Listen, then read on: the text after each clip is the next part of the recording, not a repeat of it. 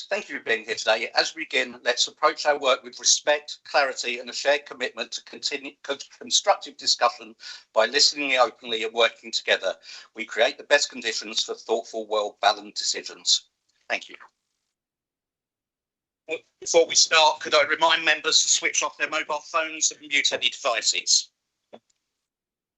This meeting is being live streamed and recorded. There may be occasions where there are technical problems live streaming meetings. If the issue persists and the live stream cannot be returned, the meeting will continue and a backup recording will be made available after the meeting. For the benefit of those watching on the live stream, please use your microphone every time you speak, unlike what I just did, including when participating in a recorded vote. Otherwise, your voice will not be heard. You may find it easy to be seated whilst using your microphone. Please don't hold it by the stem and ensure that it's not blocked by your laptop. I propose to take a break at about 12:30, depending where we are on business. For those who want refreshment, I'm going to add to that, depending how long this goes on for. I may look at some later breaks in the afternoon, although shorter ones. We're not expecting a fire drill today. In the event of alarm sounding, please leave the room by the nearest exit and gather at the front of the building. Can I have any apologies? David Davis, Pamela Davis, Craig Emery, Craig Halliday, Malcolm Miles Cook, Tony Pickett, Alison Williams. Thank you. Can I remind members to disclose any pecuniary and other registrable or non-registrable interests in any matter to be discussed, including the interest in the register of interest, and leave the chamber prior to the matter being discussed. I move the minutes of previous council meeting. Sorry, Dan. Yes, so I do have a registrable interest in items 14 and 15, and we'll leave the meeting at that time. Okay, thank you. Anyone else? Okay, I move that the minutes of the previous council held on the 11th of December circulated with the paper to be signed as a correct record. Seconded. All those in favour? Any against? Thank you. I have no communications I wish to share. No, nothing from Chief Executive. I refer members to the list of official engagements carried out by myself and the Vice Chair since the meeting of the 11th of December, which has been circulated by email. In accordance with Procedure Rule 14, we'll now deal with questions from members of the public in accordance with the revised procedural rules. The Service Director for Legal Governance and Planning will read out the public questions received from members of the public who are not present. Relevant portfolio holder will respond. 6 public questions have been received. Firstly, I have a question from Tim Ashton.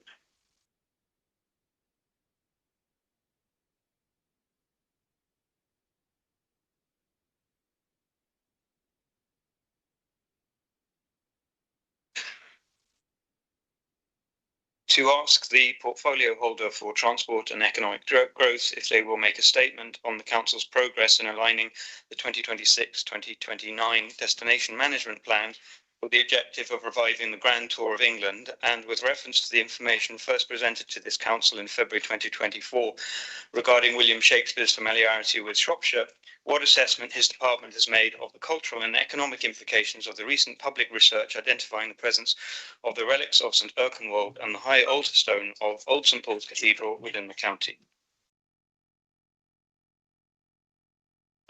Councillor Wilson. Thank you for your question. I want to take this opportunity to highlight what is becoming one of rural England's most remarkable heritage developments. The emerging research at Salton Hall, especially the possible relics of St Erkenwald and the high altar from Old St Paul's, is extraordinary. These finds could reshape how Shropshire is understood nationally. Erkenwald was central to early English Christianity, and the high altar stone was at the heart of medieval London spiritual life. To find evidence of both in our county opens up an entirely new historical chapter for Wem and for Shropshire. This is especially significant given the renewed national interest in the Grand Tour of England, which traces the country's industrial, artistic and spiritual heritage. Work on the draft destination management plan already recognises Shropshire's heritage as being one of its most important attributes. It also references the potential of working with Essex on the Grand Tour concept as a strong example of partnership working. The Salton Hall discoveries greatly amplified its opportunity. They offer a story of national resonance, one one that places Shropshire back at the centre of England's cultural and religious development. While the draft DMP provides structure for supporting the visitor economy, its real importance now lies in enabling this narrative, Saint Stone, Shakespearean heritage, and the revived English grand tour that acknowledges Shropshire's rightful place. The DMP's principles align strongly with the estate's ambitions and demonstrate how partnership working with destinations, heritage bodies and landowners can support the plan's goals and strengthen Shropshire's storytelling. The DMP is not an action plan for council, but a strategic tool for partners to shape priorities, support funding and guide development. We hope the final DMP will give Salton Hall a robust framework, supporting sensitive development, expanding access to its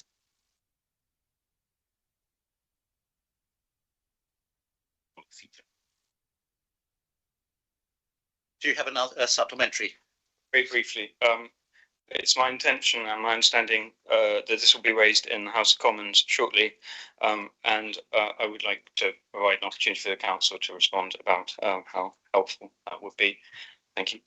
I'm very interested to hear more about that. I'm happy to speak more. Okay, we now have a question from Adrian Tacky.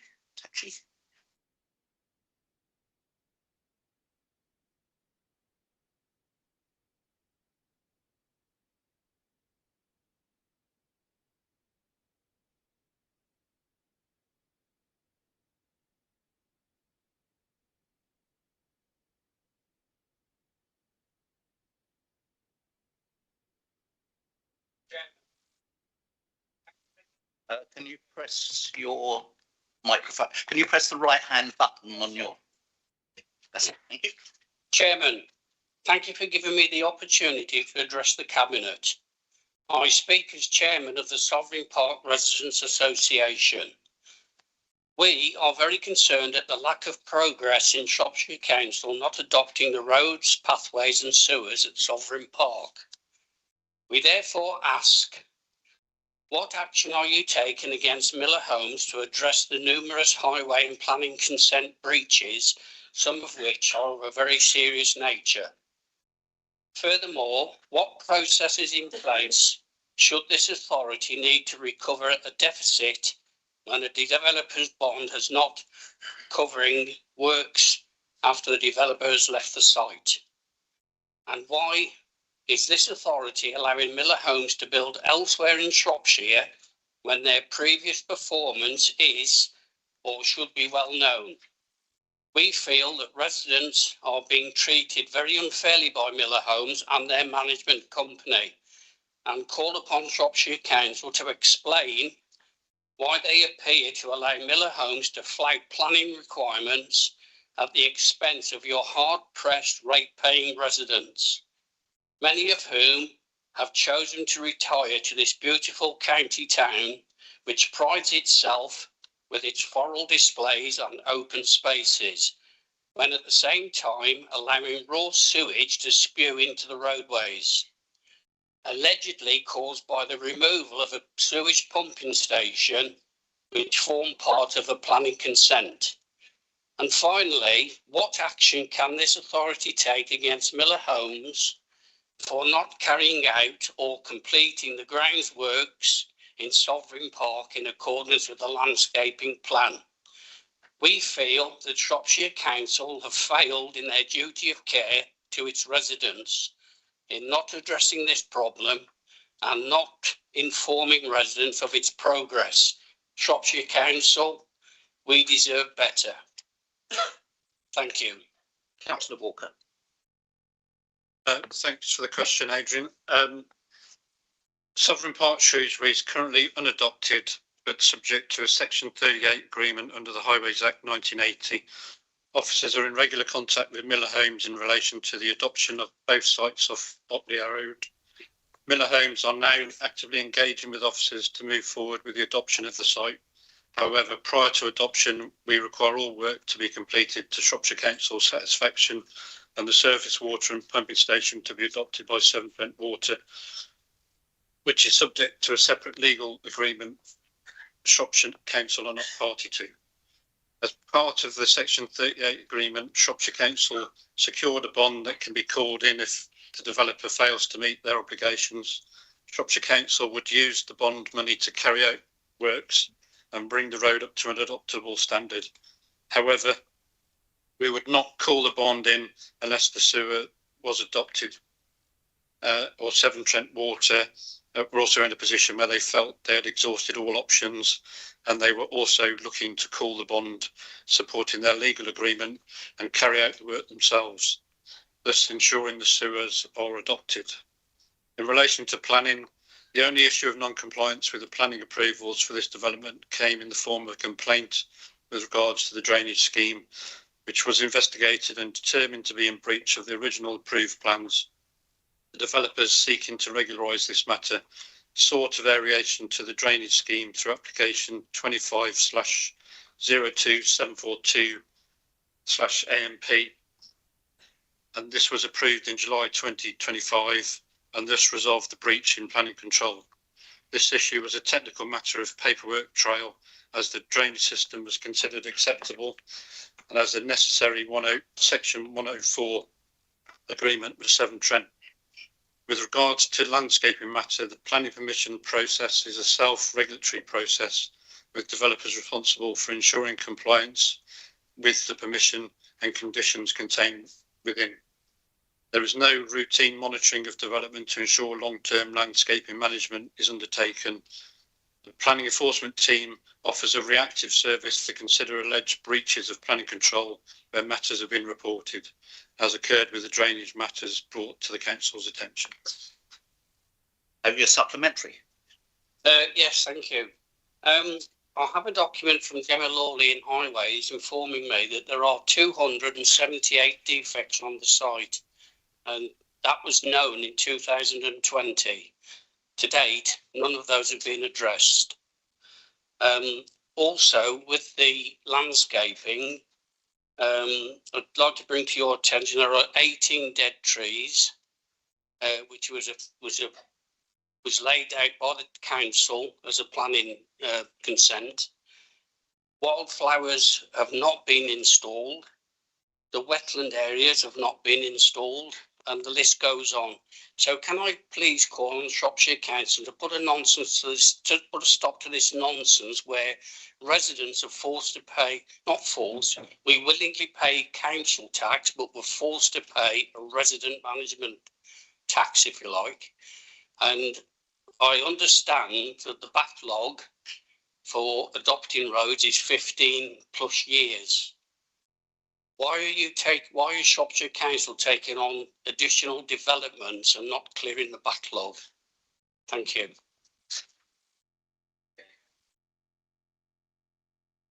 I'm happy to take your list of issues away and talk to them specifically with officers. And as I said to you, I'm happy to discuss the generalities of everything after the meeting in greater depth, if that's helpful. Certainly, there's from my perspective, I want stronger regime on enforcement, because if you don't enforce properly, it just encourages everybody to ignore the system and cheat the system. But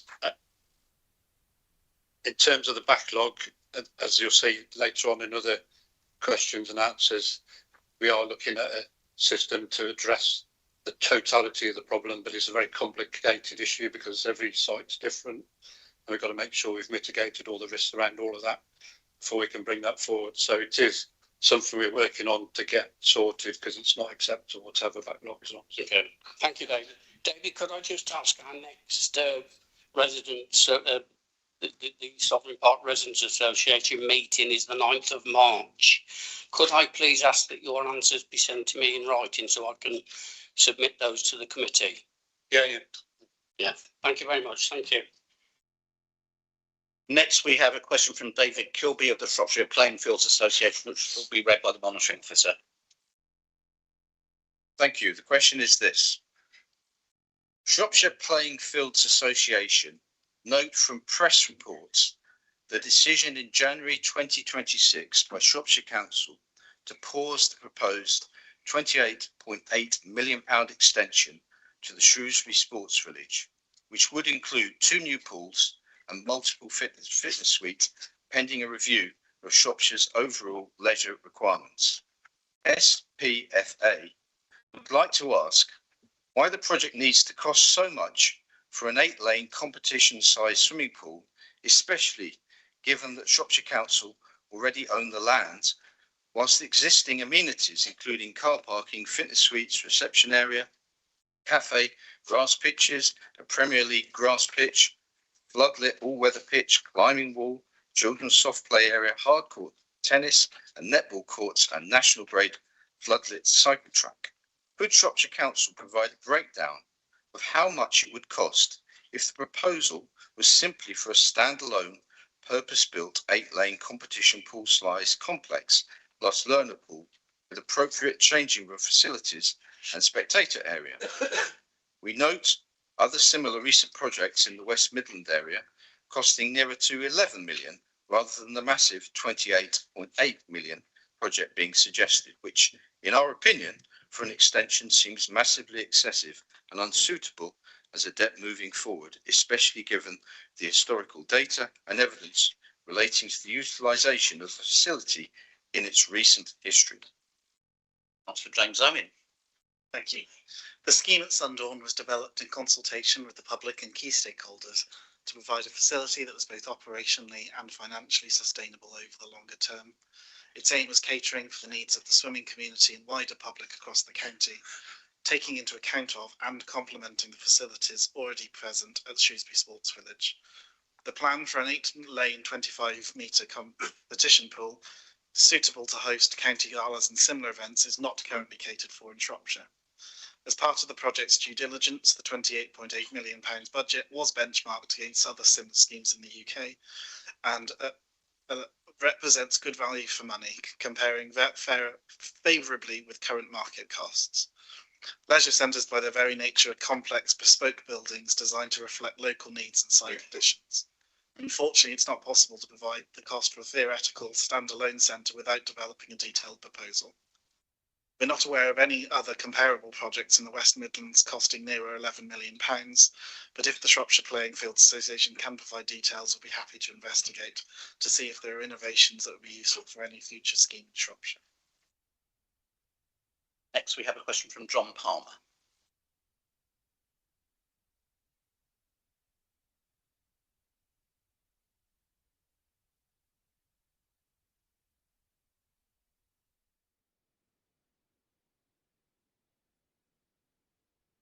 Thank you, Chair.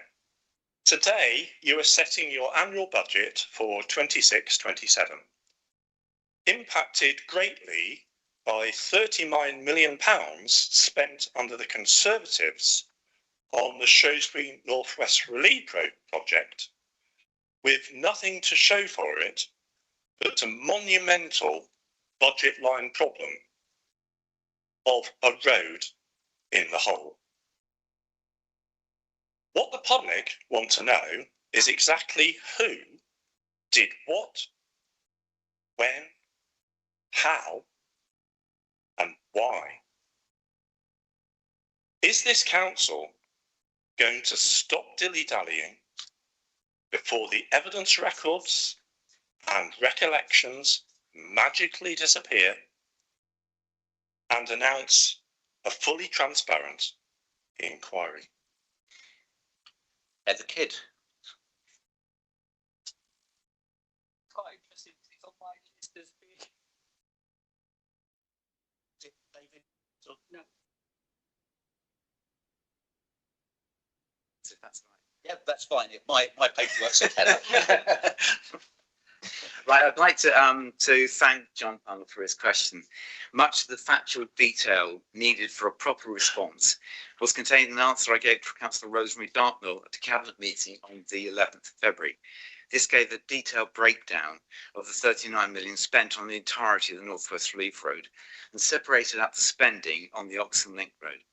There was also a summary of the work done by the 4 contractors who received the highest spending, although by far the largest amount was owed 25 million on services provided by WSP. While the decision on the future of the North West Relief Road was still paused, it was not possible to announce an inquiry into the project. However, I hope that its future will be resolved later on during the course of this meeting. We will then consult with the Transformation Improvement Scrutiny Committee about appointing a task and finish group to investigate why so much money was spent with the ability to call witnesses. When the terms of reference for this task and finish group are drawn up, I will ask that lines of questioning you suggest are considered. You have a supplementary. No, thank you. Next, we have a question from Andrew Skeets.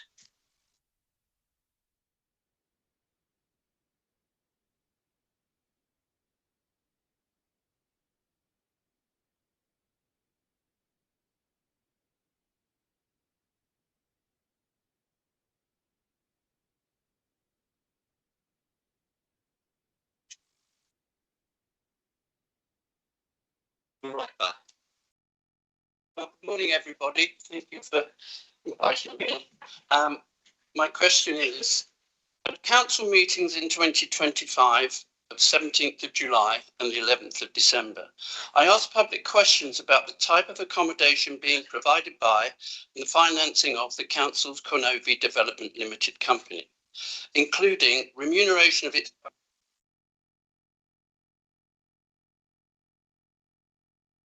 correspondence with Councillor James about what is happening. He informed me that the only capital receipts to the council are through the sale of sites to the company and none through profits from the sale of properties. To date, no capital has been received by the council for sites, only shares in the company, only for 2 sites, which are worthless as they only have a paper value.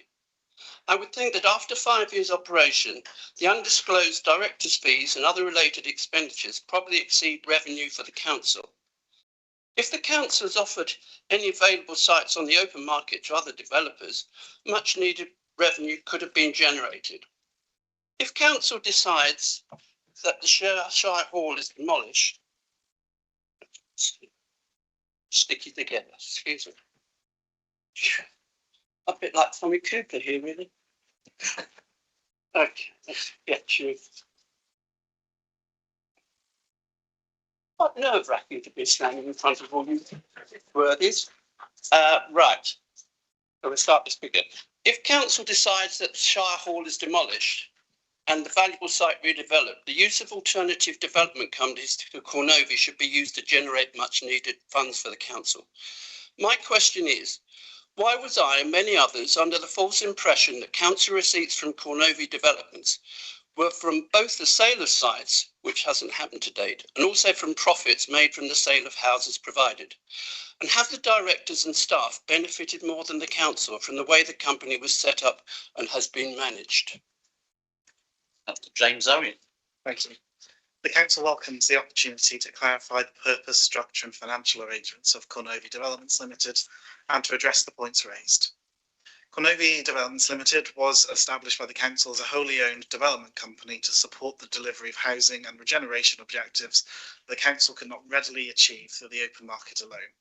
Its primary purpose has been to increase the supply of housing, including affordable and specialist accommodation, and to retain greater long-term influence over the quality, location and tenure of development within the county. From the offset, it was made clear that the council's financial return from Quay would be long-term and strategic, rather than simply an immediate source of capital receipts. The business model does not rely on short-term profit extraction, but instead on the creation of a sustainable development vehicle that can support wider economic, housing and regeneration outcomes over time. In relation to land transactions, capital receipts is a specific term meaning the proceeds that the council receives from the sale of assets, in this case land. The council has indeed received capital receipts to date in respect of land sales to CDL. Additionally, 2 sites are transferred with value reflected through the council's shareholding in the company. This approach was taken to enable Quay to remain viable during its early years of operation and to support delivery at pace in challenging market conditions, including rising construction costs and economic uncertainty. Both projects have completed and delivered a project surplus, with one of them attracted an additional overage payment, which is in effect a form of capital receipt. Due to the position of the company being in its initial growth period, where it is recovering planned past cash deficits, the balance sheet shows that shareholder funds are not yet in surplus, and therefore the council does not currently receive dividends from Quay. This position has been transparent within the company's approved business plans. Any future financial returns to the council are expected to arise over the medium to long term and will be considered alongside the wider social and economic benefits delivered to the company's activities. All directors' remuneration and senior staffing costs are set in line with the company's articles, shareholder agreements and relevant governance requirements. These agreements are subject to shareholder oversight and audit, and the company operates within an agreed framework to ensure propriety, value for money and accountability. The council recognises that there has been public misunderstanding about the nature and timing of financial returns for Cornovi. Cabinet accepts that the clearer communication could have been provided regarding the distinction between capital receipts, dividend income and wider non-financial benefits associated with the company's role. Cabinet continues to keep the performance, governance and value for money case for Cornovi developments under regular review. This includes consideration of future options for council-owned sites, including the Shirehall site, where decisions will be informed by financial, regeneration and strategic objectives, and where alternative delivery models will be assessed as appropriate. The council remains committed to transparency and will continue to ensure that members and the public are provided clear and accurate information about the operation and outcomes of its wholly owned company. You had a supplementary. Thank you. Yes, right. My supplementary question really encapsulates what I've been saying before. In correspondence with Councillor James Owen about the London Road estate developed by Cornovi Developments, he informed me that he believed that only a couple of market sale properties left for sale, with the rest either set aside for shared ownership / rent to own or awaiting decision about whether the council would purchase these properties. Viewing the estate on Sunday, I saw for sale signs in front of 7 completed empty properties. In addition, there were different plot numbers in front windows on 16 new properties. This total of 23 properties I estimate between 30 to 40% of the estate, excluding the corner block of apartments.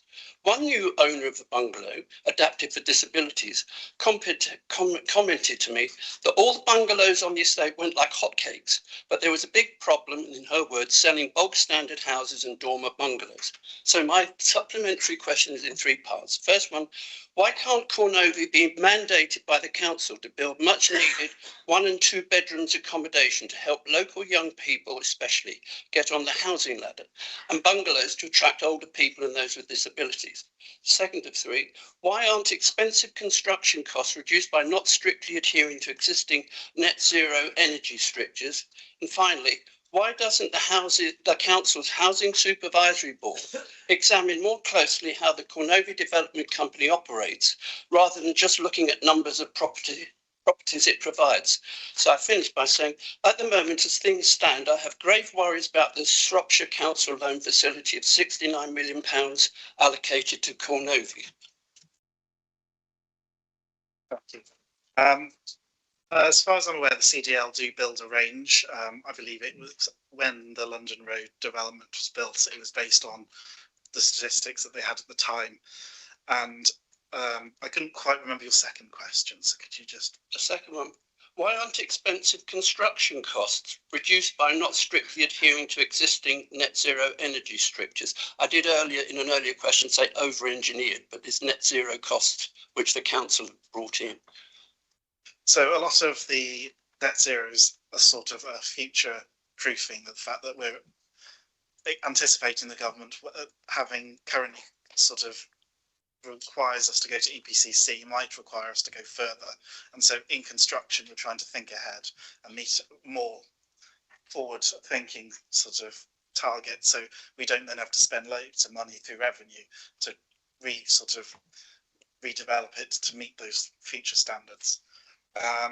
The Housing Supervisory Board is currently undergoing a governance review, as we did find a few issues that we weren't happy with its transparency. So we are currently undergoing that, and that will be coming back to Cabinet in the either next meeting or the meeting after.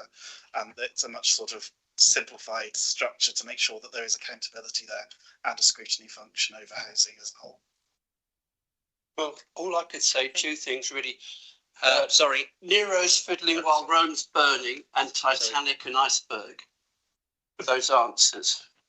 Anyway, thank you, James. I know you've inherited this situation from another company. Right. We now have a question from Caroline Price, which the monitoring officer will read.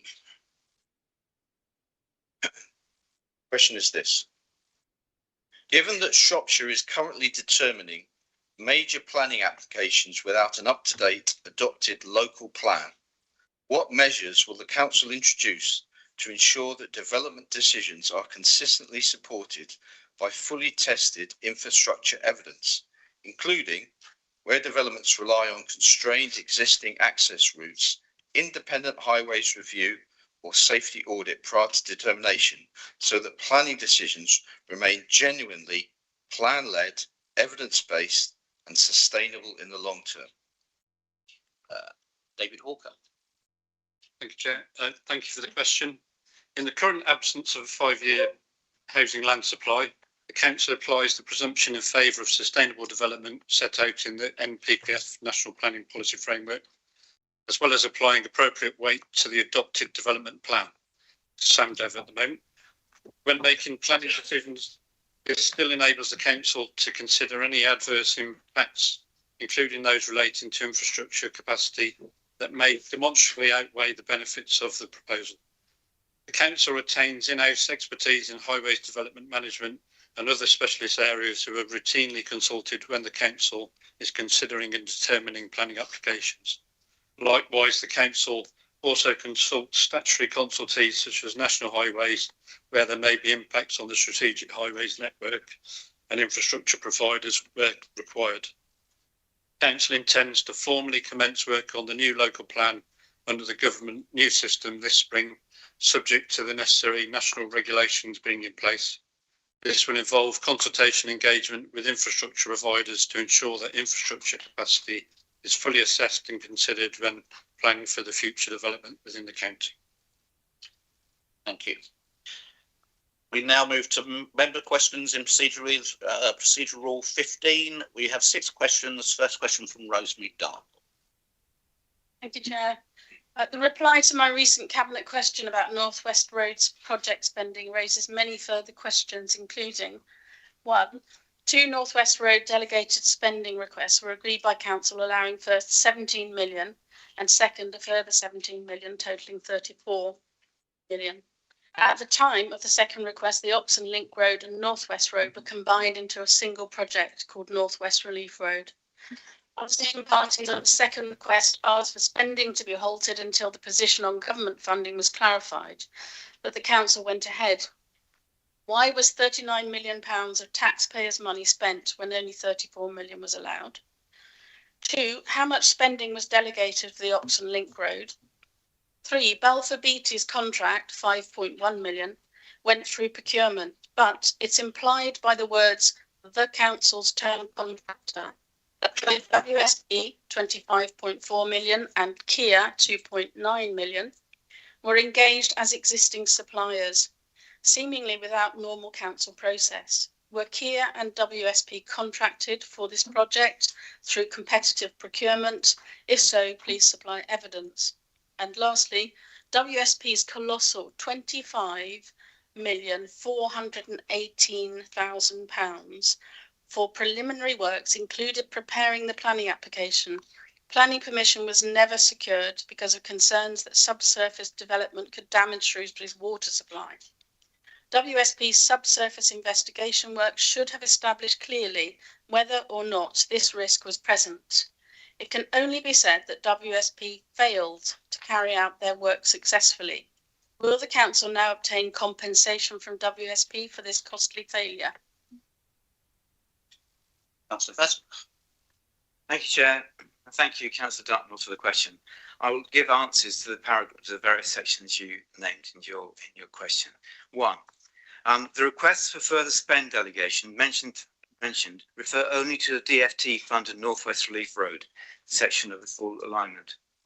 The western section, or the Oxon Link Road, already had pre-existing spend delegation of up to 12.8 million from the point of acceptance of the March's LEP funding offer in 2017. As such, the spend cited above was cumulative across the 2 projects combined and remained within the total combined delegation values. 2. The OLR had 12.8 million delegated spend on project commencement. 3. Both Quay and WSP services are available to the Council in support of the North West Relief Road without external competitive procurement under existing wider term contracts with Shropshire Council. These both having been procured through full external competitive procedures at the time of their award.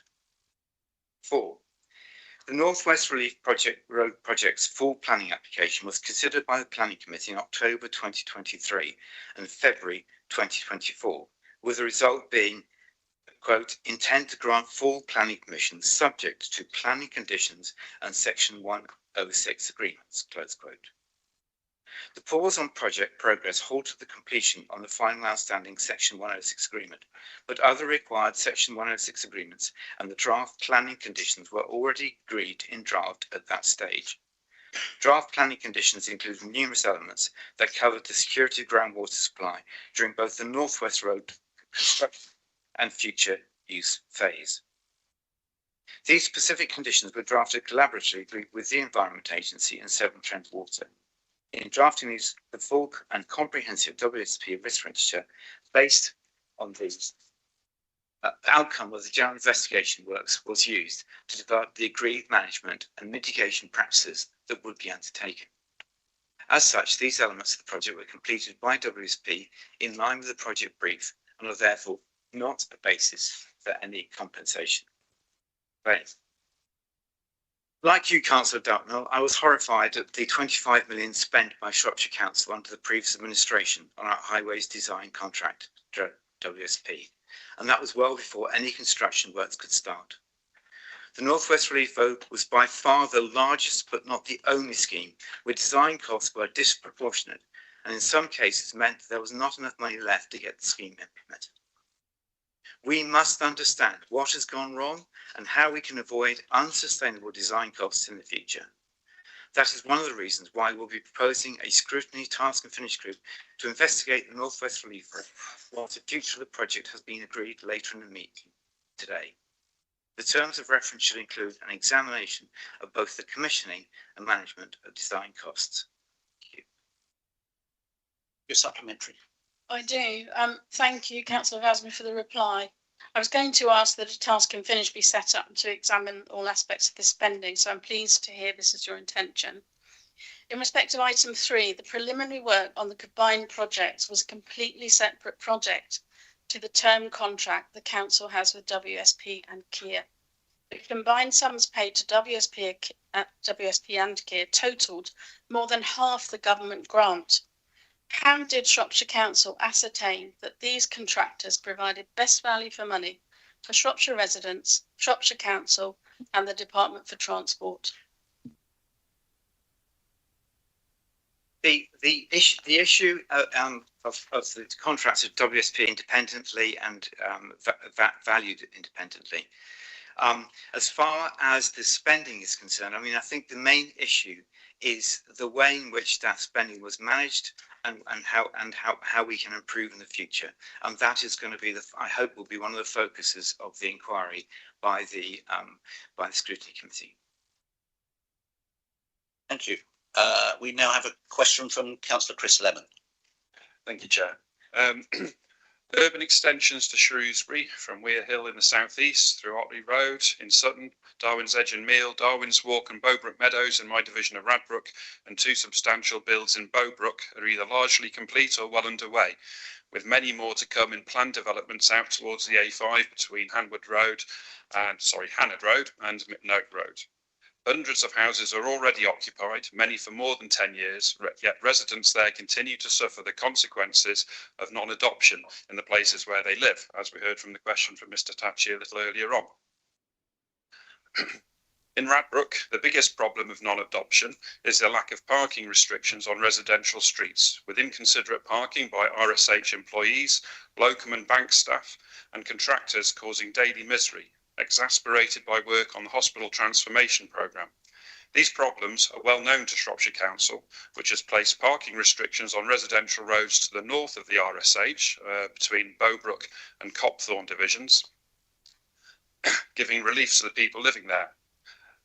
Whilst the parking problems are acute, non-adoption also means that swales or balancing ponds are not adequately maintained, a crossing serving the two new schools cannot yet be considered, play areas are not built, and quite possibly the bus service identified as essential when the development gained its planning permission way back in 2013 is completely stalled. So my question is, there's growing anecdotal evidence that many new developments around Shrewsbury are not being adopted in a timely manner by Shropshire Council, with some residents being in situ more than 10 years without enjoying the benefits of adoption. It's clear that residents in the recently built developments are all suffering from the consequences. Having spoken to residents, Shropshire Council officers and developers over a number of years, it remains unclear to me and my residents why the developments in my division have not been adopted, with no one able to give local councillors an estimate of when adoption will happen. Can Shropshire Council provide an explanation for the continuing non-adoption of the Bowbrook Meadows and Red Deer Road developments, provide a time frame for the same, and reassure residents that solving non-adoption issues, most acutely with inconsiderate parking generated in the main by the nearby Royal Shrewsbury Hospital, are a high priority for the Council, as they were on Somerby Drive. There does not appear to be any incentive for the Council to expedite adoption of new developments. Can I be reassured otherwise? Before we move on, can I ask members to ask the question that's been tabled in advance and not double or triple the length of it at the meeting? You know, there is a requirement to submit these questions within a timely manner, and to then add to the question isn't really very fair on the person having to answer it. Context. Thank you, Chairman. Thank you for the question. I'll give you the answer. And you'll have to decide whether that covers the other bits you've added in or not, and then tackle that with a supplementary plan. The Council acknowledges that there are a backlog of roads awaiting adoption. These roads fall into a number of varying categories, including those that are not considered to be in a suitable state for adoption, through to those that are ready to be adopted, apart from Severn Trent having not adopted the sewers yet. We are working on a strategy to deal with the backlog of unadopted roads to try and deal with the backlog. We are also introducing a new system for new applications, which should streamline and speed up the process for future applications, but appreciate that doesn't help with the current position. Your supplementary. Yeah, well, taking into account the fact that I haven't been given a time frame from adoption, is Shropshire Council able to install the parking restrictions on these developments that will ease the acute problems, as has been done on Somerby Drive between Bowbrook and Copthall?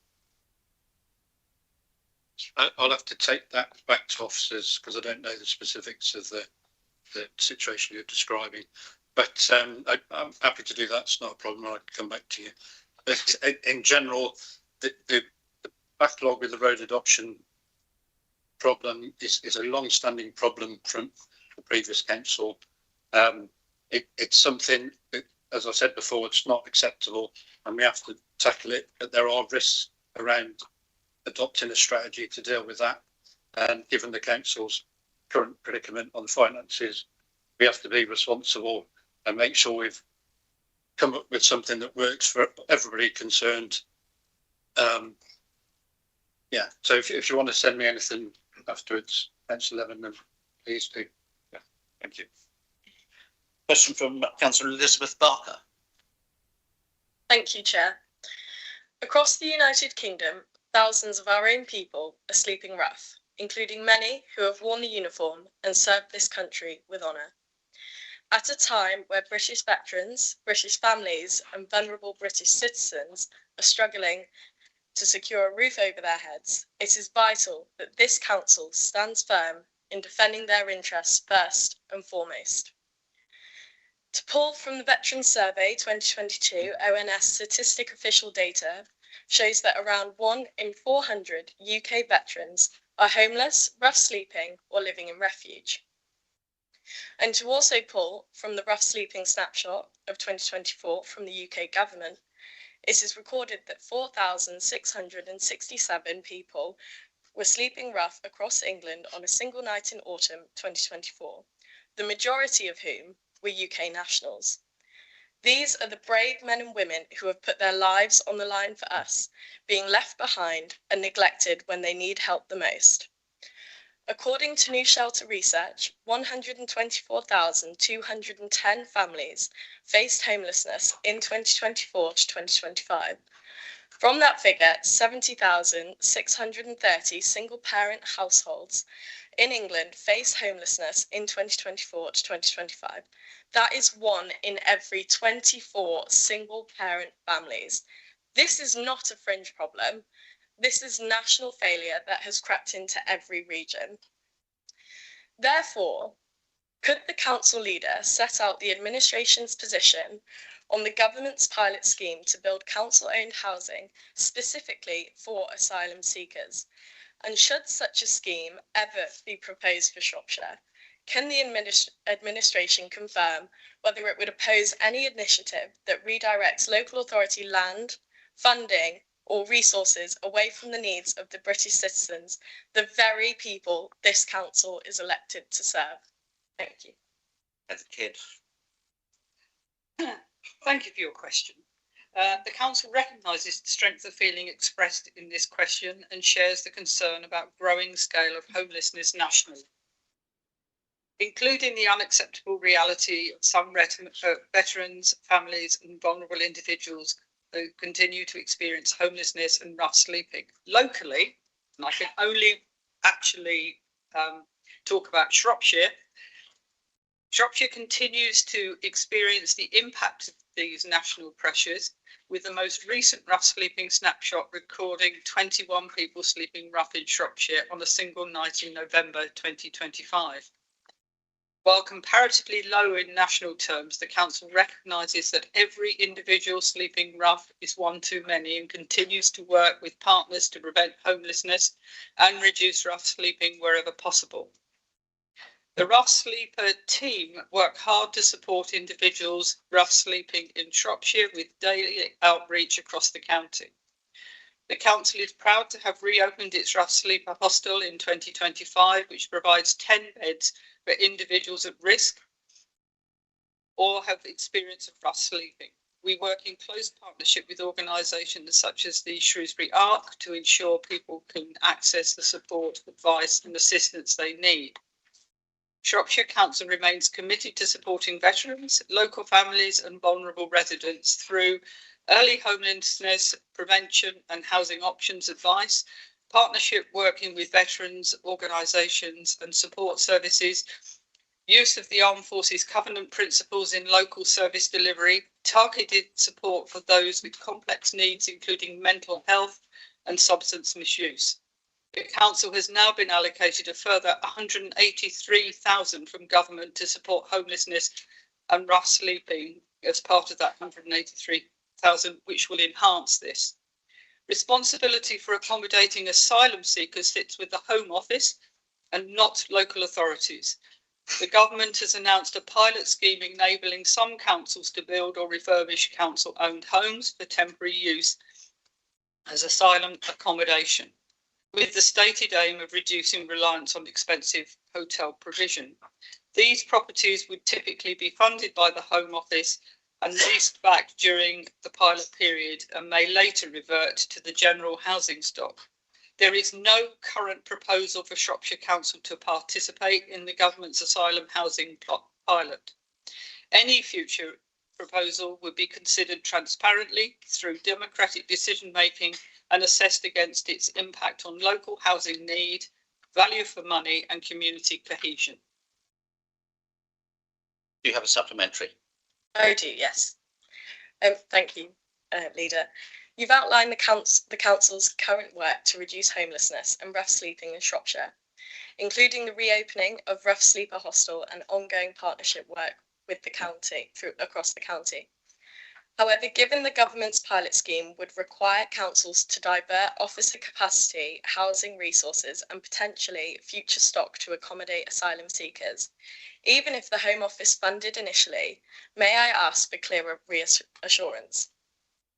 Can the administration guarantee, if the scheme was proposed for Shropshire, that no Shropshire Council housing assets, development land or housing revenue accounts resources will be reallocated, repurposed or ring-fenced in any way that risks reducing future availability for local residents, particularly our British veterans, British families and British citizens?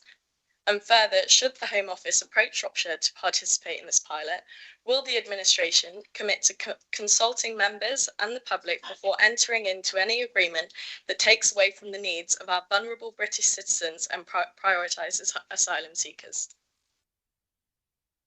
Thank you for the supplementary. I do believe I've already answered that in the question, which is there is no current proposal for Shropshire Council to participate in the government's asylum housing pilot. Any future proposal will be considered transparently through democratic decision making and assessed against its impact on local housing need, value for money and community cohesion. That is our stance.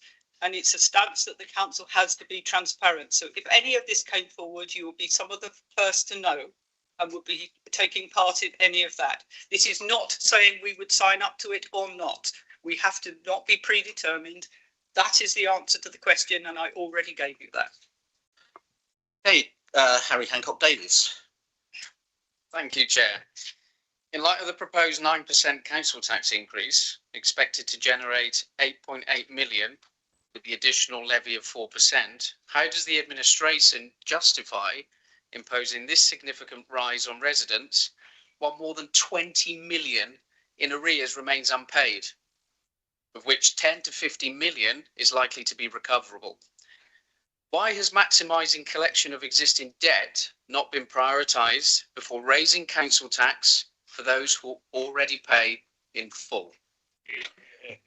Councillor Evans. Thank you, Chairman. Thank you, Councillor Hancock Davis. I have been, for the last few years, concerned at the increasing amount of council tax owed to our council, plus the length some of it has been there. I note your recent questions that you share this concern. When, as an opposition member, I raised this concern, it was never followed up by the previous administration. But to refer to your recent question, the council is still collecting council tax in respect of the current financial year. The actual collection rate will not be known until the 1st of April 2026.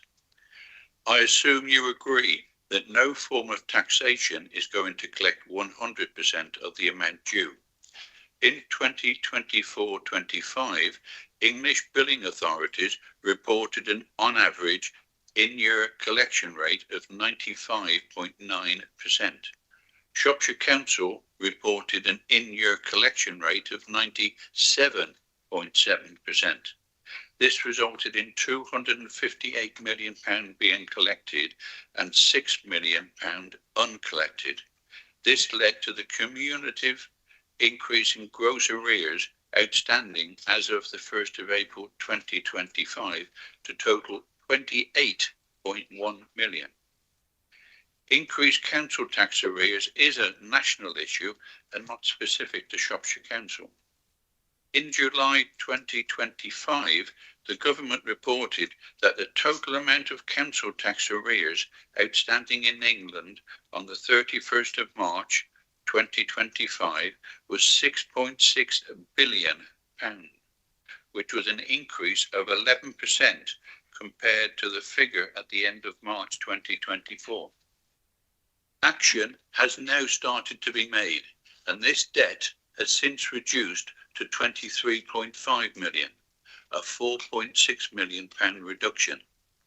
Causes for some of the delays at present is lack of experienced staff to focus on recovery of council tax has impeded reducing this debt further. A recent service review has highlighted that the resources within the revenue and benefits team of this council are much too low, and therefore already £1.1 million is and has been invested to increase staffing levels within the service by 21, and a business case with proposed restructure is currently under consideration. The review benchmarked collection rates and confirmed that Shropshire Council has continued to deliver upper quartile council tax performance and was also above the national average for unitary councils. The review also highlighted that it is common when dealing with an increasing arrears position, a lot of time can be spent on attempting to recover amounts that are basically uncollectible. In the last few months, the team have been focusing on writing off uncollectible bad debts, and so far £464,000 of old debt has been written off. For extra information, and needs to be noted, is that council tax arrears can be attributed in part due to enforcement options for council tax collection remains limited. The main options are attachment of earnings orders, attachment of benefits and enforcement agents. This can lead to debts being stacked up in the system over several financial years. There are also a lot of special arrangements which span multiple years. There is also a change in emphasis to debt collection and focus on resident welfare, with an appreciation that council tax is increasingly unaffordable for some people. Also, the promised provision of HMRC employment data to enable councils to undertake attachment of earnings has not yet materialised from the government. So this is not only an issue for Shropshire Council, but it is a national one. Have a supplementary. Yes, Mr. Chairman, thank you. I tell you what, we are above the average because of the stellar work that the Revs and Ben's team are doing. Amongst the Tories, when they trash their staffing budget and they trash this council's finances, and here they are doing stellar work trying to recover the outstanding arrears, and they should hang their heads in shame for what they did to this council. You state a review has been made. How much did this cost?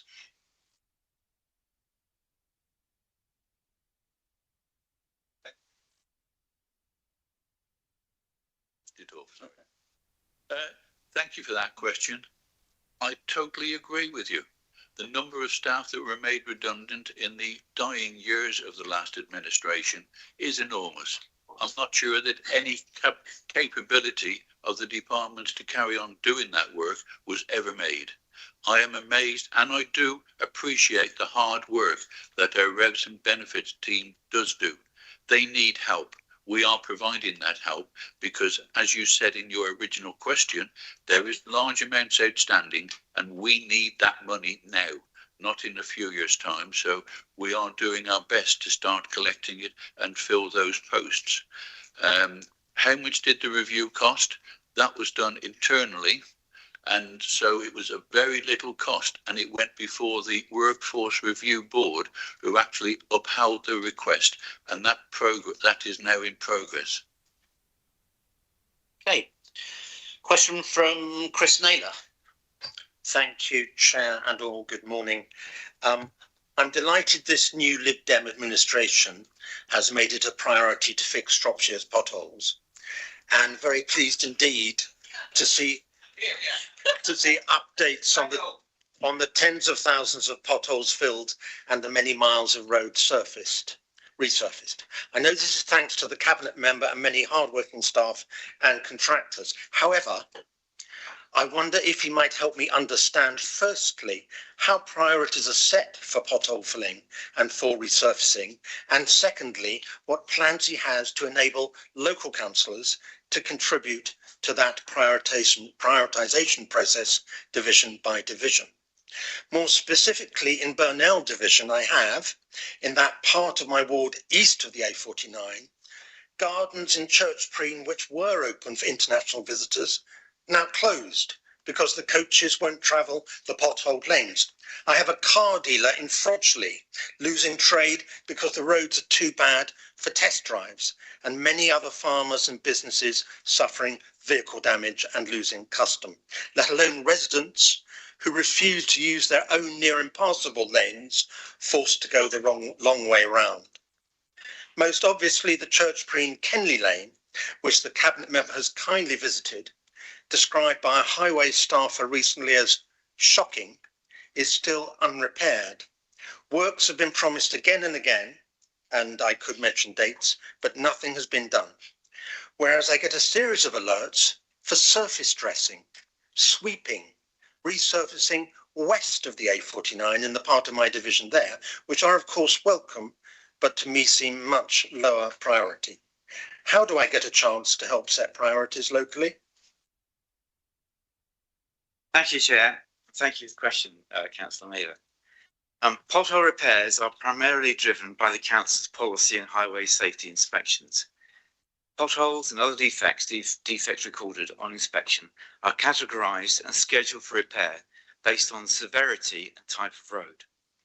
We know pothole numbers have increased year on year due to significant underinvestment in the highway network, which places pressure on budgets and resources.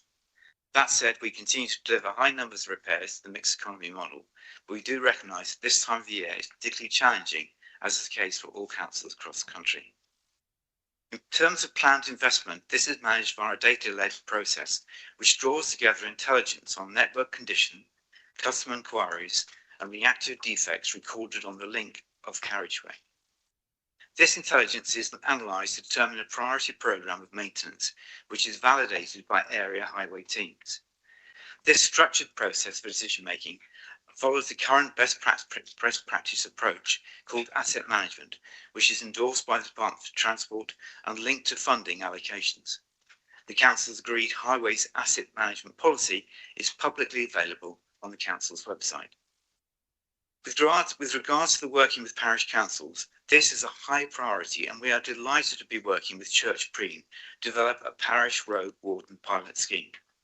As part of the warden's role, a key part of the warden's role is to work closely with local landowners to help reduce water runoff onto the highway, which is currently contributing to ongoing damage to the road surface.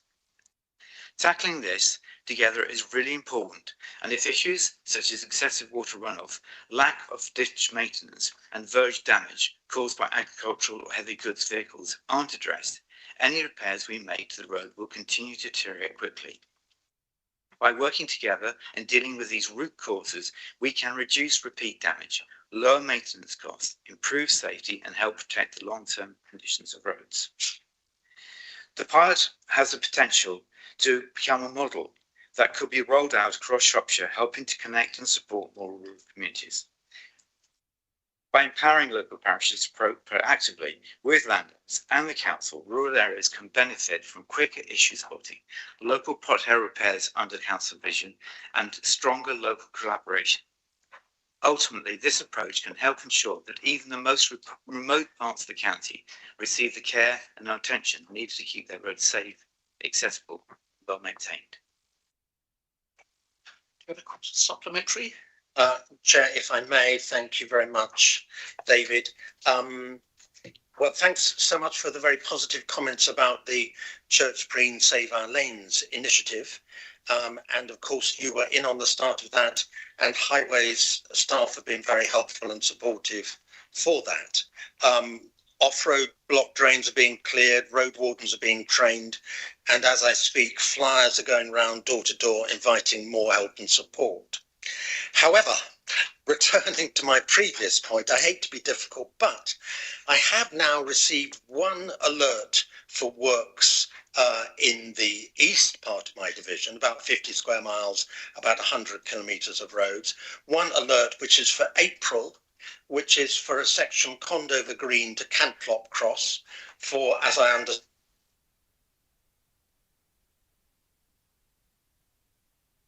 nearly finished.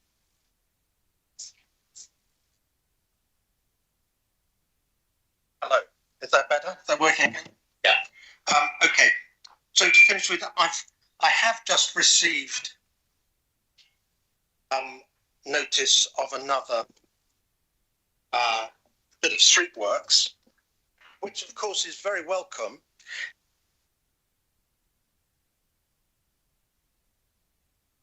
It has not a single pothole on it, and that's about a mile road.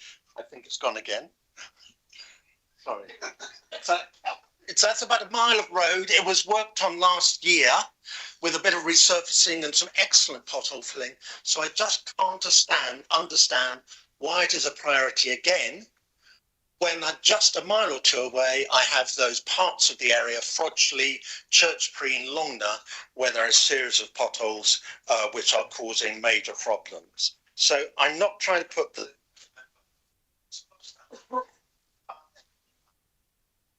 any help suggest how I do manage to set priorities locally, because it seems the priorities aren't working at present.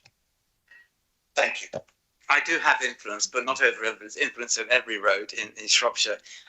Councillor Naylor, I will, if you come to me later, I will actually review the problems you've got and talk to officers with particular details. But if you supply those to me, I will.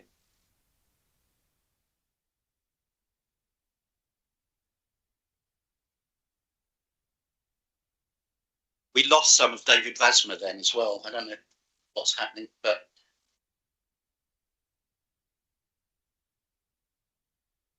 Okay, moving on, question from Susan Coleman. Thank you, Chair.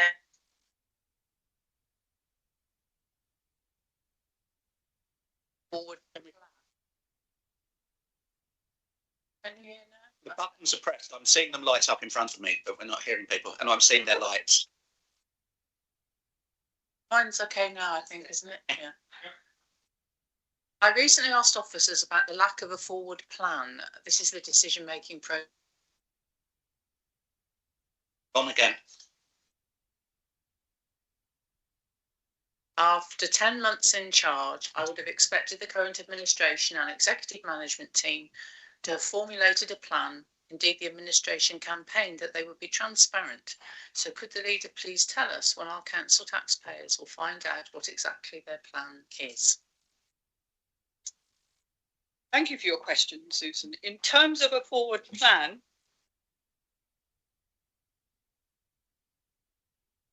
itself, the date meetings for 26-27, and therefore some of the future policy and report items have not been finalised yet in terms of dates or added, but they will be shortly.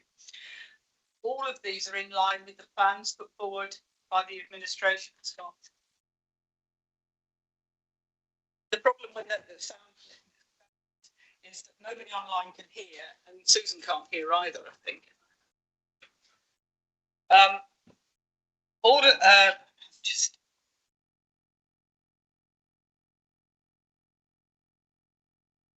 plans and forthcoming corporate plans and detailed policy decisions falling out, noting that not all the plans and policies we need to come to Cabinet or Council. However, regular updates on the improvement plan and the key actions within it will be brought to both the Improvement Board and Transformation and Improvement and Overview and Scrutiny meetings.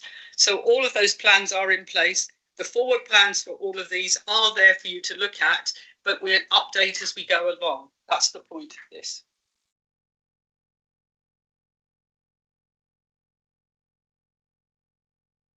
Was waiting to hear about the government loan before publishing the plan, and normally I think we have about 6 months in advance we know what is happening. What are the conditions attached to the loan, as it does say an independent review, and will that review dictate the forward plan? Great, my buttons don't work at all now. I can hear you. I know I've got Alex's on now. No, we were waiting for the EFS to come through, and the detailed plans over the transformation and so on will come forward with that. But the plans are all in place. We know exactly why we went for the EFS. That was part of the application and is part of the improvement plan. So it's all there for us to see. It's not holding anything up now. We now know we've got the go ahead to invest in all those services that we've heard about this morning that need that investment. That's part of the plan. And then the new direction sits in.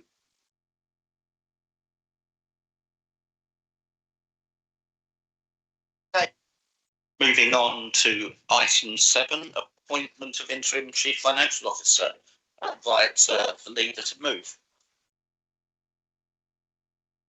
I move. Seconder? I second. I presume you don't invite.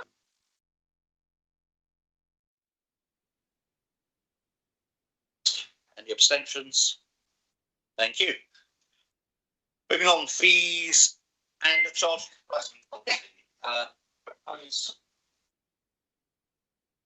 Can't be heard now.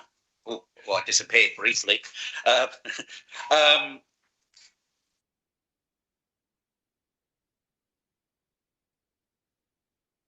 Councillor. Okay. Councillor Wagner, seconding. Councillor Evans. Thank you, Chairman. The report introduces a corporate fees and charges policy applicable to all discretionary services where a charge can be made. It is proposed that this policy will be subject to annual review to ensure it continues to reflect the needs and aspirations of the council.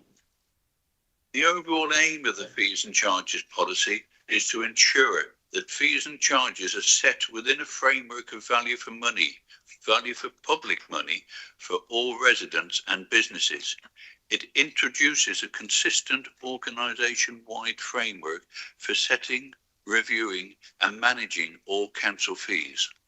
The core object has to be towards full cost recovery, but will also take note of the price increase effect will have on users. As stated at 2.5 in the report, the council does not have full discretion for all fees and charges, as some are set nationally, whilst others are governed by certain restrictions, for example, inflationary increases only. A set of the consistent principles is shown on at 2.6, and the amount that is generated to help us meet the costs of supplying all the services and help this council provides. Table 1 on page 3 of this report shows a 2025-26 split between discretionary and non-discretionary amounts. Full details of the proposed fees and charges pricing policy is shown in Appendix 1, as is the issue that has been carried out.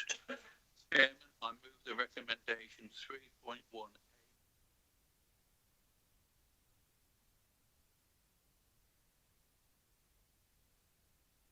Yeah, just a question really. When you talk about full cost recovery, it'd be helpful if you could specify whether that is full cost of opportunity costs or whether it's full capital costs.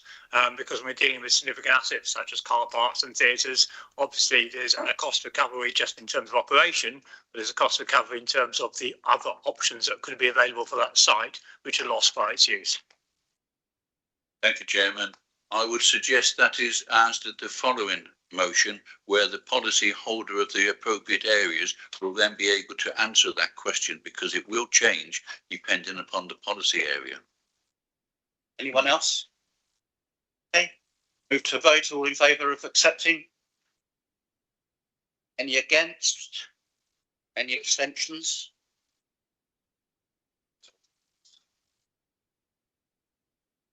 Yep.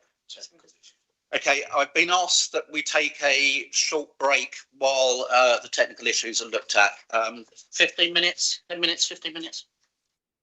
Yes. 10 minutes. So we'll take a short 10-minute break while they look at the technical issues.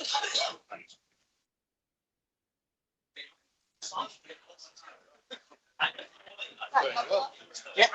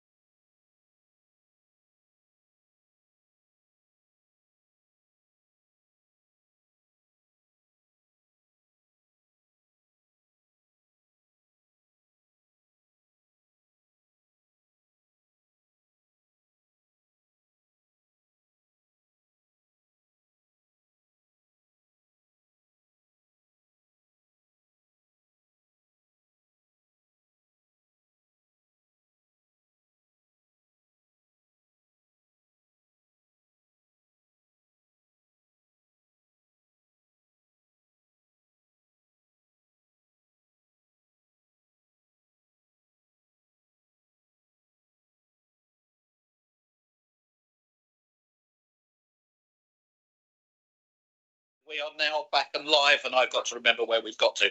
Right, moving on to item 9, fees and charges, being moved by Councillor Evans and seconded by Councillor Wagner. Councillor Evans. Thank you, Chairman. As listed with section 1, the council receives income from 3 sources.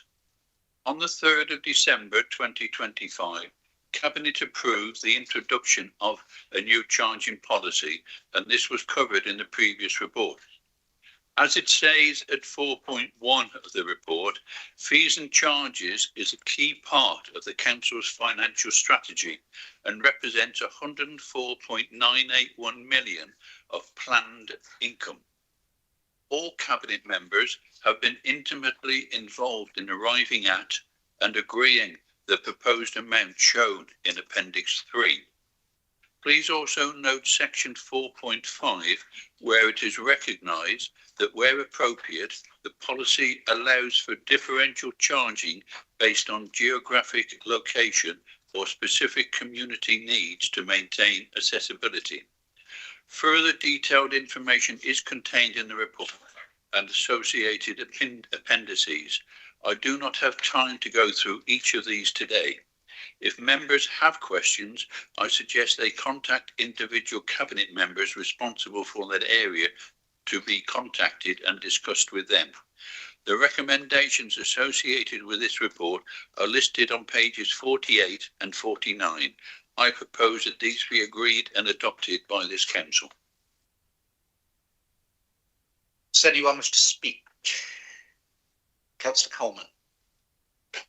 Yes, I did just want to, I know we can't go into detail of all of them, but you talk about it being fair and transparent and also consistent. But there do seem to be some strange inconsistencies where there are quite a lot of things that aren't going up at all, not even by the rate of inflation, which would seem like a sensible thing to be doing. Things like charges for the registrar service for weddings and so on isn't going up. Maybe that's one of the ones that you mentioned that we can't just put up. And yet charges for parental contributions for transporting catchment for pupils is going up 79%, which is 212 up to £380, which is an awful lot of extra money for parents to have to find for school transport, particularly if they've got more than one child. So that doesn't seem to be consistent or fair. Want to come back on that now? If no, I'm replying to this as my official reply. Yeah. What about the seconder? Do they want to make a seconder speech first before this is this would be the final one, won't it? I don't think he does. Anyone else got any questions so that Roger can take them as? Councillor Rowley. Hi, thank you very much. Having a look at this report, we're seeing some increases in percentage, for example, an increase into theatre prices, museums above inflation, which is a little bit of concern for already cash-strapped residents. But one of the things that does concern me is on this that we say that car parking price increases have been frozen, which I find a bit difficult to fully understand, really, because already in this administration we've seen car parking prices increased. We've seen a number of town and parish councils led by similar councils increasing their car parking tariffs and overnight parking tariffs, and it's a very opportunity that going forward we could see car parking prices increase again later in the year. Anyone else? Rob Wilson. I can just answer that question very quickly. We increased parking charges back in November. We didn't want to do that again now, but we are conducting a wider review of parking charges across the county. We know there are concerns in some areas that some parking charges are linked in the wrong band, so that is a wider review that's going on, and that will be completed hopefully in the next 12 months. Brendan Mallon. Thank you, Chairman. Following on from Councillor Rowley's point about parking charges, in Shrewsbury, as Councillor Wilson just explained, we have had a substantial parking increase. We share a lot of concerns here about potential footfall problems and less people coming here and going to other towns like Telford with very cheap parking. So I would like more of a guarantee that that is not going to happen again, because the report does leave that open. On the same subject, which I believe is related, item 6.1 of the climate change appraisal talks about promoting positive changes in resident behaviour through the application of fees and charges. So behaviour change through fees and charges. I personally find the language of that quite sinister. That's behavioural insights team, nudge unit sort of speech. Is that parking? Because in terms of trying to have a climate change impact through fees and charges, sure, that is some sort of motoring charge. If I'm wrong on that, I would like to clarify what specifically that item actually refers to. Thank you. Rachel Connolly. I'm not sure if I'm on the right item. I do apologise. I'm looking at, and please correct me if I'm wrong, 3.1 appendix capital programme, the meal brace pitch and putt. Am I on the right? Or is that the next one? Do apologise. Someone help me. It's the next one. Yeah, it's the next one. I'll reserve it for the next one. Thank you. Anyone else? Julian. Just a point of information to Councillor Mallon, really. I think you'll find that by designing your parking charges in order to attract people to a town centre is something you might call behaviour change. Councillor Houghton. Thank you, Chair. I'd like to say thank you for the very comprehensive and clear reports today, which have been very helpful over a very complicated area. But with reference to the widely publicised proposed increase in council tax, could it be shared what mitigation opportunities are for our local residents who may find it difficult to pay the increase? As a representative of my local community, as we all are here, it would be helpful. We're on the fees and charges paper. Right. Yeah. I'm from the wrong one. Mark Morris. Thanks, Chair. I run a private hire business. I think I better declare an interest. When she said, I haven't seen it, I must have missed it, about school charges for schools. So I do contracts for Shropshire Council. Do I have to leave the room and declare an interest on that? I just want to be safe. I think it's advisable, yeah. Yeah, okay, thank you. I don't think we'll be much longer on it. Yes, Councillor Wagner. Yeah, I just wanted to say, just to provide a little bit more context to some of those questions. So there was a mention of, for example, registrars and weddings. Some of this is, anyone who's booked a wedding knows you often book it a year, 2 years, a bit longer in advance. We've worked quite closely with the registrars team to make sure that it's fair, but also doesn't kind of disrupt the income that we're getting in. With quite a lot of these, the code is about the charging category, which are 1 through 5. Going back to Councillor Kerr's question in an earlier debate, if an item is 1, we're expecting full cost recovery of direct and indirect. So we're trying in some cases to get everything back and some more. With regard to parking charges, I know Councillor Wilson's touched on it, but there is a specific point about banding. So if we want to, what we're looking at with fees and charges is the ability to change existing bands. But I know, for example, Councillor Thomas in Much Wenlock has raised that they pay the same bands as Shrewsbury in some cases, which might have made sense 20 years ago, but probably doesn't really make sense now in terms of the amount of traffic and demand and what people are willing to pay to visit a location.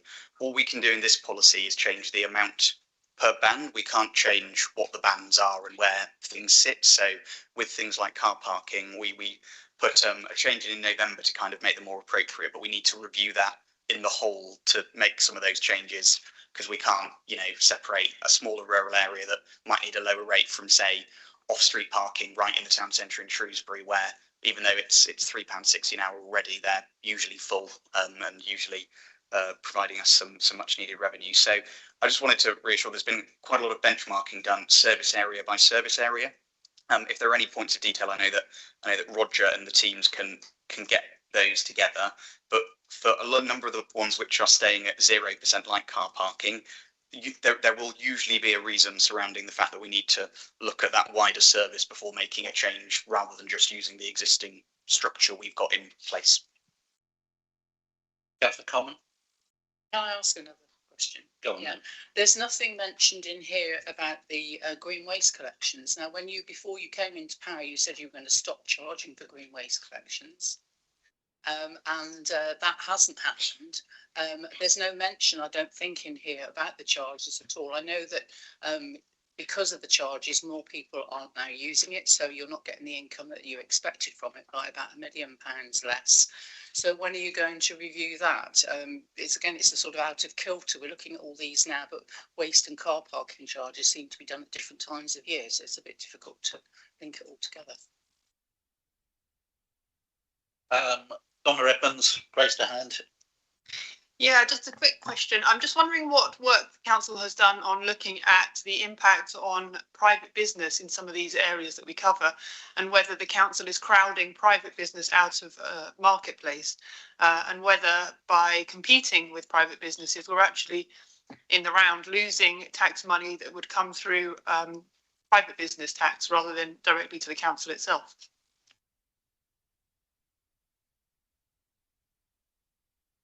Anyone else? David? Yeah, can I just come back to the question of green waste? In actual fact, we are actually receiving more income from green waste than we did last year. But the problem is with the budgets in the previous year was that the previous administration expanded it, put a figure in which was totally inconsistent and totally unachievable. As far as food waste is concerned, that is something that we cannot achieve at the moment because of the fact we don't have enough government grant. But we will be coming back to this council for a full report, and the council will be able to question us then about that. Councillor Evans. Thank you, Chairman. I've noted down, I think, all the questions that have been asked. I will talk with the appropriate portfolio holders to try, well, they will reply to pick it up. As far as private business goes, we're looking at fees and charges here, and it's for using of council services in this, and this is what this report is about. I do understand about it affecting the businesses and the footfall and things like that. And as I have said when I introduced this, cabinet members and the appropriate officers have talked long and seriously about the fees that are there. I quoted at the start the income, 104.981 of planned income. This council needs income to help balance its budget. So it has been there have been some very, very deep discussions about these fees and charges. But if there are any inconsistencies or need some help, then please contact the appropriate policy cabinet member to do it, or even contact me, and we will chase it through, because we are conscious of the increased fees, money that those on low incomes and incapacitated do and are having to pay out, and it's some of the mitigations that we are trying to ensure that that is there. Thank you. Okay. Thank you. Okay, move to a vote. All those in favour of accepting the report?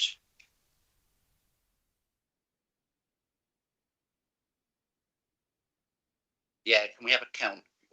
Yeah, go on, because assuming that the hands I can't see in the air, we're going to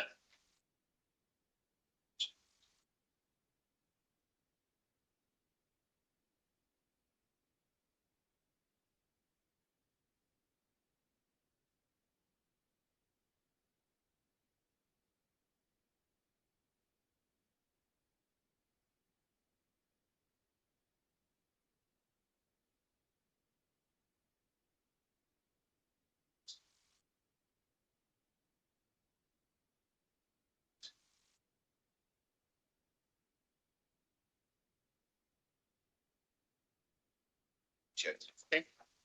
Those against? Abstentions?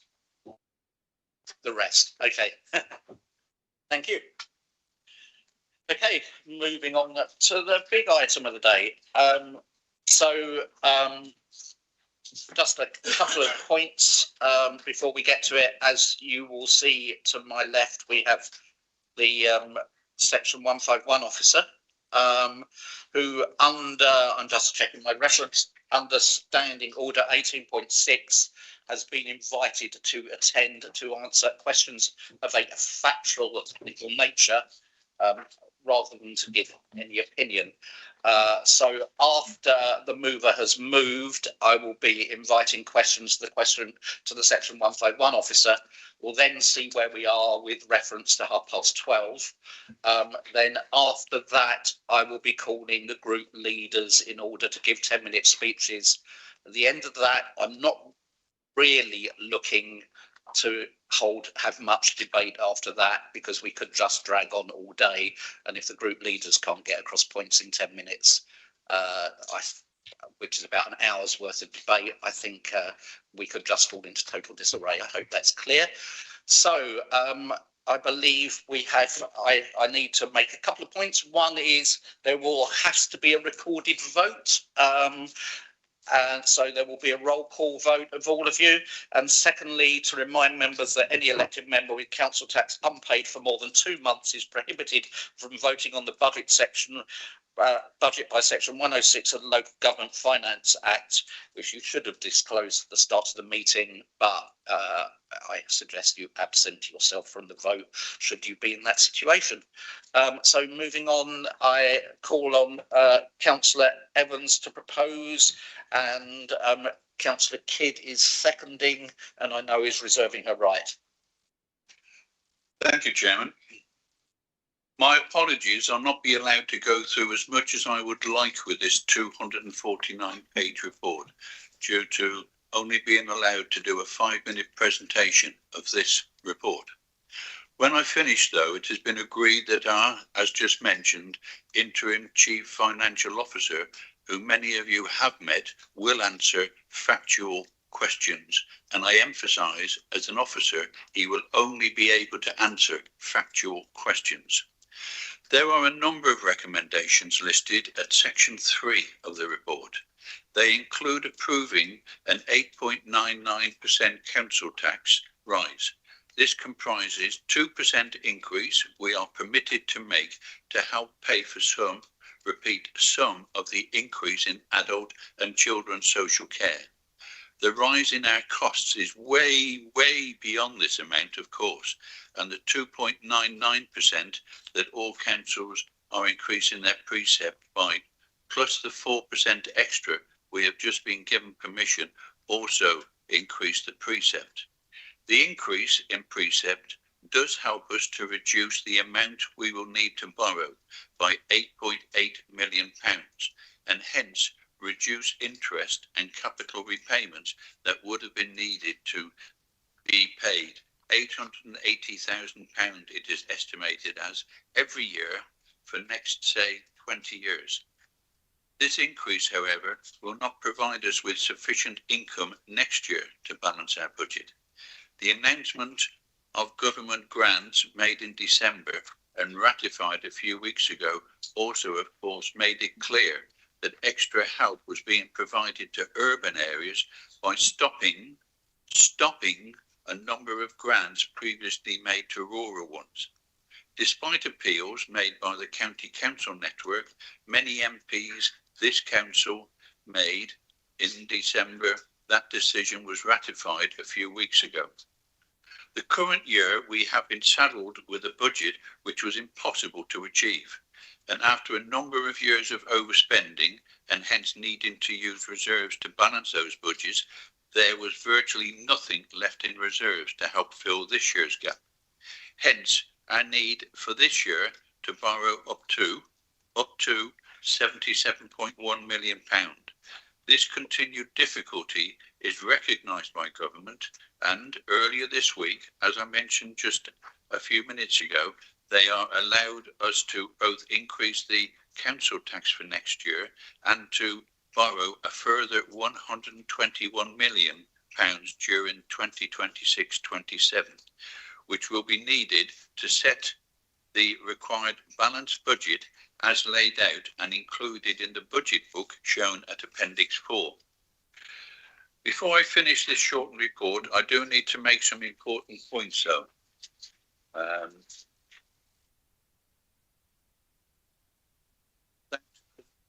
To in answering a question, large amounts of uncollected council tax, some of it went back to 2004. I was amazed to see when I took over this position.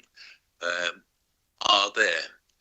These are being looked at, and if deemed impossible to collect, will finally be written off.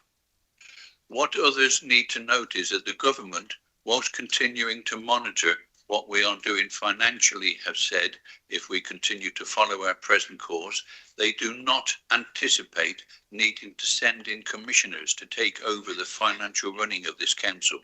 That is good news for Shropshire. We do take note of the effect this rise may have, though, on certain of our residents, and I do make further comments about this shortly. I and we need to reassure members and residents that this administration did not want to do this, did not expect to do this, but the state of the council's finances that we have inherited has dictated this to be carried out. The Cabinet, in approving this budget paper, also included the following commitment: that the Section 151 officer be requested to ensure that appropriate capacity is available within the council tax system to provide advice and guidance to those who may be most impacted by this increase. Finally, there are a number of parts and appendices attached to this report, and it is important the correct words are used. I ask that all those are approved, including all the recommendations listed at Section 3 of today's report. I will now leave, as you say, Chairman, our interim 151 officer, who will have sufficient time, and I know will be able to give all the technical answers to any questions that are asked. Thank you. Right, who has questions for, Chris Naylor got his hand up first. Thank you, Chair, and thank you, Roger. I'd like to welcome Duncan to his first annual budget setting council here. Mine too. Very glad to have his expertise and, dare I say, experience. Duncan, I wonder if I can ask your help to explain the impact of the two recently agreed EFS loans on our cash flow and expenditure. Obviously, we need this support to balance the budgets and invest in targeted improvement going forward. But could you say a little, please, about how and when the agreed loans will be drawn down and the related interest and repayment implications? Not expecting exact numbers, you'll be pleased to know. My understanding is that drawdown will only be as required, perhaps subject to MHCLG too, and so the interest and repayment implications should be significantly below what one might expect if borrowing the whole 192.8 million. Thank you.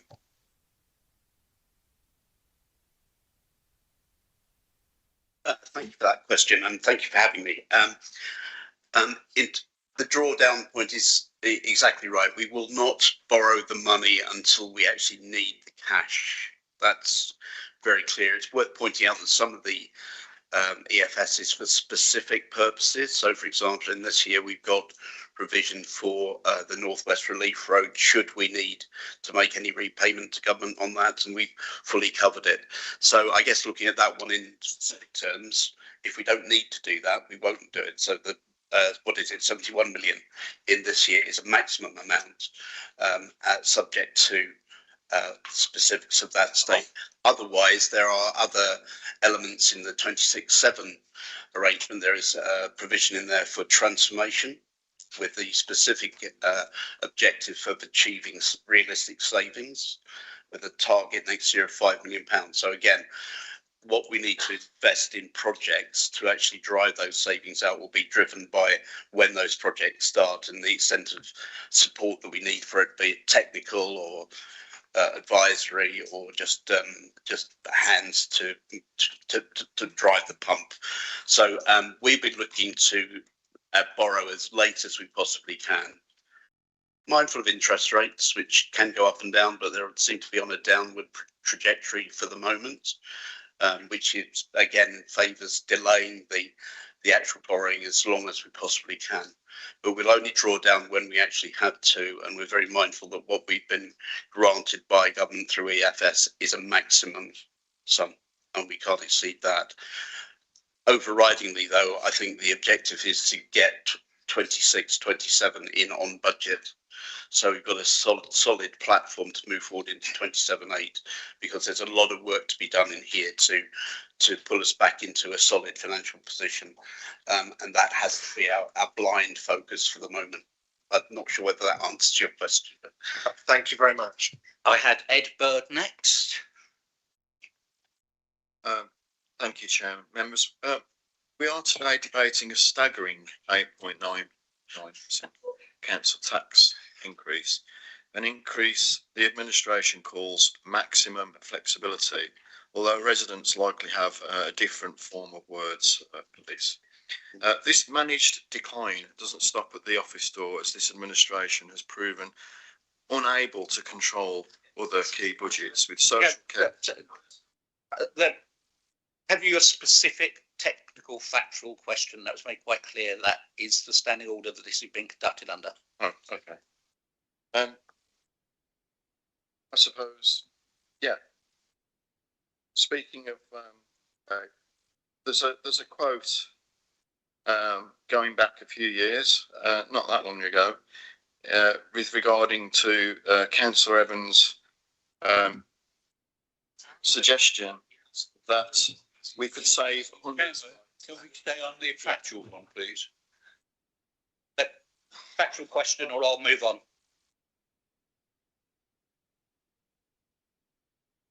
Hisman. Yes, again, I'd like to say welcome, Duncan, and thank you for taking on this momentous task. Councillor Evans, during his speech, said that it was up to 77.1 million this year that we could borrow, but my belief is that it's 71.4 million, and that's what the papers say. Has this gone up? I have the letter from MHCLG giving us the EFS in front of me, and it is 71 million. So that, which is good news on one side. Yeah. It's less borrowing. Yeah, thank you. Okay, I have Mark Morris next. Thanks. Excuse me. Thanks, Chair. I have a question.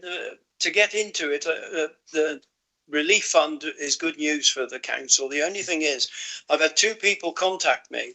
One was a deputy chair from a town council, and he said, does that now mean that the town council hasn't got to take some of the local services off Shropshire Council? And then somebody turns around and said in the street, they said, oh, Shropshire Council is now in a good position with all this money. So can we still work with the town councils and parish councils, because we don't want them thinking that Shropshire Council is okay and we're not going to work alongside them to deliver local services that are most probably delivered better by them than what we can, because to me we took on a broken wheel, and this is another spoke like raising the council tax. Yeah, that wheel. Okay, we've had the question. Yeah, sorry. Thanks for the question. I'm not sure I'm technically equipped to deal with town and parish councils and relationships with them, but clearly we do need to continue to work with them, and will continue to work with them. It's slightly worrying that you're hearing the word, I think, that we're actually okay now, because this is not a bailout. No, that was my concern. It's a loan, and enabling the public to understand that, I think, is a really difficult message. But it's very clear to me that this is the first stage in quite a prolonged process to bring financial sustainability back into the council at a very, very difficult time when we're seeing government settlements that are reducing in the real terms, and when we're seeing demand on services, particularly social care, children's and adults, which are unprecedented.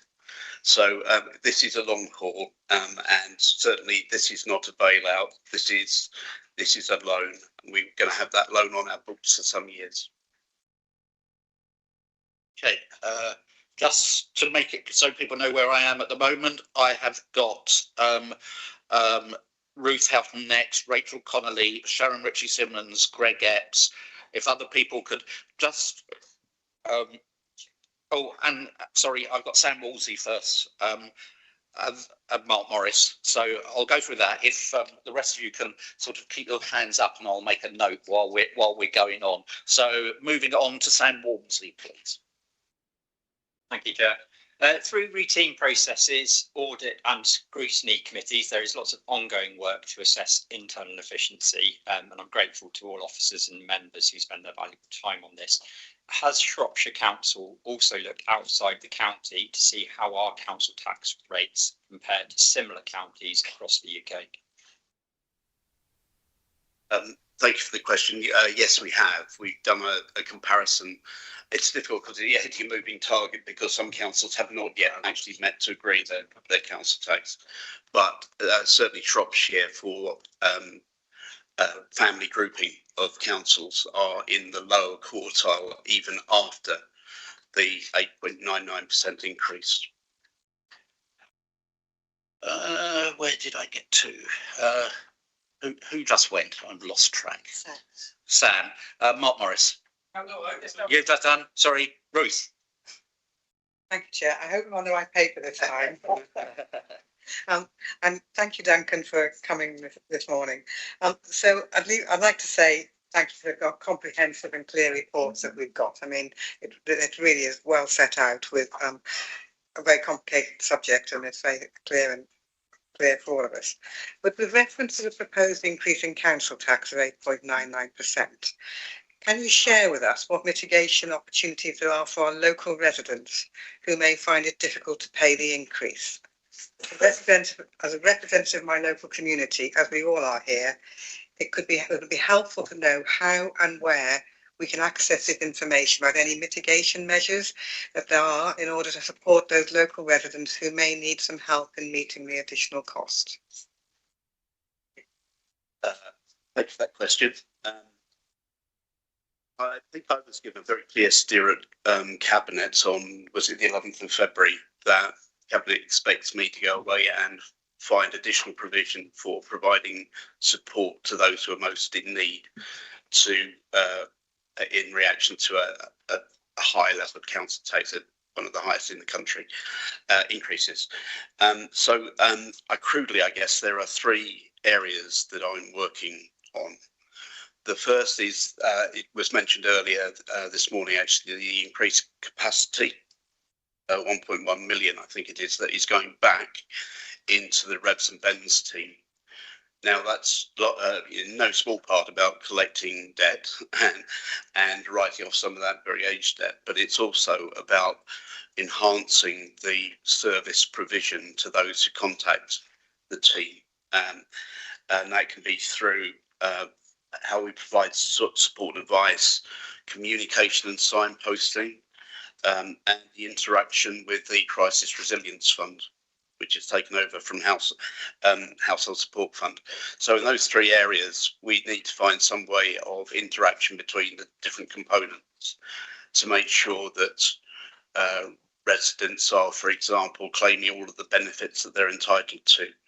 And in that area, we'll need to be working very closely, I think, with the voluntary sector to make sure that we're making full use of their capabilities as well. And the Crisis Resilience Fund itself, I think, is now being approved for at least the first half of the year. Guidance has only come through very recently on what is expected from government, but that is clearly there to support residents who have particular needs. Through the course of the year, we will be looking at the council tax reduction scheme. This has got to be subject to consultation and to affordability.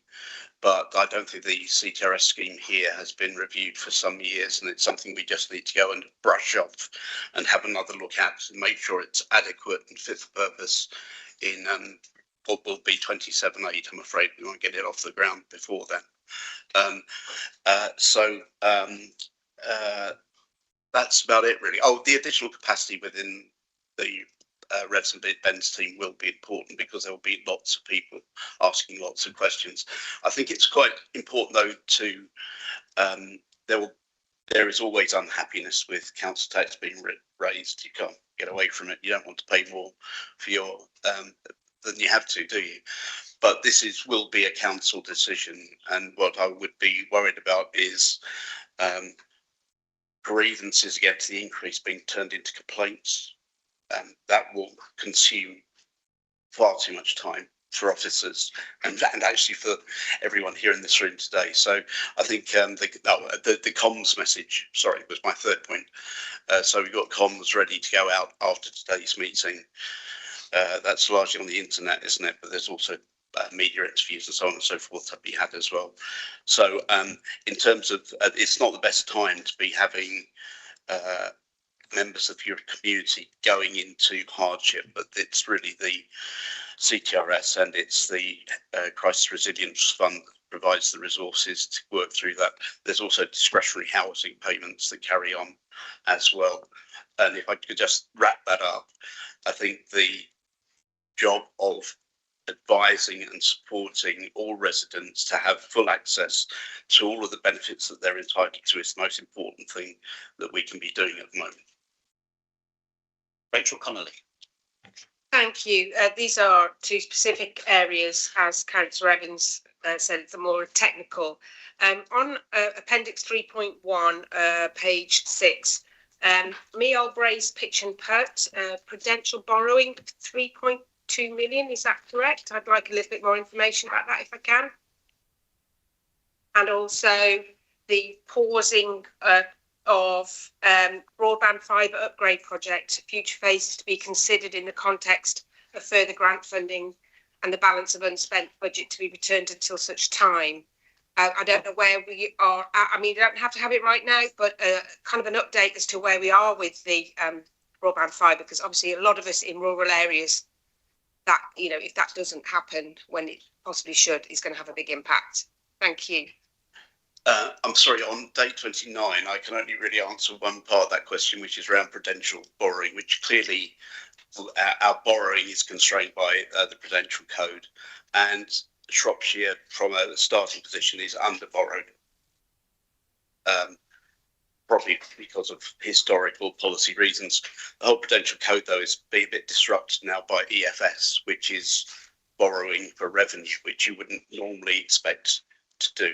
So we still are bound by the Prudential Code, but that is then tied back to the fact that we'll need to be drawing down EFS, which we are allowed to do. That is what the Capitalisation Directive enables us to do.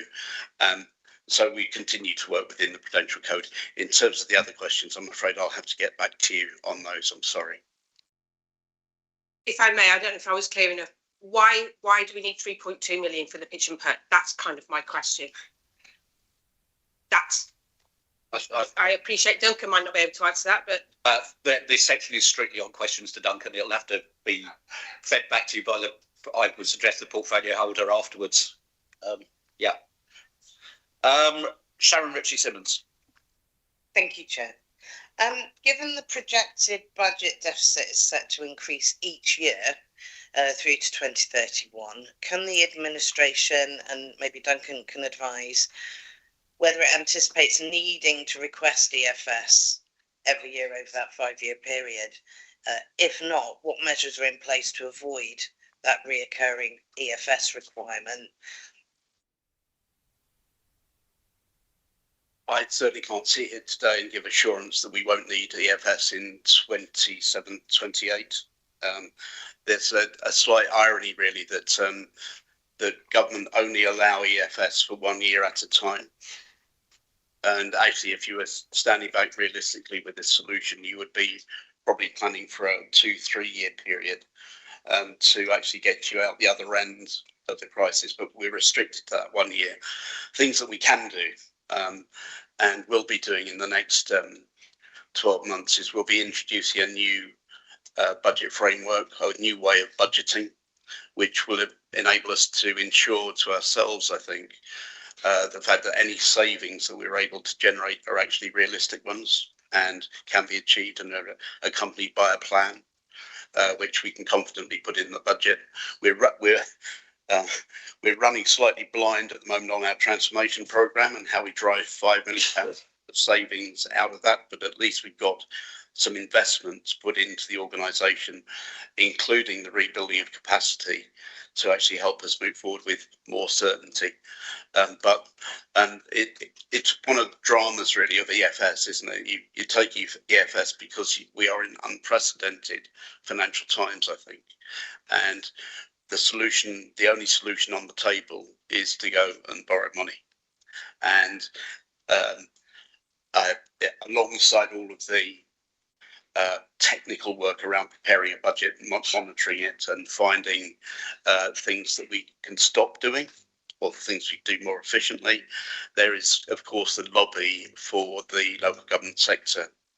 And unless the size of the cake available for distribution through fairer funding is increased, it's quite a forlorn outlook, really, in terms of where we, and indeed 34 other councils who are in EFS this year, are.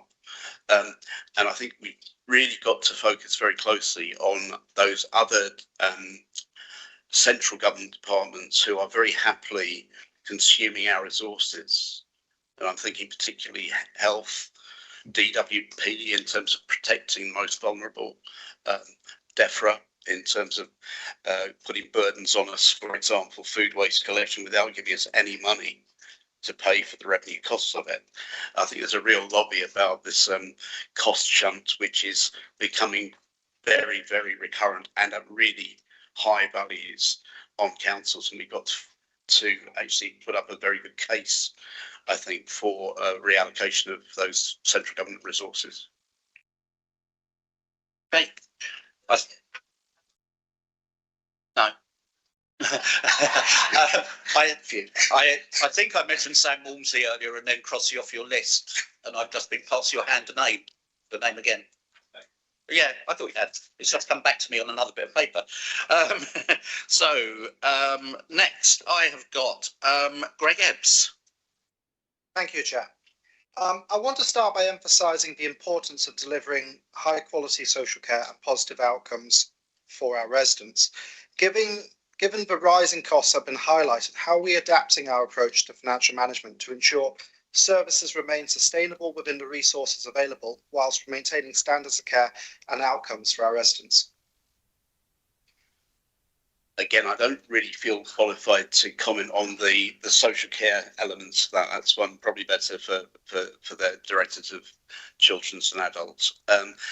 In terms of how we're improving things, I think from my point of view, I can arrive and I can introduce all sorts of new processes, and I can make all sorts of new demands on managers and their teams, particularly for data, because actually financial forecasts aren't really on what you spent before, they're what your activity levels are going to be like moving forward. But I think the most important component of the recovery to financial sustainability is actually behaviour. And, you know, it's the whole of the organisation, officers and members working as one to be aware of costs, being aware of the opportunities to generate income, being aware of the capacity to change and do things differently. And one of those behaviours is the way in which we manage our relations with others, including central government, including our health partners, our voluntary sector partners, and so on and so forth. Thank you. Yes, there are new and different processes on the way, like a budgeting framework, but there's another element to it as well, which I think is education. It's learning and working in a very different way with money. I'm very keen from a Section 151 point of view to get more clarity around accountability. We're looking at the constitution and how we can embed that in a new constitution more clearly. Behavioural rather than procedural is really important. Andy Davis. Hi there. The question I have relates to budget planning. And one of the reasons I have been informed as to why the finances are in deficit is due to the fact that previous budgets, rather than being planned on actual projected income, have been planned based on potential savings which haven't materialised. Will you be employing the same strategy yourself? Thank you for the question. No. To give you a little bit more, so there have clearly been structural deficits in departmental budgets. Probably the single biggest example is adult social care, created by savings that have been layered into the system that have not been achieved. And I can't find the audit trail, to be honest, about where those savings were actually signed off within the service areas. So you start actually with from a deficit position in any event, don't you? What we've done for 26/7, I haven't done any of this. The team have been magnificent, and Manny Ketley, Gerald is over there, and Claire is here as well. But what has been done for 26/7 is to clear out of the budget those historical savings that cannot be achieved. So that's part of the ask in 26/7, that we're actually trying to fill the hole that's been left behind. Growth has been recognised in next year's budgets as well, the budget you're seeing here today. We have to concede that demand pressures for, again, I use social care as the example, are increasing, and we can't just stand still with a budget which isn't accounting for a demand that we can't resist. There are ways of managing the demand, I think, and we're already looking at what we can do to regulate that demand. But the structural deficits in the budget have been largely filled. Whether we filled those holes well enough is something that we'll have to track very closely through the year. But no, we won't be. Hopefully, we've learned from some mistakes that we may have made over the last couple of years. Thank you very much. Just a point of order, Mr. Chair, if you don't mind. There's a spelling mistake on the screen behind you. I've seen it up there. Okay, thank you. I didn't want to raise it. Adam Pfeiffer. Thank you, Mr. Chair, and welcome back, and I hope you like challenges. My question is, it was mentioned a few times in various committees that is structural problem with the council finances, which has existed for a number of the years. Can you explain the size of that structural gap and how long it has existed, please? To get to the point where we need to be asking for EFS of 71 million and then 100 and Roger, 121 million, whatever those numbers are. To get to that point, it doesn't happen overnight. It grows over a number of years. And again, day 34, whatever it is, I haven't looked backwards. I'm looking forwards. But there are clearly evidence of savings being set that were unachievable in base budgets, or highly ambitious is probably a better way of describing them. And again, it's back to the previous question, really. We can't be working in those situations. It's possible that EFS was what the council needed last year, but it didn't apply, and therefore the ask now is bigger than maybe it would otherwise have been. But it's just an openness and transparency issue, and actually so many councils now are in this predicament of actually just not having enough resources to satisfy largely a statutory demand. So we just need to refocus, stabilise through 26, 27, hopefully, and then try and move on from there. Okay, just going through, I've got Julian Dean, Colin Stanford, Alan Mosley, Susan Coleman, and Jamie Daniels. I'm going to draw the line there, and then that will be our break. Yes? So, Julian Dean. Thank you very much. Thank you. In your first answer, you suggested, or if I heard it correctly, that there was some uncertainty about having to repay the government for the North West Relief Road. I'm assuming some of that uncertainty is simply based on our vote today, but beyond that vote, is there still uncertainty? In other words, is there a route which would enable us not to have to repay government? We have provided through EFS the capacity to repay if we have to. DFT have been in dialogue with the council now for some while and have not reached a decision. MHCLG have been talking to DFT about our predicaments and any possible outcome, and I have no doubt the Treasury have been involved in those talks as well, quite correctly. So there's nothing in the budget that preempts or compromises the decision that you will be taking later on the North West Relief Road. The sum, for what it's worth, just for information, is £20 million worth of grant funding that came from DFT. It seems to be fully aware of the the state and the scope of the project throughout its development and the spend that went with that.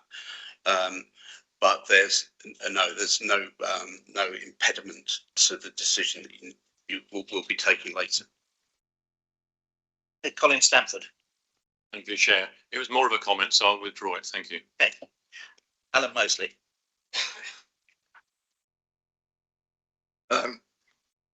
Yes, thanks for that, and welcome, Duncan. And I'm afraid I'm going to be a little bit parochial. I'm going to also refer to the budget book, which many people have gone through it, but I took a look last night. Is he aware that in Shrewsbury Town Council the precept is doubling for the forthcoming year, and that there are large numbers of residents who are objecting to this? Not just the scale, which is 100% increase, but also that they're going to be paying twice for the same services. Sorry, if we look at the Shrewsbury Town Council is not a question for Duncan. What's your question? I'm asking about the implications of this in the budget book and some questions about the figures that are in there. Can you move straight to your question and leave the politics and the Shrewsbury Town Council out of it, please? Well, basically, the Shrewsbury Town Council is introducing services. I'm going to move on if you carry on. If you'll allow me just to develop a sentence, that would help. Well, do one that doesn't start with Shrewsbury Town Council. A council that is currently in existence in this town is asking its taxpayers, Susan Coleman, if you'd like to ask, to raise £2 million to save services that Shropshire Council is providing. Is that a reasonable assumption on my part before I go on to ask whether or not those savings from... Right, sorry, that's not a question for the Section 151 officer. Susan Coleman. How do you know? I haven't touched it yet. If you can, well, you should have asked your question rather than doing a political speech for I'd like to provide information, background information in the context to the question I'm about to ask. However, I'll raise it in the next part of the meeting. Maybe. Susan Coleman. Given that over 80% of our budget is on adult and child social care, and that's why we're in the pickle that we're in, because the costs it's a statutory service and the costs are going up. What is being done to look at whether some of the services that we provide there should actually be paid for by the health service rather than by the council? Some children and adults will require very specialised services, which might be more akin to health requirements and would save us an awful lot of money if it wasn't being paid for by the council. Thanks for the question. It's a really important element as well, and as I mentioned earlier, in terms of funding for local government, funding from the health sector is probably the biggest single component that is not covered by grant. In my short time here, I'm aware of very active conversations that are going on with the ICB, and I've been on a couple of those. They've been really productive, helpful meetings. So all credit to them to come to the table and to talk to us about what we're spending our money on and what their contribution is. That's a conversation that is going to have to continue. But there is still, I think, over and above that, a more strategic central government conversation about social care for adults, in as much as not the health sector aren't responsible for all of us getting old. Some of us just get old naturally and are quite healthy, but have increasingly complex needs from the social care. And that's simply no evidence of that being funded in government grant. And to what extent that's a redirection from health to local government to increase the size of the local government cake, I don't know. Clearly, with a demographic that, like Shropshire has, the settlement was extremely disappointing. It's almost more appropriate, though, to the children sort of SEND facility and looked after children, which is staggeringly high in this county. It is, and there is, I guess, a spark out there somewhere, which is the DSG announcement that came with the settlement, which is to write off 90% of DSG high need deficits. That's about £5 or £6 billion across the country. But even then, there's 10% of our deficit, which is over 40 million, that will be left with us to deal with. So in terms of future proofing, again, that's a pressure that we'll have to absorb somewhere, hopefully not for a couple of years, but we will need to absorb. And then there is the underlying trends and demands that are still moving upwards. So where will they be funded from in, following on from the DFE white paper on SEND and so on and so forth. So yeah, I think that's the chat with DFE, isn't it? I guess, and getting them to recognise that we are being left with a new burden that is not being funded. We need to use all of our associations, organisations, partners to make sure governments are aware of that. I have Jamie Daniels as last question. Thank you. Simple question for you. Hopefully, in the most recent budget, members agreed a planned use of reserves to support the financial position. Could you clarify what the council's usable reserves level now stands at following that decision, and whether this remains within what you consider to be a prudent range? No, I can't, because I haven't got those numbers in my head at the moment. So I'm not going to try and answer that, but we'll get those back to you. What I would say is that the level of balances is now at not at an acceptable level, and that is why the rebuilding of those reserves is included in the EFS. Our trick, and I really, this is everybody is on this pitch. Our game is not to have to dig into them again, and there is every possibility we will need to.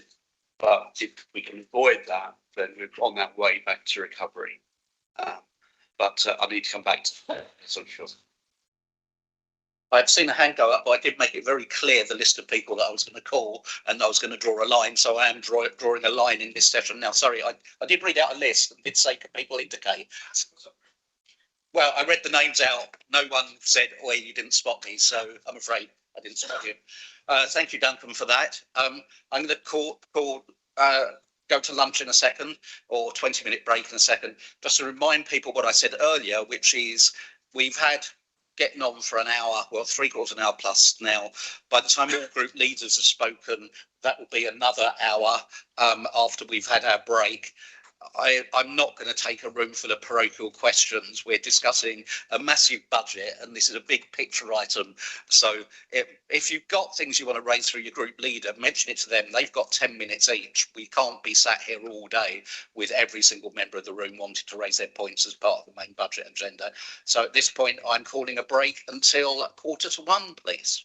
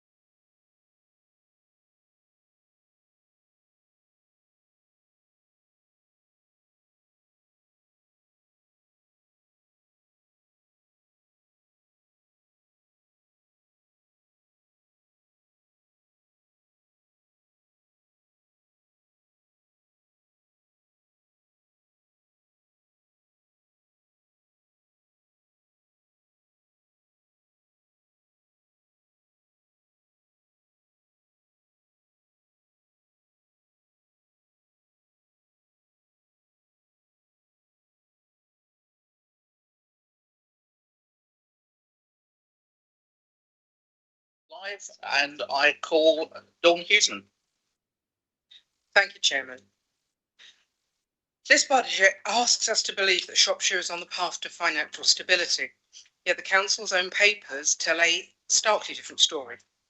Next year alone, the Council may have to rely on 130 million in emergency borrowing, on top of the 71.4 million this year, simply to set a lawful budget. Even with this bailout, the general fund could fall to just 5 million, despite the Council's own assessment that 45 million is required for basic safety. The medium-term financial plan reinforces just how serious the situation is. The gaps between income and expenditure widen every single year through to 2031, reaching between 120 million and 180 million by 2030-31. These are not minor shortfalls, they are systemic failures. And the cost of borrowing is driving us further backwards. The scale of emergency borrowing is creating huge and growing revenue pressures. Interest payments on our increasing borrowings are eye-watering.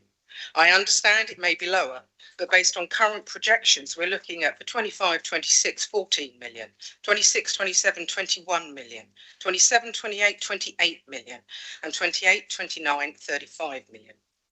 In 26-27 alone, almost 15 million of known inflationary increases are included. When added to the 21 million in interest payments, it means a 36 million pressure on revenue before we even begin to address service needs. Yet an 8.99% council tax rise only brings in around 21.5 million. This significant council tax increase does not even cover known inflation increases and interest payments, let alone start to address the wider financial crisis. We are sliding further backwards. We have grave concerns that the savings plans are neither realistic nor deliverable given past results to date. My fundamental concern is that I have, as yet, seen no evidence of robust, credible plans capable of closing these funding gaps, a point I did raise at a recent Improvement Board meeting, and I still do not have what I consider satisfactory answers. The emphasis remains overwhelmingly on savings and efficiency, yet the reality is clear. Most easy savings have already been taken, and many were one-off, not recurring. Consultant identified savings totalling nearly 43.5 million have proven unachievable and have now been added back into budgets just to prevent overspends. Specialist competence and capacity are currently insufficient to deliver the further savings at the scale required. Recruiting specialist staff takes time and increases the cost base, whilst relying on expensive consultants offers little assurance of value. Demand in adults and children's social care is rising sharply, and any inconsidered actions risk importing even further cost into the system. Given all this, the idea that new savings and efficiencies will be delivered quickly or at scale is simply not credible. I hope I'm wrong for the sake of Shropshire. Also, we have spent millions on external consultants without receiving value for money. Two past examples stand out: PwC's savings programme, much of which has now been abandoned as unachievable, the North West Relief Road project and the use of WSP, costing us millions, which delivered nothing, not a single centimetre of tarmac laid. And let's not go into the gyratory debacle. When a council is borrowing 130 million to stay afloat, wasting money on failed consultancy exercises is indefensible. Now, this was past expenditure, but I know that more use of consultants is planned in the coming years.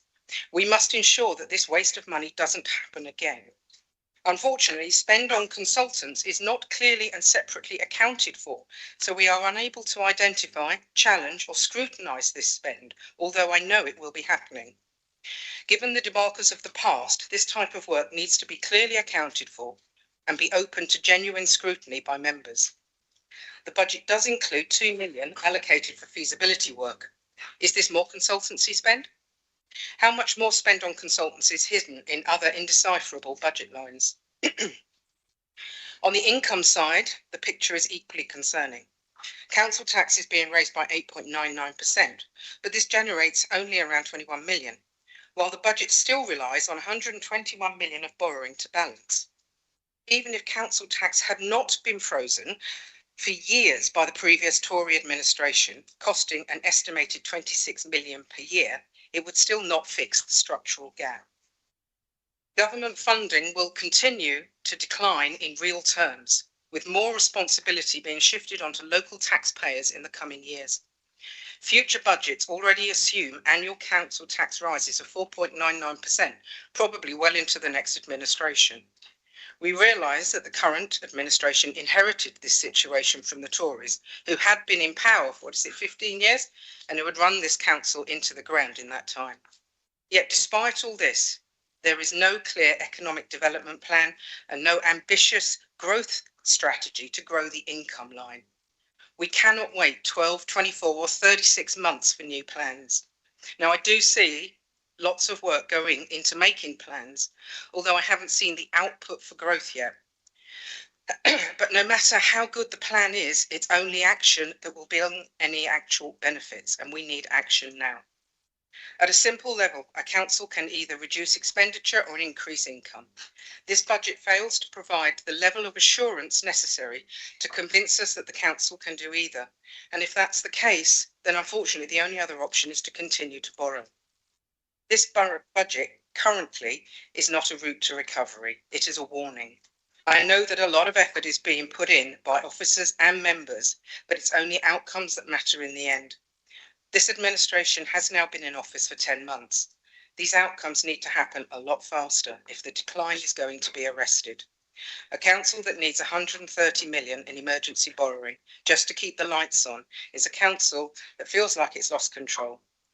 Residents are being asked to pay more, receive less, and carry the burden of years of mismanagement. The levels of debt that are being imposed on us and future generations is appalling. If the MTFP is correct, we are looking at increasing our debt by around 800 million over the next few years. That means millions of pounds just paying off interest instead of filling potholes.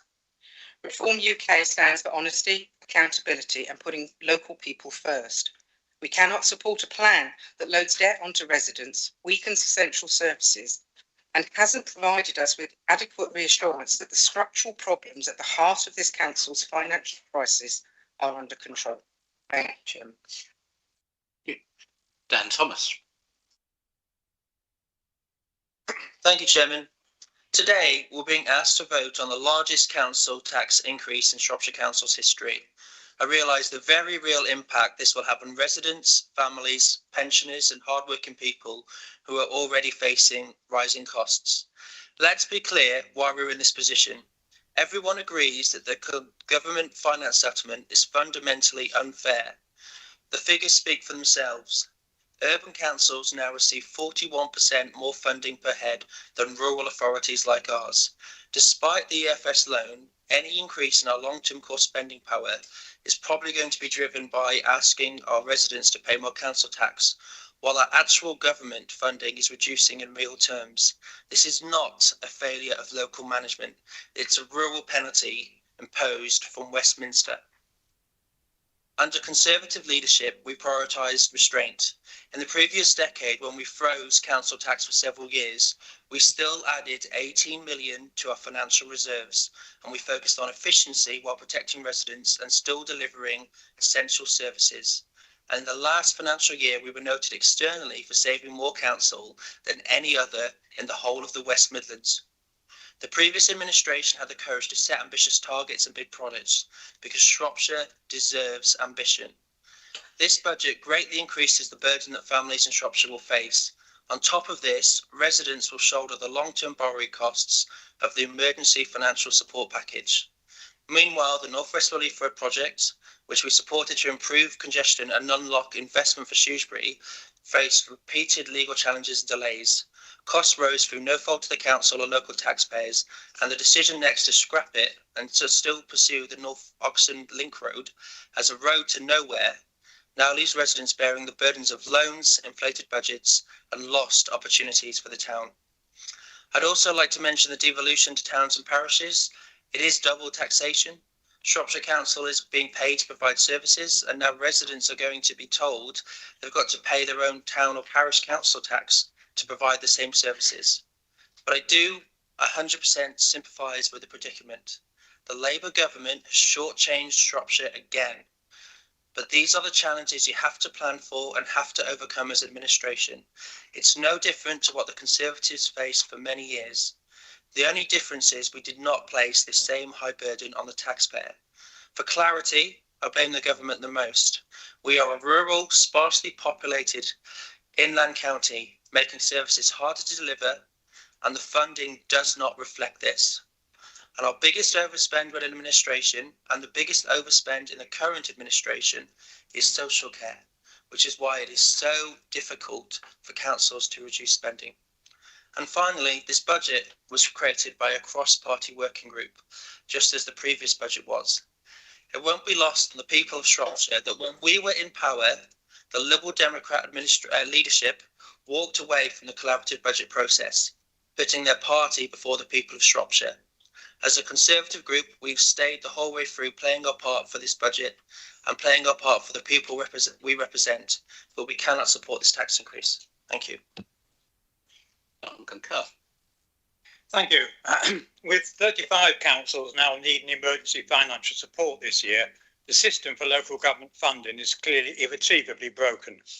That is a predictable consequence of the political choices made by all the Westminster parties who have held power since 2010, starting with the coalition's hugely damaging obsession with austerity. Their collective failure to deal with social care crisis has been compounded by constant meddling in local government. The charge sheet is long.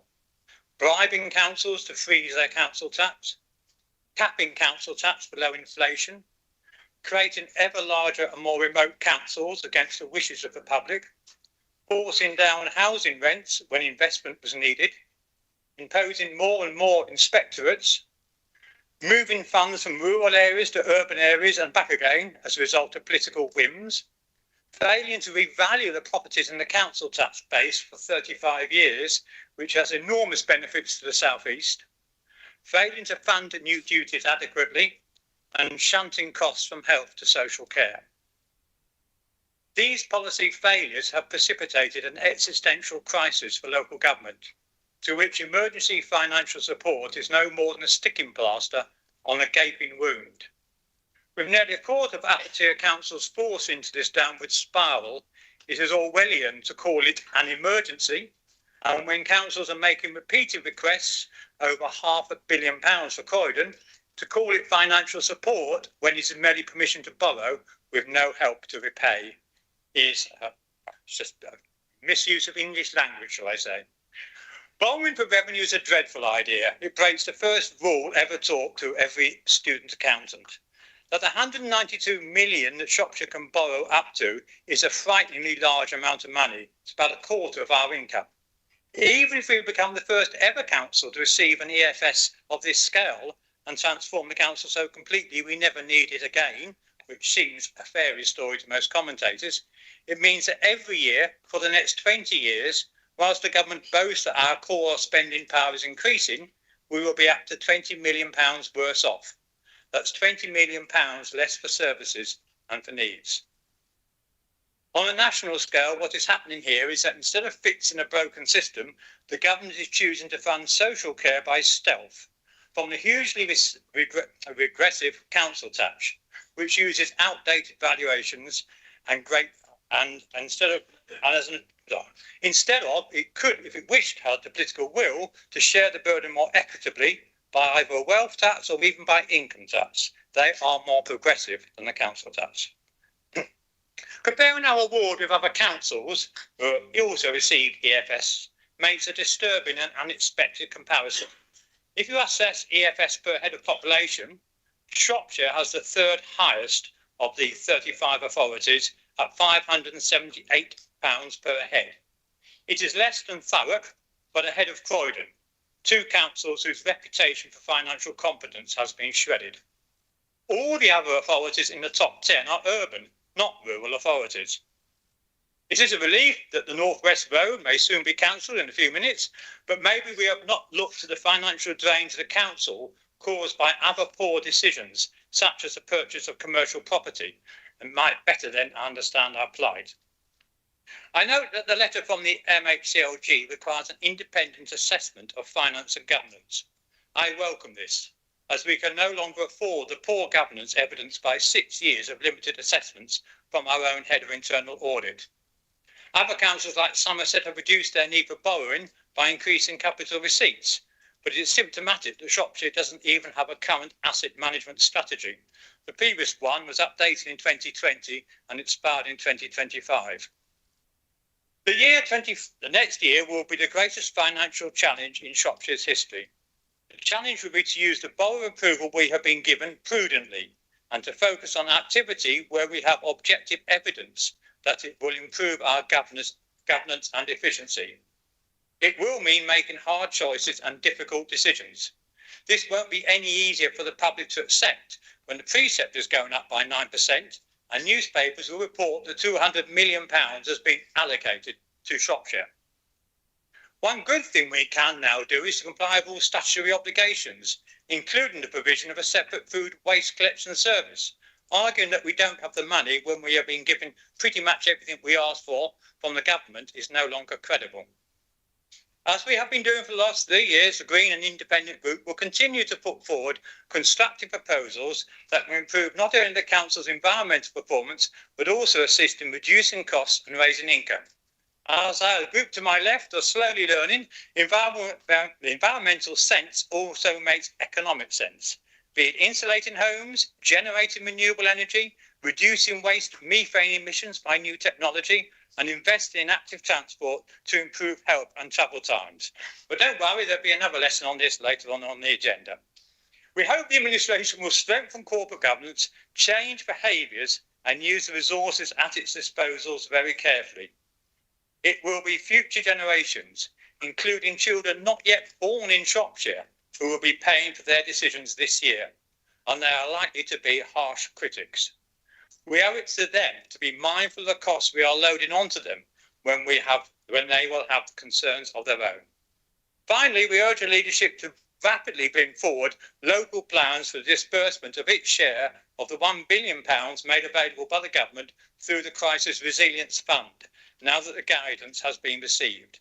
There will be many families and residents in Shropshire who are already victims of a cost of living crisis and will be dreading the council tax bill landing on the doormat. We need to move every stone to get help to them as soon as possible and consider enhancing the scheme if the allocation to Shropshire is not sufficient. Thank you. Rosemary Dartmouth. Thank you. Shropshire Council's financial crisis has been more than 16 years in the making. Slashed settlements from central government began with the coalition government of 2010 to 15, in which the Conservatives were aided and abetted by the Liberal Democrats. More followed through the 14 long years of Conservative government. More than half our funding was slashed by a cynical government that, to more or less quote Oscar Wilde, knew the price of everything but understood nothing at all about value. Services that helped improve lives and therefore supported prevention were lost, and today we face the end game of this damaging episode called austerity. At the same time, the Conservatives at Shropshire Council decided to hold council taxes at a static level without a small increment for 7 years. This has critically damaged our council tax base to the tune of around minus 26 million each and every year at today's values. All councillors have seen the benchmarking supplied this morning by Councillor Evans, demonstrating that Shropshire is one of the lowest tax base authorities when compared to our statistical neighbours. We have seen capital spending on Shropshire shopping centres that were overvalued and purchased at the top of the market, and £39 million spent on the North West Road. We've seen the gradual depletion of Shropshire Council's capital reserves and a resistance to borrow for invest-to-save projects through long periods when interest rates were historically low, and gains for residents could have been achieved that may have helped the council today. It's likely that our lowered council tax base has led to government agreeing to the Liberal Democrats' request to increase council tax over the 4.99 maximum to rectify the imbalance of differing tax rates around the country. This super increase will be compounded for those living in Shropshire towns because some town council precepts have increased at scandalously high percentages. Examples: Shrewsbury's precept is set to virtually double, Brazeley residents face a 19% increase and Oswestry has approved a 39% uplift. These increases are largely related to taking on services that are the responsibility of Shropshire Council, but it's hard to determine where this shift impacts positively on the budget before us today. This increase will be hard for many residents, and we urge the Council to guarantee there is sufficient access to benefit checks and targeted assistance for those who will not be able to afford such a rise in one go. It is true that due mainly to a predicted falling population combined with relatively low levels of deprivation in Shropshire, the CSP grants have reduced by just over 4 million over the next 3 years. To more than balance this, the government has granted EFS of 220 million between the end of 24-25 and 26-27 financial years. It's clear from the scale of these numbers, the colossal amounts of EFS compared to the CSP reduction may well show government that Shropshire Council has not transformed as it should have.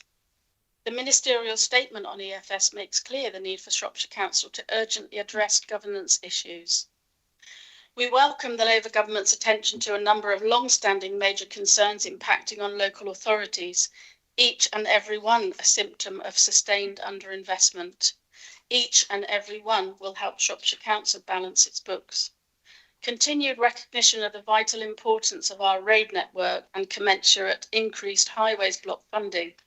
If you're pleased about the increase in the number of Shropshire potholes repaired since July 2024, it's thanks to a huge and sustained increase in funding from the Labour government, so that our highway staff can get the job done.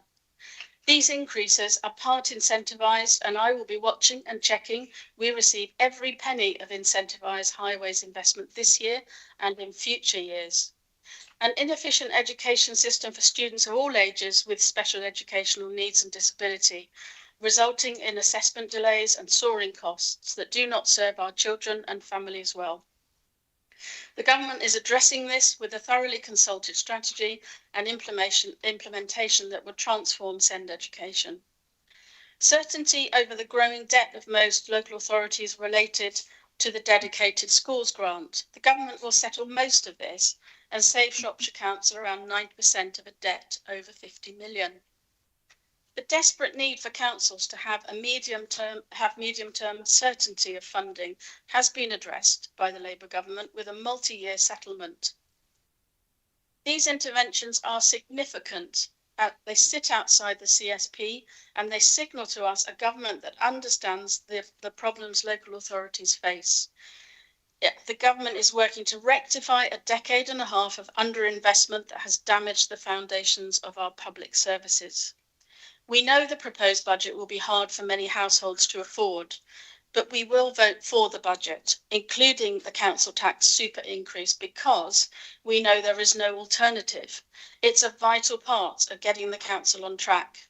Residents will suffer the impact of this increase, and it is now beyond time for us all to see Shropshire Council become the council it needs to be. In terms of shaping the council to fit the spending available, there has been dither and delay, and this must stop. If we are to improve the doom of the MTFS in coming years, transformation must begin now. We must see a real plan that will stop Shropshire residents again facing such unreasonably increased bills. Thank you. Right, I'll call Roger Evans and then Heather Kidd as seconder to sum up.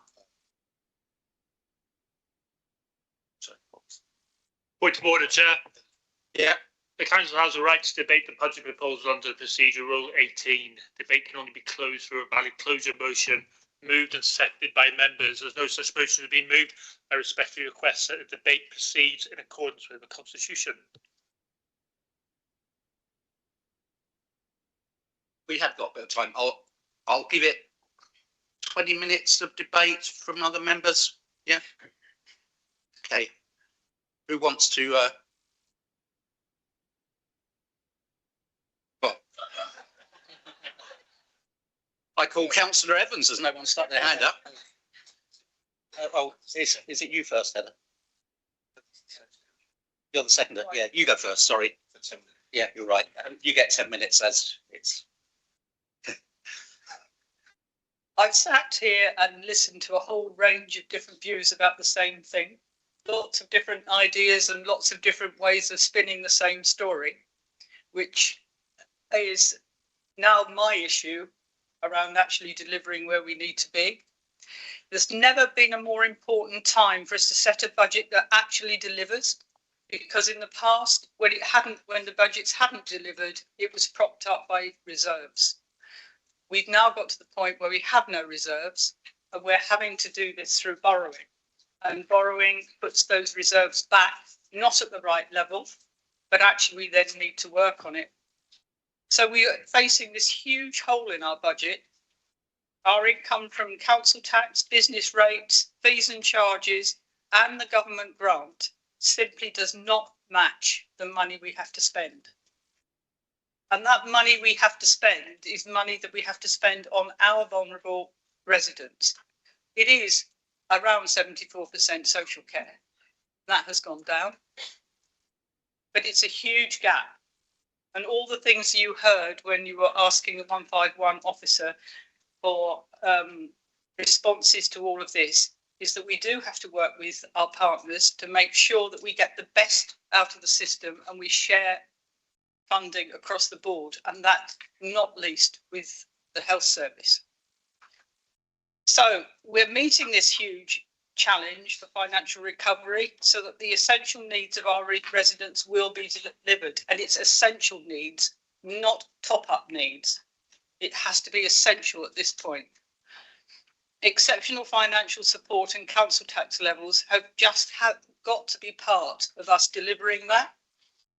If we didn't raise the extra 4% that's actually been also granted to Worcestershire and to North Somerset, and for another 4 councils who have a lesser amount, then we would be borrowing even more. In fact, our borrowing that we asked for was 130 million for next year.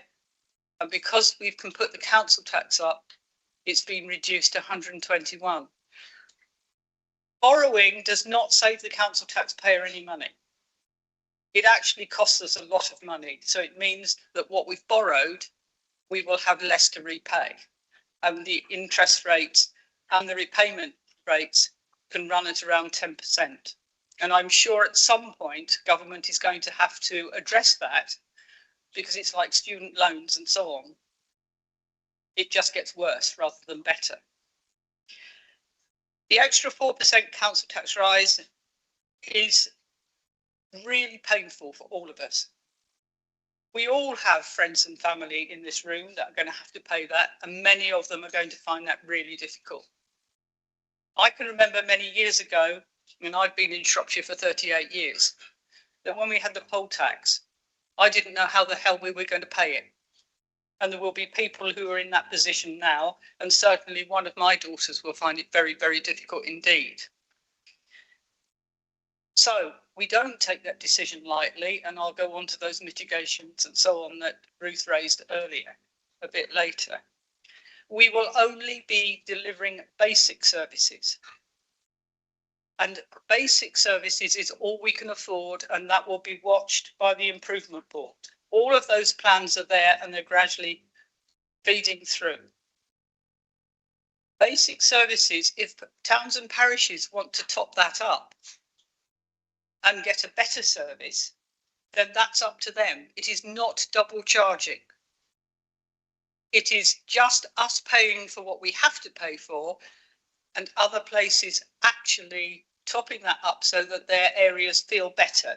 And I can't think of a better democratic way of people using their own precepts in towns and parishes and having more responsibility for the areas they live in than actually being able to step up to the mark. I have a parish council that has surprised me greatly, because out of the blue, they've decided, because Shropshire Council hasn't done this for many years, they actually want to have an agreement with Shropshire Council that they can have the right to contract with the local farmers to dig out the ditches along the side of highways and so on. So we need to be able to give them their powers to do that, because we simply don't anymore. And we ask landowners to do that, and then it doesn't happen. So if we can have a pride of place going back out of all of this, this is something, a real bonus for Shropshire across the board. And it is rural and it is urban and it's for everybody to look at what they need in their particular areas. It could be a really, really good start for the future. But it does mean we as a council have to have the capacity and we have to have the enabling powers to let that happen. And it doesn't happen quickly, any of it. 10 months is nothing. We're dealing with 16 years since Unitary started. So we're on the route to where we need to go. It's not going to be next year. It's going to take time. So we need always to be able to bring people in to do things. We've always said, just to reassure some members in the room, that the big consultants and so on are a great difficulty for us. But we will have to bring in some expertise. That doesn't mean the big consultants. It does mean we may have to employ people for a year or two to do a specific piece of work in a different way. It does mean that we need to have a proper procurement department that looks at how we bring in our contracts. But it also means that we have to have contract control. And unless you have contract control in place, you do not get good value out of any of those things. This is a new start for us. Somewhere different to go, somewhere that hasn't, some things that have not happened for many, many years. And unless we start doing that, we will not be the modern council that we need to be for the future. So we're going to be doing things differently, have a different direction, create a different and more effective council. It is happening behind the scenes bit by bit. But it takes time. Culture takes time. Training takes time. You will have to bear with us to a certain extent, but it's all there for the grab, and it's all up for grabs. And we do need your support all the way through that. We are particularly worried, as I just said, about mitigation for those people who are suffering and can't afford their council tax. Lots of things will be put in place. It won't just be online. We do need to be able to answer phones to people to help them make sure that they've got all the right benefits they're entitled to, because there are still many, many people not on pension credit. There are many, many people who are not getting free schools meals for their children when they need to. There are a whole range of different things that we can help them to make sure that they can make ends meet in different ways. So it can't all be digital. It might be through Shropshire Local. We're working on this, and we have used some of the crisis resilience funding, but we've got more work to do to target that, to make sure we look after those people who can't actually make ends meet. It's the beginning. It's such an important beginning that I really, really want you to support this budget, even though it is a very difficult place for us to be. And I've said several times, we are now between a rock and a hard place. And that hard place got harder with our funding settlement this year. Please support. Councillor Evans. Thank you, Chairman. An interesting morning and afternoon, I think. I hope members here today enjoyed the new process that was introduced, and we brought an officer in the spirit of openness and transparency to actually answer members' questions, to give that so that it isn't a political answer. It was actual real answers that the officers can give. But I also like to thank Duncan for coming, and also Manny, because of the work, the colossal amount of work that she put in to produce this, which one member actually complimented and said it's never been clearer than it is today. But as the leader just said, 8.99% will create difficulties to some of our residents, and we will do our best to actually help those, and we do aim to increase the officer availability to answer the questions that may arise, so that those who are entitled to help will get it. A quick example of this is that there are numbers of residents who only because of different reasons only pay 20% of their council tax. I looked at this with officers and they also received £60 assistance to do it. And those on 20% in a D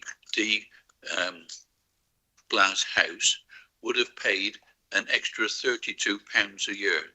We have increased that fund, and so that those residents can now receive £80 a year. So it's £20 towards this, and the actual cost to those residents who are struggling every day need only pay £1 per month on a 12-month payment. And please, councillors, tell your residents, a lot of them may be paying it at 10 on a 10-month cycle. If they wish, they can go for a 12-month cycle. It's not too late. The council tax forms may go out tomorrow, but there is still time to change it to that 12-month. To catch up with some of the points that were made when they were talking to Duncan earlier on. Council tax I've covered. Parish and town councils, yes, we still want to work with those. It is a partnership and it will be an equal partnership together. No way is it double taxation. The money comes from the taxpayer. Shropshire Council is getting some money from the taxpayer, and as has been shown in the chart that I sent around this morning, Shropshire Council receives one of the lowest council tax levels in our group, which is there, so it can be seen. We are also taking into consideration the rises in fees so that no particular group is unfairly affected. Budget planning, yes, we're doing that, and there will be in this coming year better ways of actually assisting those in need, because I've identified areas in council tax where it is unfair on certain residents what they're now being charged, and towards the autumn you will see new consultations come out so that for the 27-28 year we will be able to make those alterations, because as legislation says, you have to do a consultation and give notice of what is coming. Structural deficit, came up in one of the questions. It is apparent for quite a number of years within the budget papers, it is said that the council is in a structural deficit situation, and the last administration, the Conservatives, totally ignored that. And as has been said, they brought forward planned savings, which was impossible to make.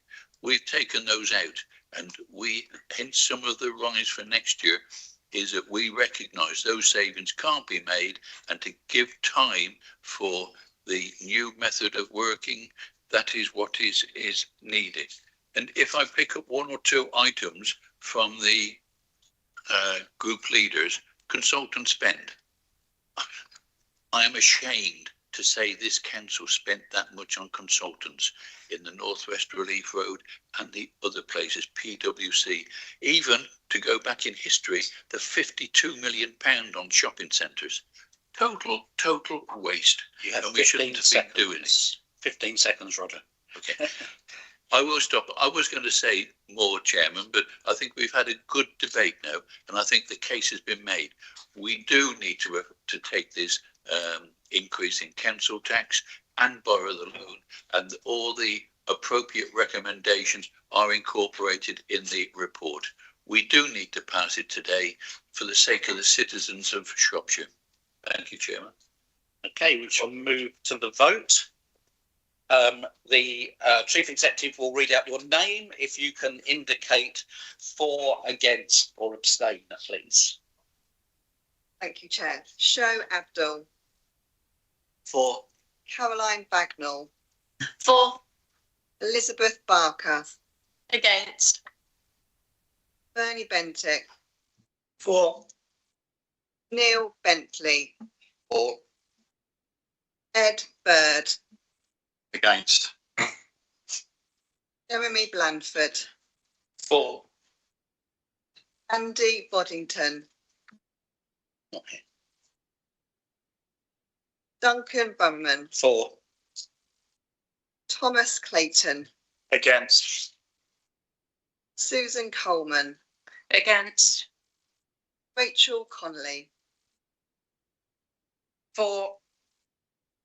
Tom Dainty, For. Jamie Daniels, For. Rosemary Gartnell, For. Andy Davis, For. Julian Dean, For. Joshua Dickin, For. Mandy Duncan, Against. Greg Ebbs, For. Susan Eden,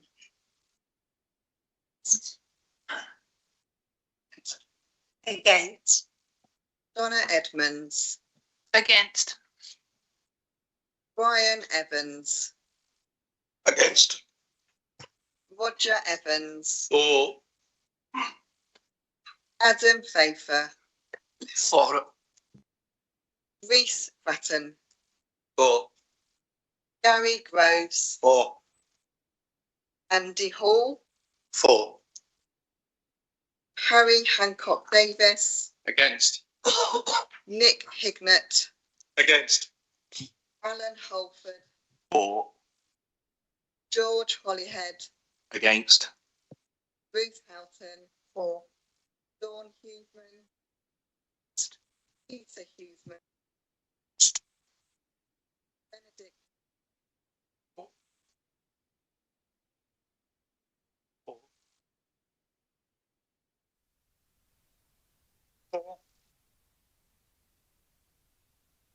Christopher Lemon, Abstain.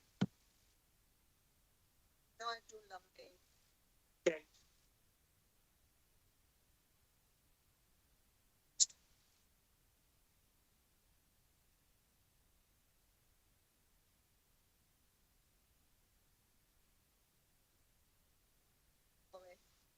For. For. For.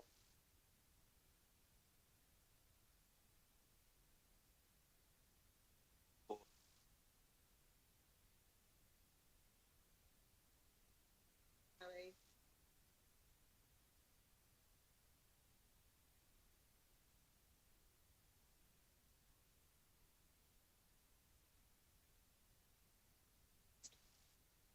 Paul Rowley,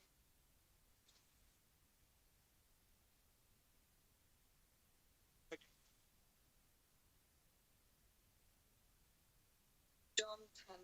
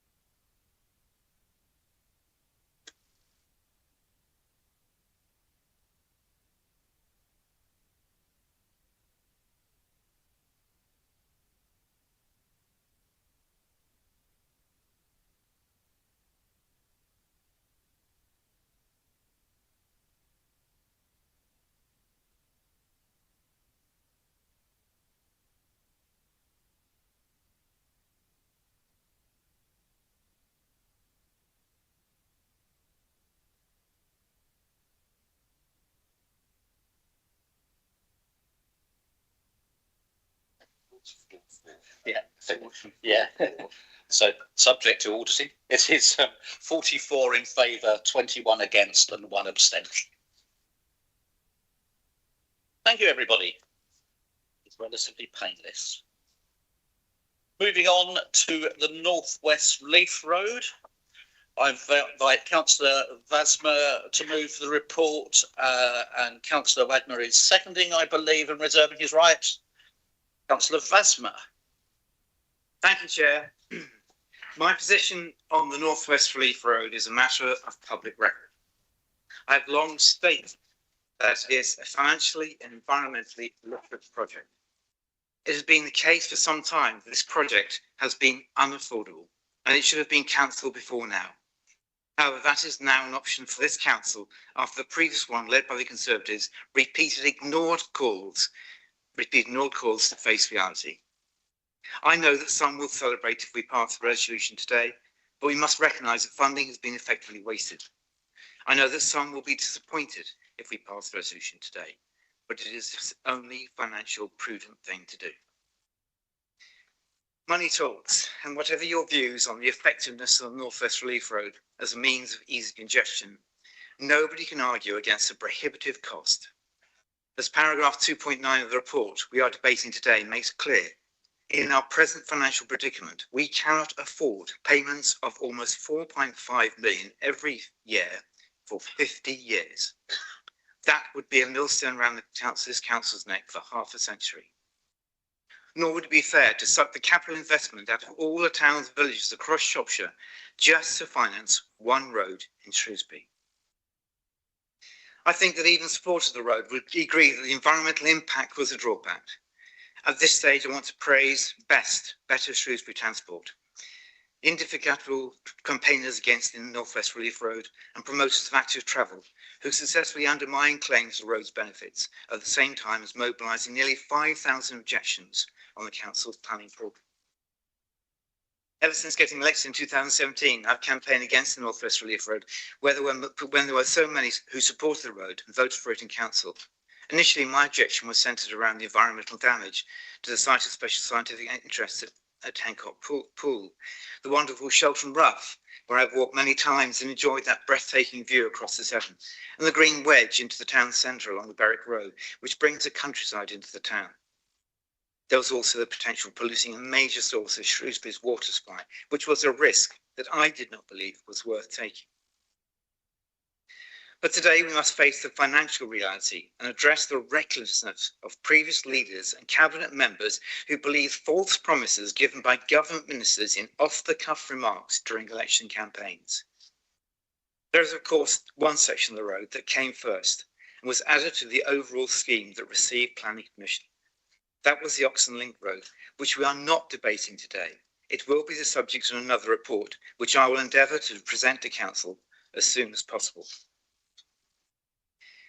Today is a day long in the making, one which should have come sooner. But I am pleased to propose the recommendations as I set out in sections 3.1 and 3.2 of the report before Council today to cancel the wasteful North West Relief Road. Thank you. Move on to the debate. I have Ed Potter and Julian Dean so far have indicated. Thank you, Chair. I do not intend to look backwards. You've made a political commitment to cancel the road, and that's the decision that will be taken today. What concerns me now is for the here and now for my residents. The North West Relief Road was widely supported by very many of my residents in Loughton. It is a rural division covering a significant portion of the north-western rural area which surrounds Shrewsbury's urban town. There are two pressing issues which, as a result of this decision, my residents will want to see addressed. Firstly, the unofficial North West Relief Road, or the rat runs, that are prevalent in my division before they move through to the Turn division. The traffic using these very narrow, windy, poorly maintained roads is not sustainable. Many of these roads have no traffic restrictions or controls on speed, or there's nothing there to address the safety concerns of residents. It is impossible for local residents to walk along these routes safely, and they have become completely reliant on their cars themselves, only adding to local traffic pressures. I have school children who face a daily gauntlet to cross the road carefully because of the heavy traffic and speeding traffic. I have parents who drive their children several hundred metres down the road to the bus stop to ensure that they can safely get their children onto the school bus.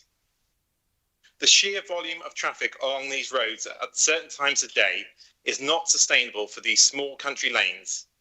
I note at one point last year we had some significant pothole repairs onto a road that was praised by the administration for really high quality work, and it was really, really high quality work. Unfortunately, 6 months later, due to the number of vehicles and heavy vehicles using this road, they have already started to disintegrate once again. The full business case for the North West Relief Road indicated that there would be a 98% reduction of traffic west of Leeton. My communities in Montford Bridge, Forton, Mitton, Nibs Heath and the Netties have been promised this road as a solution to their problems for nearly 40 years. That's longer than I have walked this earth. You can imagine their disappointment at this decision today. In removing one problem you are facing, it does not remove all the problems. We have serious concerns locally, and rightfully residents are asking what Shropshire Council's plans are now to support the rural communities to the northwest of Shrewsbury with the traffic problems. Secondly, I know that the Oxon Link will still be under review, and whilst this section of road is clearly not popular with my residents in Shepherd's Lane in the Bicton parish, it would please other residents, particularly those of Calcutta Lane, as it would sever and consequently remove the rat run issue that they face. We know the government housing numbers for Shropshire are significant, and the sheer quantity of homes being built or planning applications that are going in around Shrewsbury, as well as the neighbouring villages such as Nestcliff, Batchurch, Hanwood and Ford, are all putting significant pressure on our road network. The A5 and arterial route that runs through my division has significant congestion issues, and the traffic implications from these developments are only making the situation worse. This is also pushing more traffic through into our rural roads and villages, adding as they are trying to avoid the traffic delays along the A5. The general public in my area, as well as other areas I'm sure, have grave concerns around the amount of houses that are being built without the infrastructure to accompany them. I struggle to see how the Oxon Link is more than an expensive sticking plaster to solve these problems. I welcome the administration's engagement to date around these issues, but I just want to put on record, for a town like Shrewsbury, this council needs a vision and a plan, and it deserves a vision and a plan. Town centre traffic issues, which I've been looking at through the Economy, Environment, Task and Finish group, will need rapid and significant consideration, especially if we want to remove 5,500 cars a day from Smithfield Road, without consequences either for motorists or other areas of Shrewsbury where traffic may be pushed to. You may not be able to afford the North West Relief Road, and that's the decision you have taken, but nor does there appear to be an alternative plan for funding to resolve some of the acute problems my residents are facing in the division on a daily basis, and those of the wider Shrewsbury area. And I very much hope in the future that this will be given some serious consideration as we move forward. Thank you. Julian. Thank you very much. Well, I absolutely welcome this paper, and I welcome Councillor Vasma's tribute to the better Shrewsbury transport. Just to make the point that the campaign against this road was always both about the environmental damage and about the fact that we always believed there were better ways to improve the transport situation for everybody in Shropshire and in particular in Shrewsbury, and that the shift towards sustainable public transport, towards active travel, towards giving people those real choices that mean they don't have to sit in queues in cars, that's the direction we need to take, not road building. And so this is a huge relief to all the people who understood that throughout this campaign and have now seen it go. But I just want to make a point with reference to what the Conservatives said earlier on, where they talked about legal challenges. Do you know what? I actually don't remember a legal challenge. The reason this road failed under your administration was actually not down to the campaign, much as we would love to take credit for it. It was not down to any legal challenges. It just ran out of road because you couldn't get it over the line financially. You couldn't get the Section 106 agreements agreed in time. And so it's really a bit of a joke to suggest that somehow you can blame other people for that failure to deliver. You had years to try and deliver this scheme and you didn't manage it. So I just wanted to make that point, but that does lead to the final point, which is that failure we do need to consider. And whilst we heard earlier on today that there was a proposal for a task and finish group, I haven't actually heard that proposal being made in this paper. Maybe I've missed something, but I do think that we need to establish that, because we do need to understand how that failure came about, not just to go over the old coals, but to actually make sure that we don't make mistakes like that in the future, and that we look at these sorts of projects in the round in terms of the long-term sustainability for the county. Thank you. Rosemary Dartnell. Thank you. I would like today, when the proposal to cancel this ill-advised and poorly governed mega project is on the table, to be a happy one. But it is not. Instead, this is a tragedy. Tens of millions of taxpayer pounds have been wasted. we will never know the true cost of this project to the council and to the public in terms of officer time spent on an unaffordable road. It has been mired in controversy since the very start, mostly thanks to the council's own reports that damned the road's efficacy, indicating induced traffic to outweigh any congestion gains in short time. There was never a guarantee to fund the North West Road, not even in the 5 years of Conservative government that followed the initial grant letter. The Department for Transport's warning in the 2019 grant document made crystal clear that all council spending on this project was at risk to the council. And what a risk that turned out to be. Those words were prophetic, given this project looms large in the backstory of Shropshire Council's financial crisis. The single biggest price tag perhaps ever spent in Shropshire, with absolutely nothing to show for it. The council was willfully misled, and so too were the public. The whole debacle ended in this chamber exactly a year ago, with parlour games employed in a final act of opacity and disrespect when the long-awaited final business case was published 20 minutes into the last council meeting of the electoral term. Thankfully, the Labour government has come to the rescue with a £71.4 million EFS loan to save Shropshire Council from bankruptcy, more than half of which is attributable to this failed North West Road project. It is with great sadness that we all ponder the alternative investments to save or projects to improve daily lives that could have been made with some of this wasted money. I hope never again to witness such a low standard of transparency and accountability in this place. The Labour group will be voting to cancel the North West Road. Cole Rowley. Thank you, Chair. I'd just like to say from the start of this, Helen Morgan, MP for North Shropshire, the Lib Democrat, opposed it from the start. Julia Buckley, Shrewsbury, opposed it from the start. This administration had no intention of building a North West Relief Road. No lobbying was done in order to get the money to build the North West Relief Road. They just did not want it. Shropshire residents, particularly those to the north, are now going to suffer because of this. We're constantly seeing development above north of the River Severn in Shrewsbury. In the next couple of years, possibly up to 1,000 homes, with all that traffic being directed to the battlefield, and as Councillor Potter's already said, to the lanes north of the county or out onto the A49. It's just not sustainable, it can't be done, and it's not fair. If we head 30 miles to the east, to Featherstone, we have a bypass being built at a cost of 200 million. Featherstone is nowhere near the size of Shropshire. That road was correctly lobbied by the MPs within their constituency, and successfully now the M54, M6 Northern Trunk Road will now be complete. The Greens talk about better transport for Shropshire. I can tell you now, northern residents of Shropshire, they don't even bother coming to Shrewsbury because they can't get into Shrewsbury. Instead, they go and spend their money in Wrexham and Wales. That is a nut of it. You are losing so much economy value for not building this road. I will be voting against this proposal. I do, however, welcome inquiry into the money wasted through consultants PwC. Thank you. I'm going to call Brendan Mallon next. I've got a list. Is anyone else who hasn't indicated that thinks they're going to want to be called? Okay, thank you. Right, Brendan Mallon. Thank you, Chair. I'd like to thoroughly support the comments of both Councillors Potter and Rowley, as we've just heard.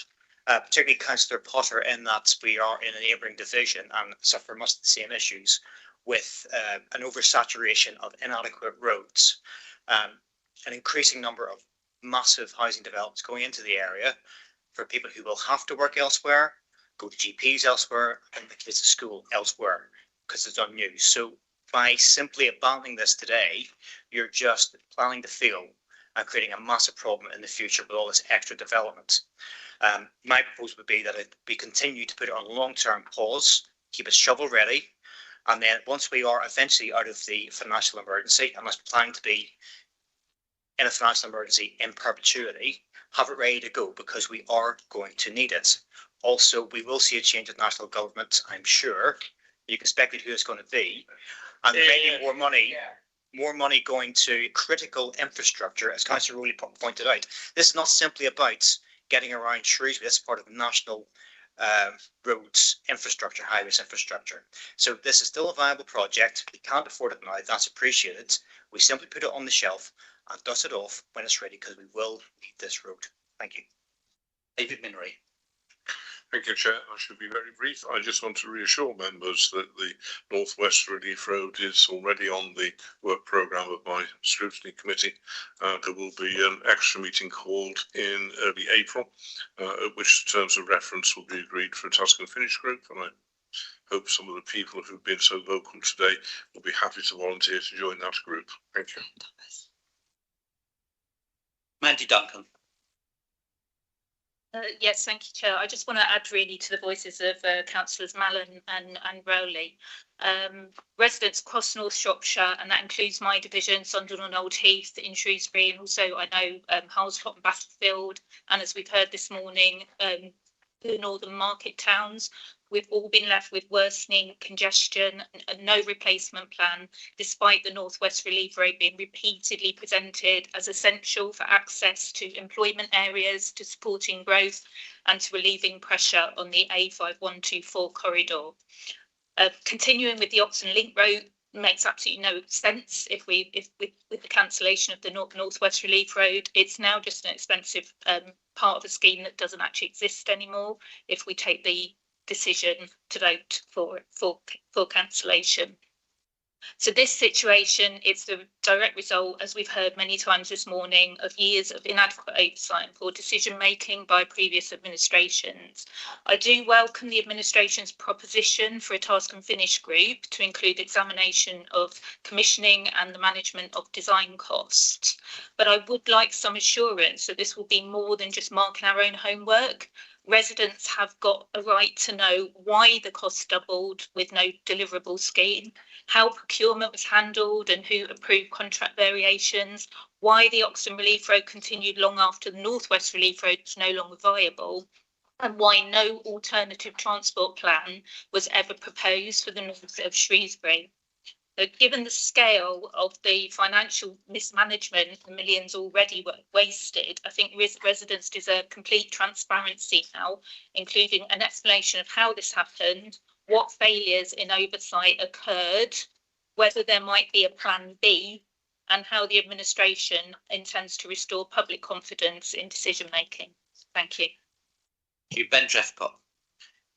Yeah, I support the motion that we're about to pass. I hope to kill this road. It's one of the main reasons I went into politics locally, because I wanted to stop the countryside in my ward from being destroyed by a road that would not actually help deal with Shrewsbury's transport problems. It would create as many problems as it would solve. It would increase traffic on Battlefield Link. It would increase traffic at Coton Hill. It would make no difference at all on the traffic level in St Michael's Street, which is currently in front of all our attentions because of the problems of the gyratory. What I would say, though, is that going forward, we need to have robust data about the effect of policy decisions that this council is going to take about development. That means in Shrewsbury, where we've got huge developments lining up, which I know that we're going to have to come up with a plan to deal with it, but some of these applications are coming before us already, and there is real doubt as to what these developments will mean, where all transport projections by the council up to now have hinged on the delivery of this road, which is mythical. It isn't going to happen. We need to go back to the baseline and establish facts about where traffic is going and where modal shift can happen. That's the only way we can get to a point where we should even start to think about taking decisions about enormous housing developments around Shrewsbury and across the rest of the county. Okay. I have David Walker next. Thank you, Chair. As a chartered civil engineer, I've been involved in the design, construction and maintenance of road for over 40 years. And from the very beginning, this scheme was absurd. It's a 4-mile, 6-kilometre single carriageway road. It's got no future proofing in any design that was on the table. If you look at bad design historically, the M25 is the classic example. They never factored in the volume of people who would commute a completely different way. as soon as you've got a ring road around. If you did build it as a ring road to close the loop, has been talked about, it would have been substandard from day one. It would have never delivered what you only have to look at the traffic from Battlefield down to Sunderland Island on a single carriageway road to know that proposition was just bonkers. Spent £200 million, if that would have actually come to fruition, was equally absurd. Mothballing it forever and a day and spending 300 million, it only compounds the problem. Even the 39, if we still had 39 now and it had never been spent, imagine what we could have done. It cost 9 million to rebuild Mile End Roundabout by the street, cost 4 million to rebuild Preston Island. You could have done no end of work across the whole county to improve wider infrastructure for the general benefit of everybody in Shropshire. So this tiny little bypass was never fit for purpose and should have never been put forward. So I'm very grateful that it's actually shelved. There are issues in terms of wider infrastructure, and that will have to be planned out as we do the new local plan infrastructure and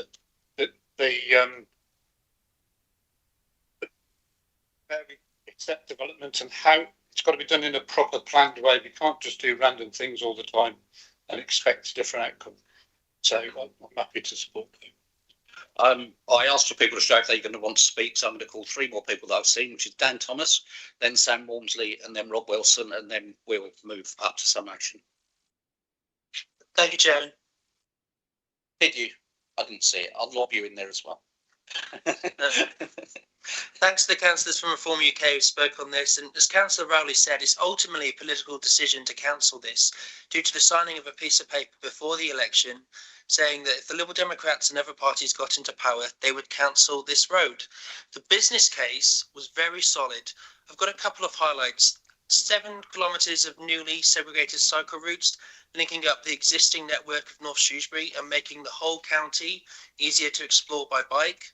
17 minutes average journey saving between Churncote and Battlefield roundabouts, meaning less time stuck in traffic, lower emissions and more reliable public transport services with buses that would turn up or more on time. And for every £3.88 that was spent on this, for every pound that was spent on this road, £3.88 of benefit came back into Shropshire's economy. Yes, the scheme was ambitious. Yes, the scheme was expensive, but the money coming back into the county made sense. And I support many of the initiatives that Councillor Rob Wilson and his portfolio are trying to bring in, whether it's in Muchwenlock, Shrewsbury and the whole county regarding things like active travel. I care greatly about the environment. I built my own house run by solar and an air source heat pump. I want to see these active travel and environment improvements, but trying to improve these things without the vital piece of infrastructure will not work. Sam Walmsley. Thank you, Chair. And we've heard several members speak passionately and eloquently about how the cancellation of this road would impact their residents. I absolutely respect them for that and like to think I would do the same in their situation. It's clear there are problems and we need to find a practical solution to them. I'd also support all the comments saying we need greater understanding of how the money that has been spent, where it's gone, who's benefited from that, and whether Shropshire got good value from it. I also feel like I need to speak on behalf of my residents. I represent an area in the very south of the country, and to my residents, the north side of Shrewsbury feels like a long, long way away. Given an unlimited pot of money, I'm sure they would be very happy to see the road built.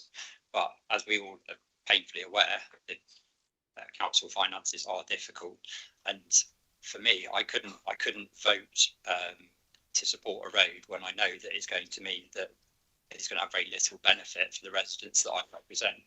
Shropshire's a big council. There are a huge number of people who this road's very important to. There are also a big number of people who it would have little impact on their day-to-day lives, and we do need to balance those considerations. Should we go now? Chair. Yeah, I too welcome very much the opportunity to vote to get rid of the North West Road. Councillor, earlier on, I'd like to just talk a little bit about the Oxon Link Road, and I was pleased to hear Councillor Basma say he would present a paper on that as soon as possible. Councillor, earlier on called that the road to nowhere. Well, not quite, because it goes between two places that are already connected by an A road and the old A5. The justification for it, of course, is evaporated with the loss of the North West Road. And it's phenomenally expensive. So you've got a road between two places that are already connected. It's really expensive, and the reason for it is gone. So you've got Shropshire's own HS2 right there. And I will welcome the opportunity to vote against the Oxford Link Road when I get it. Councillor Wilson.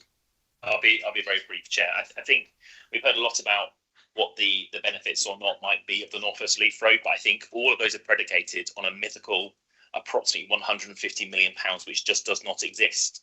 This government is not going to give to Shropshire. A future government of any colour is not going to give to Shropshire. The last government didn't give to Shropshire, apart from one minister on TV saying that he would fund it out of his back pocket, seemingly. That's the reality of where we are right now. Whether or not there would be benefits is immaterial if you cannot spend it. That's just how it works. But what is real is Shropshire Council is in receipt of a local transport grant from the Department for Transport. Over the next 4 years, that equates to just over £41 million.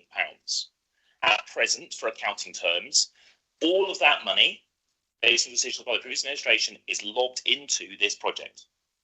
Every single penny of capital is aligned to this project. As a portfolio holder, I can't touch that whilst this project still exists. If we were to spread that equitably across every single member in this room, that would be £560,000 of capital spending in your division. So we've heard about all the individual problems across the county. We could do that. That is an option available to us if we cancel the North West Leaf Road. If we don't cancel the North West Leaf Road, there is no transport funding coming towards those divisions. That's just the reality of our finances right now. So I will be voting to cancel the North West Leaf Road. Do you wish to exercise? No. Councillor Vasma. Do you wish to come back? No? Okay. Move to a vote then. All those in favour of accepting? Yeah, those against? Any abstentions? Okay, that is clearly carried. Moving on to the Treasury strategy, I call on Councillor Evans to move. Councillor Wagner is seconding, I presume, reserving his right. Thank you, Chairman. This is the last report that I'll be presenting today, I hope. But yeah, so do I. It is a simple strategy. The council sets out and agrees a strategy that needs to be followed by those officers acting on behalf of the council. Strategy here essentially covers a number of parts as laid out in the report. It has already been discussed and agreed and is shown in the report sections 3.2 and 3.3 by both the Audit Committee and Cabinet.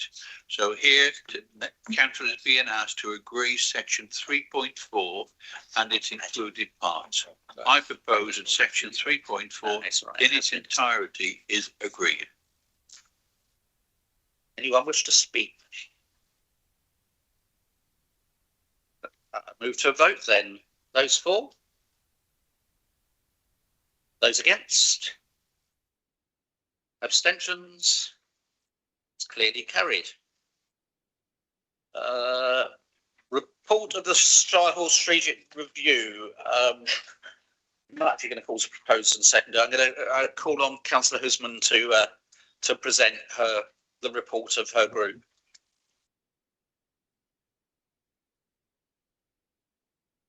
Thank you, Chair. You have a full report in Appendix 1, so I'm going to focus on just a couple of areas that we must explore relating to the position the council is in and the very concerning levels of money we're to borrow. 192 million for 2025-26 and 26-27, plus an 8.99% council tax increase. The thing is, you cannot tax and borrow your way out of a hole this size, be that at national or local level. We need to be creative. We need to seek transformational opportunities in all we do, to be that service delivery or how, where and who we work with. The Shirehall site provides us with an amazing transformational opportunity that could also help us towards becoming a sustainable council, in small part. To change not only how we work with each other, but also how we work with our partners to better deliver services to our residents. A successful regeneration of the site and refurbishment of Shirehall itself can provide economic growth opportunities for Shrewsbury and the wider area. Shropshire, such a beautiful county, an amazing place to host events and conferences, you'd think, but it doesn't have a single significant conference centre with quality on-site accommodation. Imagine being able to host 200 plus delegate conferences and events on site, all within a short walk from the many amazing restaurants and bars in the town centre. It's just one of many possible opportunities, including health, education and entertainment, that need to be explored. So that's what we're asking you to do. Explore the art of the possible. I have sent you all the slides I couldn't use today. These highlight just what's possible and what could be possible for Shirehall. Swansea Civic Centre, previously earmarked for demolition, this will now become commercial space and up to 600 homes. New bars, cafes, shops will line the ground for... No, they won't. Yes, they will. Will line the Civic Centre, spilling onto the beachfront with apartments, workspaces, hotels and event space. Then there's the Civic in Wigan, which was recently completed as a joint venture between Capital and Centric and Wigan Council. And what about Camden Town Hall extension? This was refurbished and converted into the Standard Hotel, which opened in 2017. Having driven past this a week or so ago, I can assure you it was a very impressive site. Then Haringey Civic Centre was also earmarked for demolition. The council vacated in 2020, claiming it was no longer fit for purpose to accommodate the council employees and perform its civic functions. It is now being refurbished and the Civic Centre extended. The council proposes to vacate its current 2 buildings and relocate all its staff to the refurbished Civic Centre. Another important post-war Civic Centre is that in Plymouth. The council moved out of the building in 2015 and it's been largely empty since. The council are now working with Urban Splash to retrofit the building with residential apartments on the upper floors and leisure and workspaces on the lower floors. Plymouth City College have also struck a deal with the council to set up a campus on the bottom 2 floors of the site. We are proposing a stay of execution for 6 months whilst these opportunities are explored rapidly, with dedication and a commitment to succeed. Remember the saying, if you think you can or you think you can't, you are probably right. The heritage groups involved so far have generously offered us pro bono help and support during this process.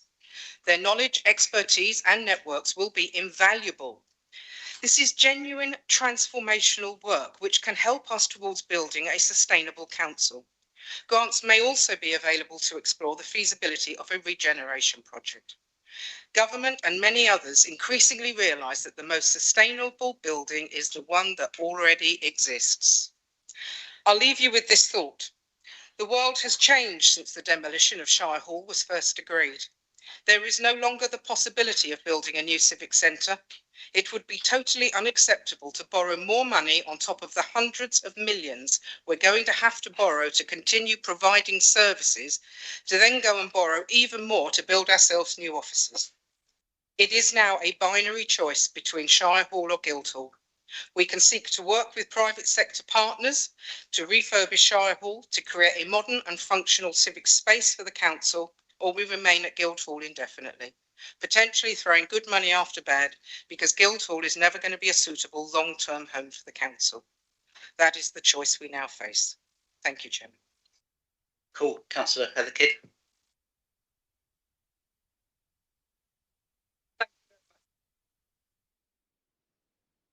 Task and finish. Supported you for the huge piece of work and in a rapid timescale, because it was a massive piece of work. This builds on the work that the Cabinet had already asked for in other options, but gives us a different dimension. The pressure now to cut spending, increase income and add to our capital programme is huge, as you are aware. And any decision on the Shirehall has to be taken in that context. We are being very closely monitored by MHCLG, the Improvement Board, and of course by audit. And if at any point we appear to be departing from these fundamental principles, I'm concerned that these decisions will be taken out of our hands.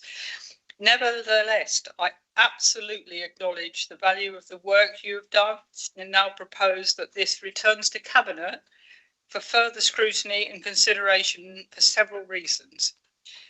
They are: council cannot just allocate you resources. So Cabinet is the only body that will give resources in terms of both officer capacity and funding, in short.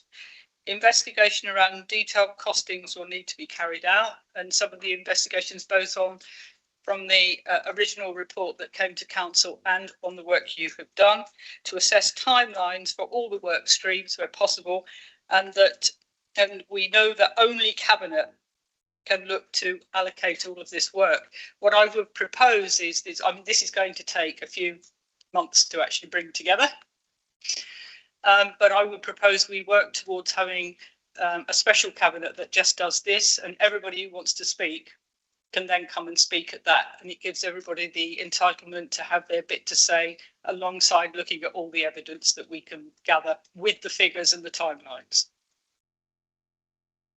I believe Councillor Husman is seconding it going to Cabinet. Just to explain, because I can see some hands, this has come back to us because it came from Council, and because Cabinet is the only body that can make the financial decisions that are required.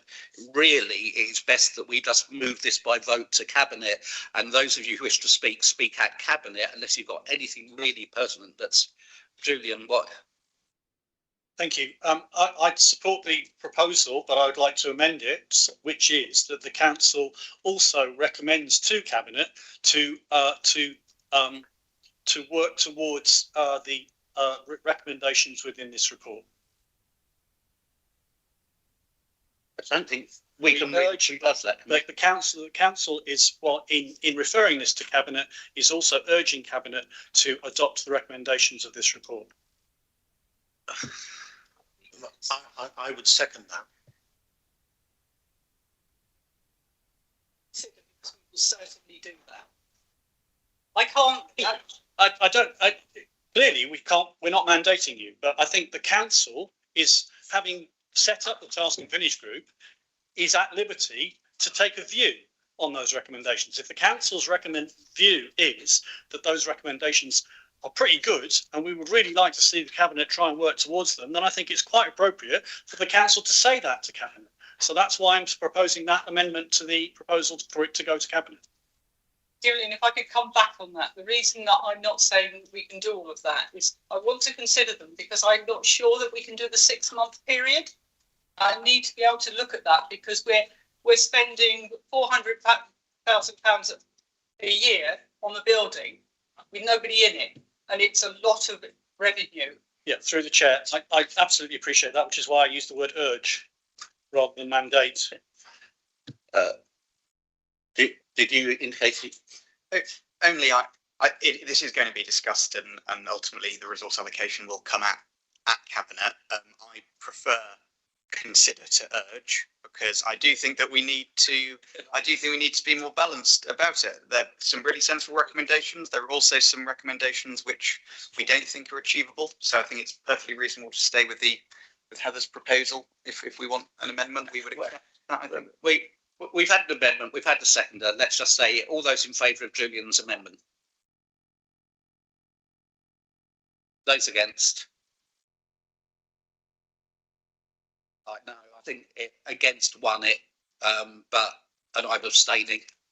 Okay, so I'm putting to the vote all those in favour of Heather's sending this back to Cabinet, please show. All those against. Thank you. Hurrah.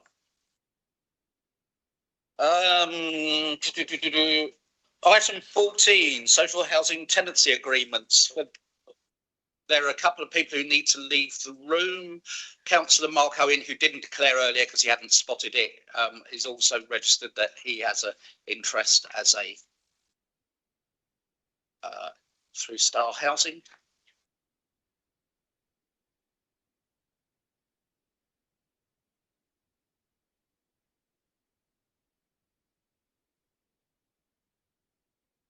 Councillor James Owen.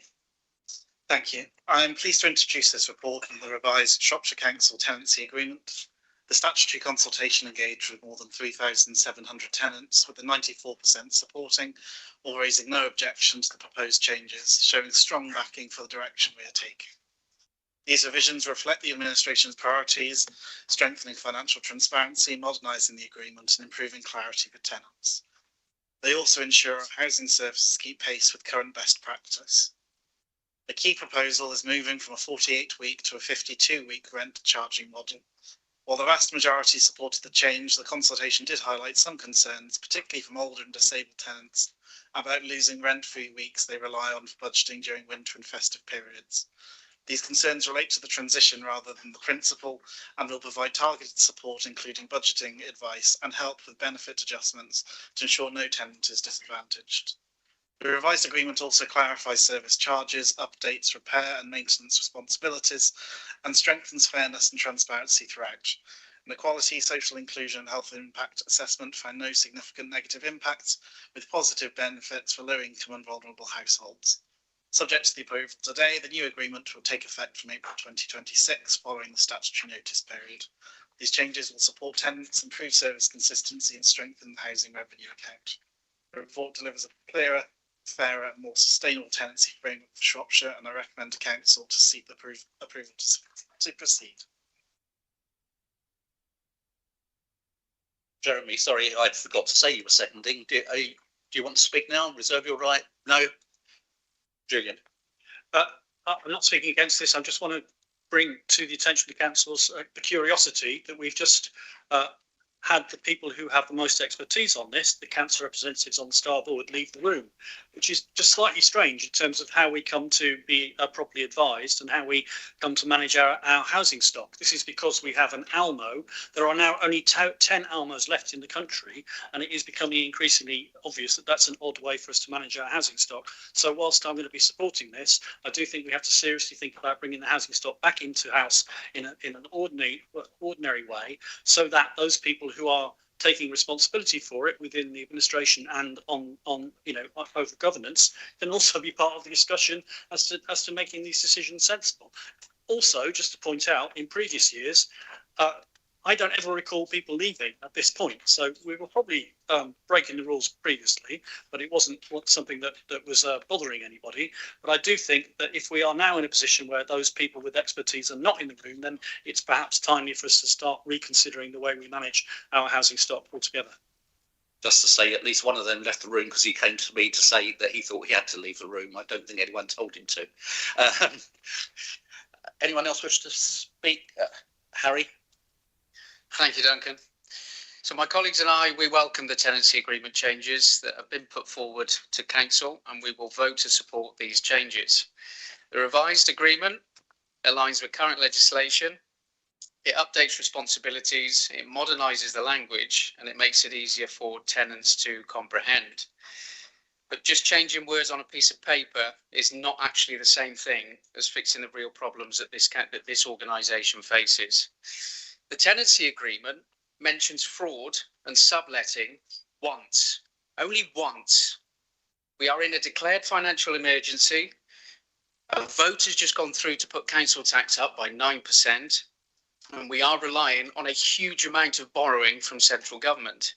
And we're constantly told, aren't we, that there's just no money, that cuts are necessary, and we're repeatedly told that every pound counts. And I'm going to bang the drum again on this, and I'm sure the administration are ready. We still do not have a counter-fraud team, do we? I've been calling for this, and my colleagues have since September last year, and I will keep calling for one until this administration listens and takes the matter seriously. Illegal subletting is not a small issue.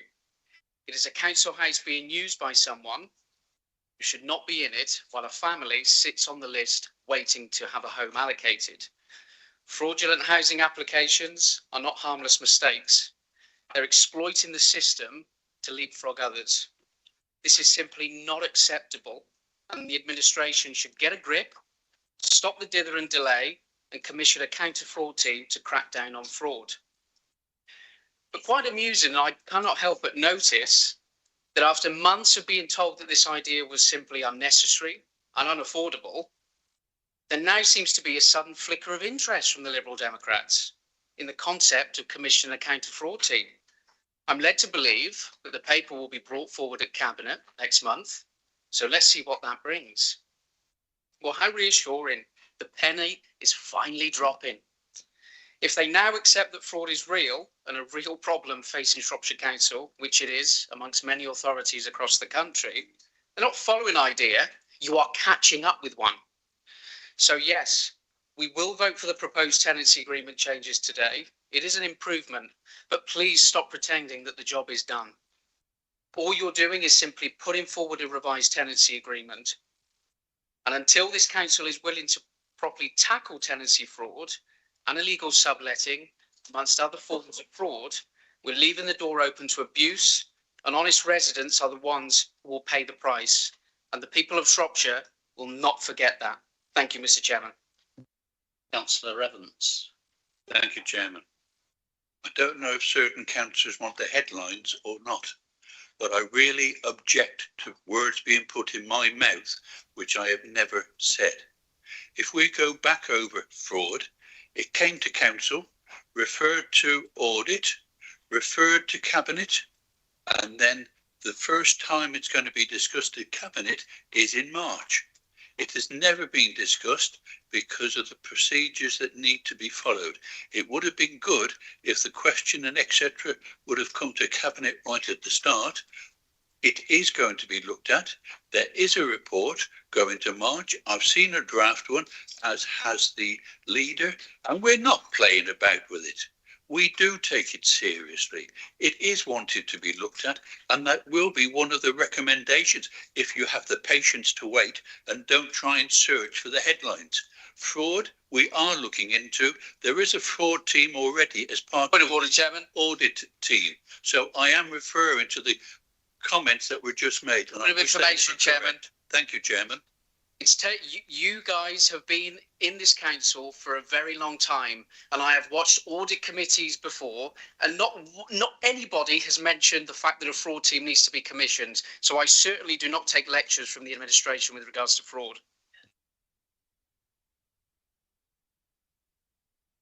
Anyone else on the tenancy agreement? Yes, it is on the tenancy agreement. Thank you. I will be supporting this. I would just like to, for particularly as a Bridge North councillor, and I'm sure Oswestry councillors and some places in Shrewsbury, if we could have as much information as possible. It's about sharing this information with the tenants, who are some of the most vulnerable in the county. That not all of them use online services, so I'm more than happy. I'm sure the other councillors will be as well, to hopefully share this as much as possible with as many groups as we can. And let's just concentrate on that rather than making it a big deal about something else. Thank you. Councillor Houghton. Point of order, if I may, Chair. I object to the expression "you guys." We are elected councillors and should be addressed as such. Thank you. Right, moving on to the vote. All those in favour of accepting? Those against? Thank you. Item 15, social housing rent and service charges, moved by Councillor James Owen, seconded by Jeremy Blanford. Councillor Owen. So today I'm presenting the council's proposals for social housing rents and service charges for the financial year 26-27. These recommendations are essential to maintaining a financially sustainable housing revenue account and ensuring we can continue to invest in safe, decent and energy efficient homes for our tenants. As members will know, we are required to set rents in accordance with the government's rent standard, with CPI for September 2025 confirmed at 3.8%. The rent standard permits an increase of CPI plus 1%, with a total uplift of 4.8% from the 6th of April 2026. This is not an optional consideration, as around 93% of HRA income comes from rents, and applying the full uplift is necessary if we are to maintain financial stability and continue delivering core housing services. Alongside the rent proposals, members will be aware from the previous paper that we have moved through a statutory consultation process with tenants regarding the transition from 48 to 52 rent charging cycle, where 94% of respondents raised no objections to this change. and the shift provides tenants with more consistent weekly payments, aligns with benefit cycles, and reduces confusion around rent-free weeks. We've also undertaken a full review of service charges, the first comprehensive modernisation in many years. Historically, several charges have been under recovering costs, meaning the HRA was quietly subsidising services that should rightly be charged based on actual delivery. Under the new model, service charges will be based on actual cost plus a 15% management and administration fee, with sewage charges remaining at CPI plus 1% for affordability. This approach brings greater transparency, fairness and legal compliance, ensuring tenants only pay for services they receive, and supports the council in meeting our obligations under Arab's law, consumer standards and decent homes too. This review increases service charge income from 1.174 million this year to 1.913 million in 26-27, enabling us to fund vital services such as ground maintenance, communal cleaning, safety systems and energy efficiency improvements. These actions directly support the long-term sustainability of our housing stock and our emerging 30-year HRA business plan, which will be coming later this year. Members should also note that the government has now confirmed the statutory framework for staged rent convergence, which will allow the council to apply an additional £1 per week uplift in 27-28 and £2 per week in 28-29, helping us gradually bring rents in line with formula levels and protect the financial capacity of the HRA. The proposals before council today represent a balanced, responsible package. They uphold national regulation, ensure fairness to tenants through transparent and evidence-based charging, and protect the services that support thousands of households across Shropshire. Our decisions today will safeguard the ongoing investment required to keep our homes safe, energy efficient and fit for the future, and I recommend to council and ask members to approve the recommendations as set out. Anyone wish to speak? Nobody wishes to speak. All those in favour of accepting? Those against? Thank you. Adult social care deferred payments policy. I call Councillor Houghton to move and seconded by Councillor Marston. Reserving your right. Yep. Thank you, Chair. This paper sets out the background to deferred payments and the charging policy in relation to this. A deferred payment is a statutory duty under the Care Act 2014 that councils must offer to eligible individuals who own their own home and are in a residential or nursing care home. This allows individuals who do not have cash assets but who do own their own home to have the opportunity to defer their care home fees against their property. Further information and detail is set out in 2.1 to 2.4 and again in 7.1 to 7.18 in the report. This report also summarises the main changes to the deferred payment policy and specifically refers to the charges that can be made by the council for this option. Councils may only apply charges to recover costs in setting up and administering the DPA during the period of the agreement. The areas that may be charged for are set out in 3.2. These are governed by the Care Act 2014. Section 5.2 provides a breakdown of the current income and 5.3 provides projected income post 1st of April 2026 should this agreement be made today. A deferred payment agreement provides choice to a resident and flexibility in when they may sell their home to meet care costs and is an important offer to support residents requiring long-term residential care. This policy is compliant with our obligations under the Care Act and addresses the concerns raised recently by internal audit. I therefore move the recommendations in 3.1 and 3.2. Thank you. Yes, go on. Mandy Duncan, sorry, name blank. Thank you. Many residents feel quite understandably that it's morally wrong that after a lifetime of work and paying taxes, their final years are spent watching their home, the asset they hope to leave to their family, swallowed up by a care system they believe their taxes had already funded.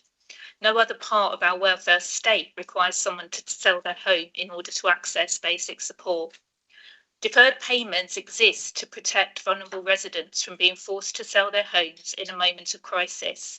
People enter these agreements in trust at a point when they are vulnerable, often unwell, and relying entirely on the council to act competently and consistently.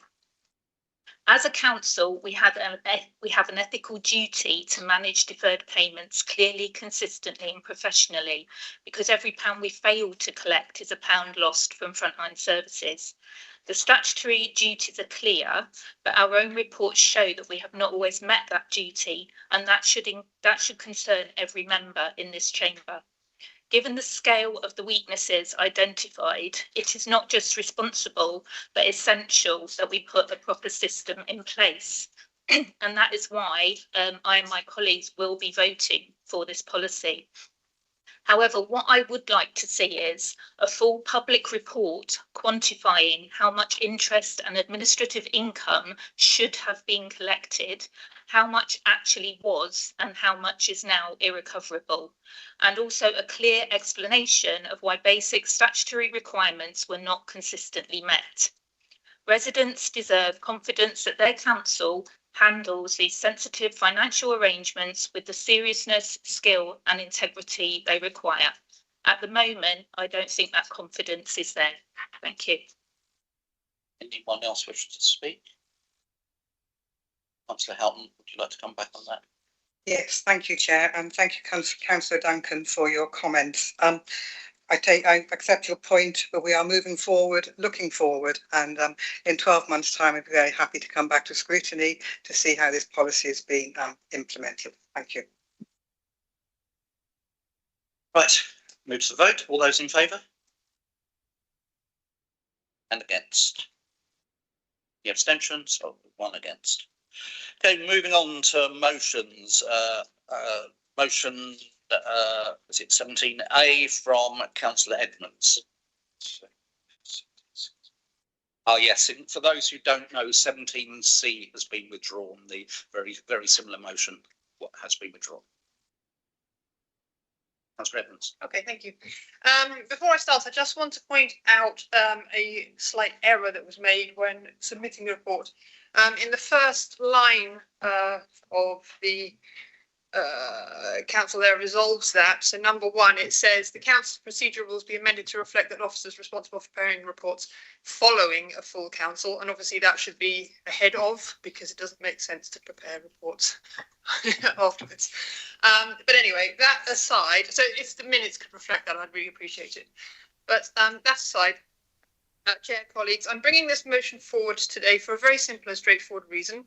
As councillors, we are dependent upon the information given to us in reports by officers to make informed decisions. But we can only make those informed decisions if we have enough time to properly read the papers we're given.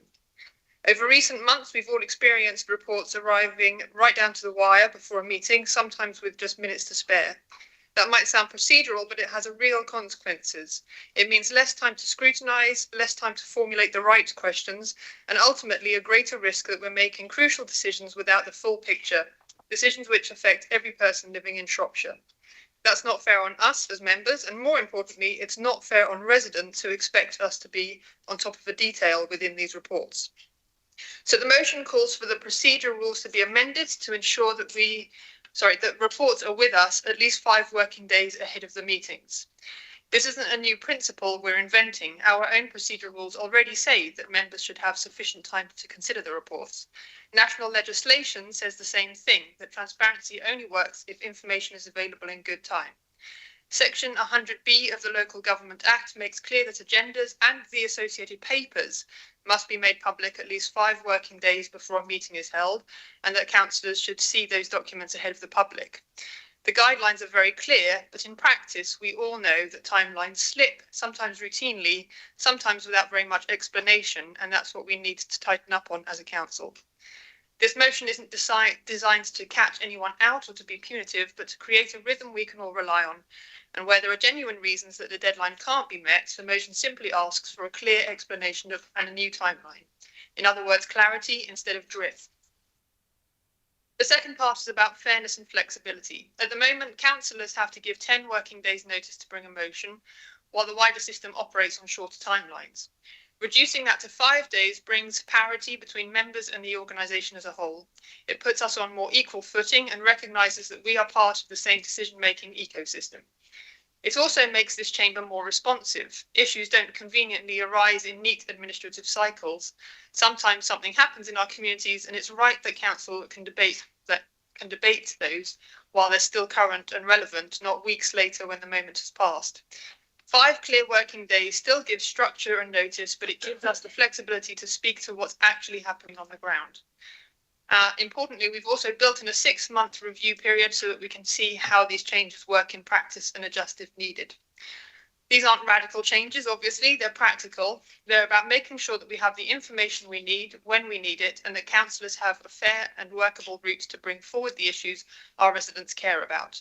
I hope colleagues will see this for what it is, a small but worthwhile step towards clearer, more effective and more balanced governance. Thank you. Thank you. I am going to make some comments from the chair. Seconding is from the Labour group, isn't it? Yeah. Are you seconding, Rosemary? Yeah.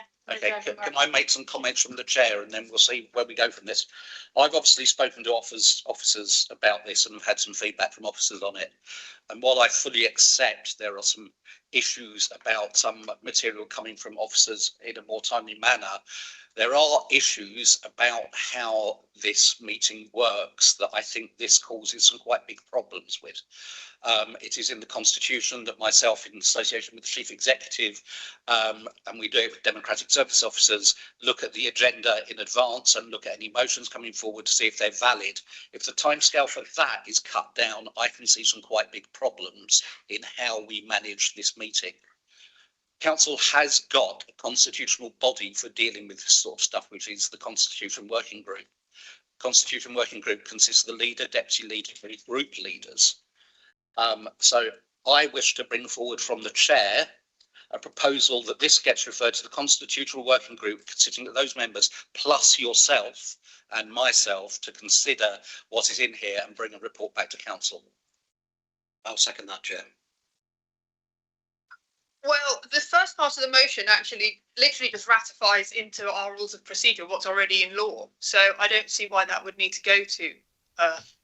Well, it doesn't. Just repeating what it says in law really is a bit of a pointless exercise. But the stuff in here that changes the way we're working, which is what the real bones of this are, I think needs to be looked at and considered along with advice from officers. We have no officer advice on this. If this came as a report from anywhere else in the council, if officers were bringing this forward, I'd be asking them for evidence as to why they're asking for this. So just because it's coming forward on the floor as a motion, it gives me a big problem that I think we wouldn't accept an officer recommendation to do some of this because it upsets the way this meeting works. Rosemary. It's not as though this motion has been presented now. The motion was presented before the deadline to in the correct way. So it's not, Duncan, as though this is coming to us right now and no one's had a chance to look at it and advise.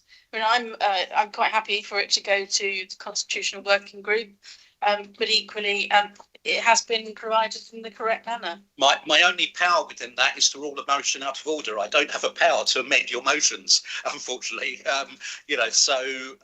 Which gives a difficulty. When it comes to me at that meeting, I am presented with what the motions are, where I say whether I think they're valid or not. I don't get to go, oh, can we go away and get them to rewrite this, please? That's the way the mechanisms work.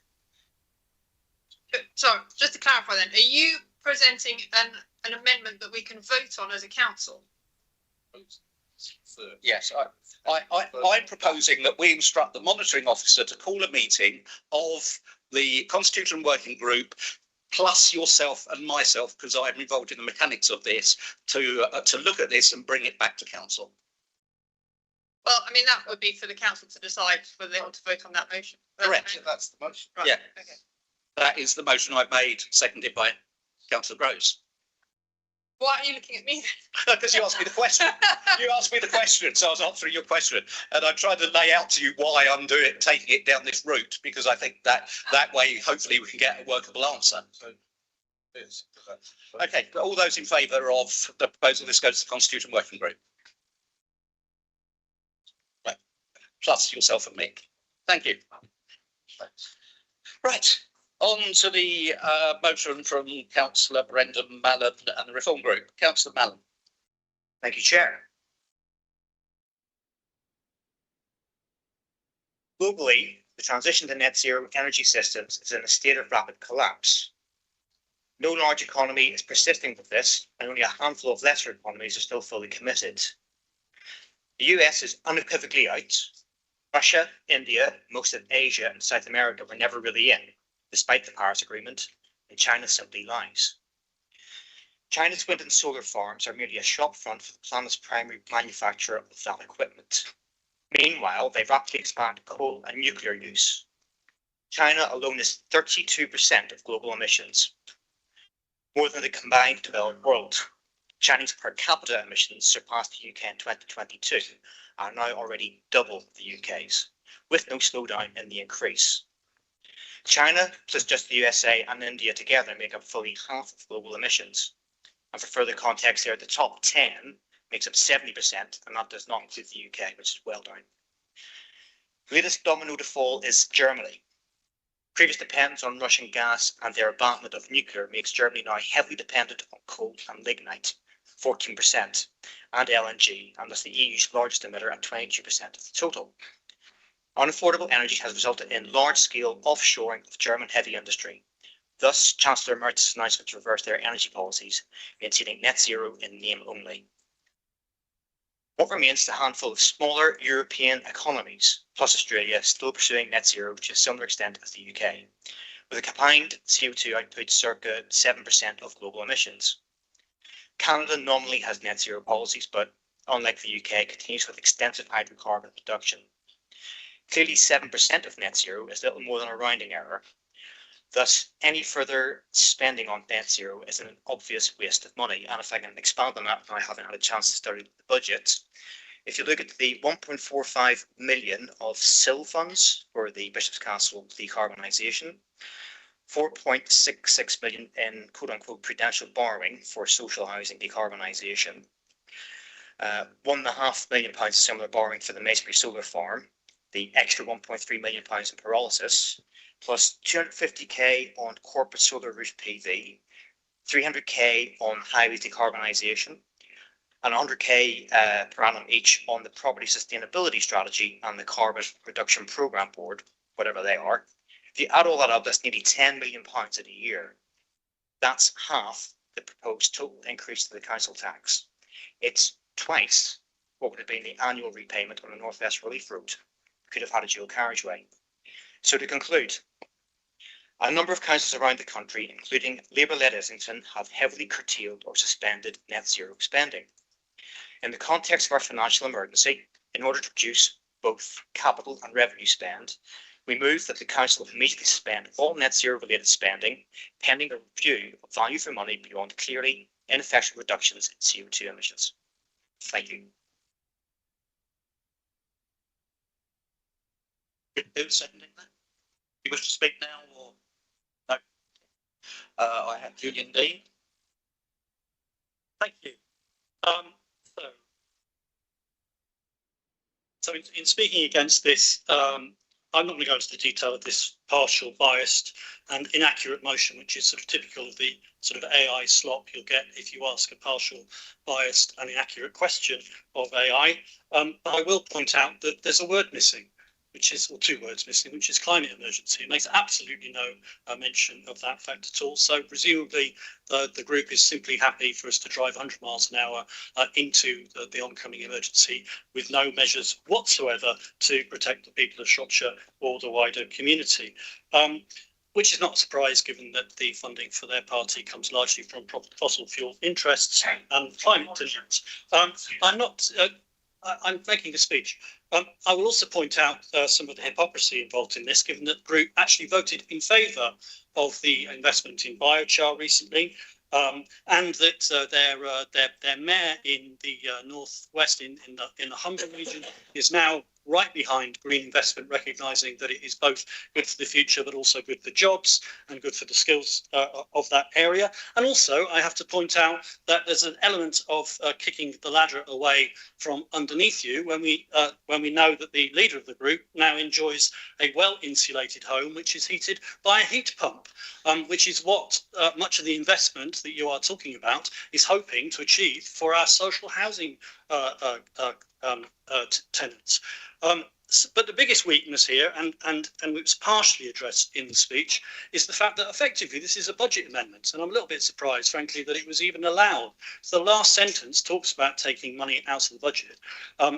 And at the time of writing your motion, you weren't actually able to identify anything, and you haven't been able to identify anything in terms of bringing forward a budget amendment, despite an extraordinarily complicated budget process this time around, which has included your group. So I'm a little bit surprised that you didn't actually put this in the form of an amendment, but just to make the point that all of that list of things that you have finally come up with are things which are hugely beneficial to the people of Shropshire, hugely beneficial to the long-term sustainability of this council, including its financial sustainability. And really, as seems to be typical with your party, there's a lot of bluster here, but actually when it comes to it, will you really want to stop insulating council tenants' homes in order that they can have cheaper bills? Will you really want to stop investment in more sustainable energy sources for our leisure so that we can keep our leisure facilities open? Something I seem to remember you actually asked for your area when this was discussed last year. So I think I'll leave it there because this motion is clearly going to fall. Thank you very much. Councillor Houghton.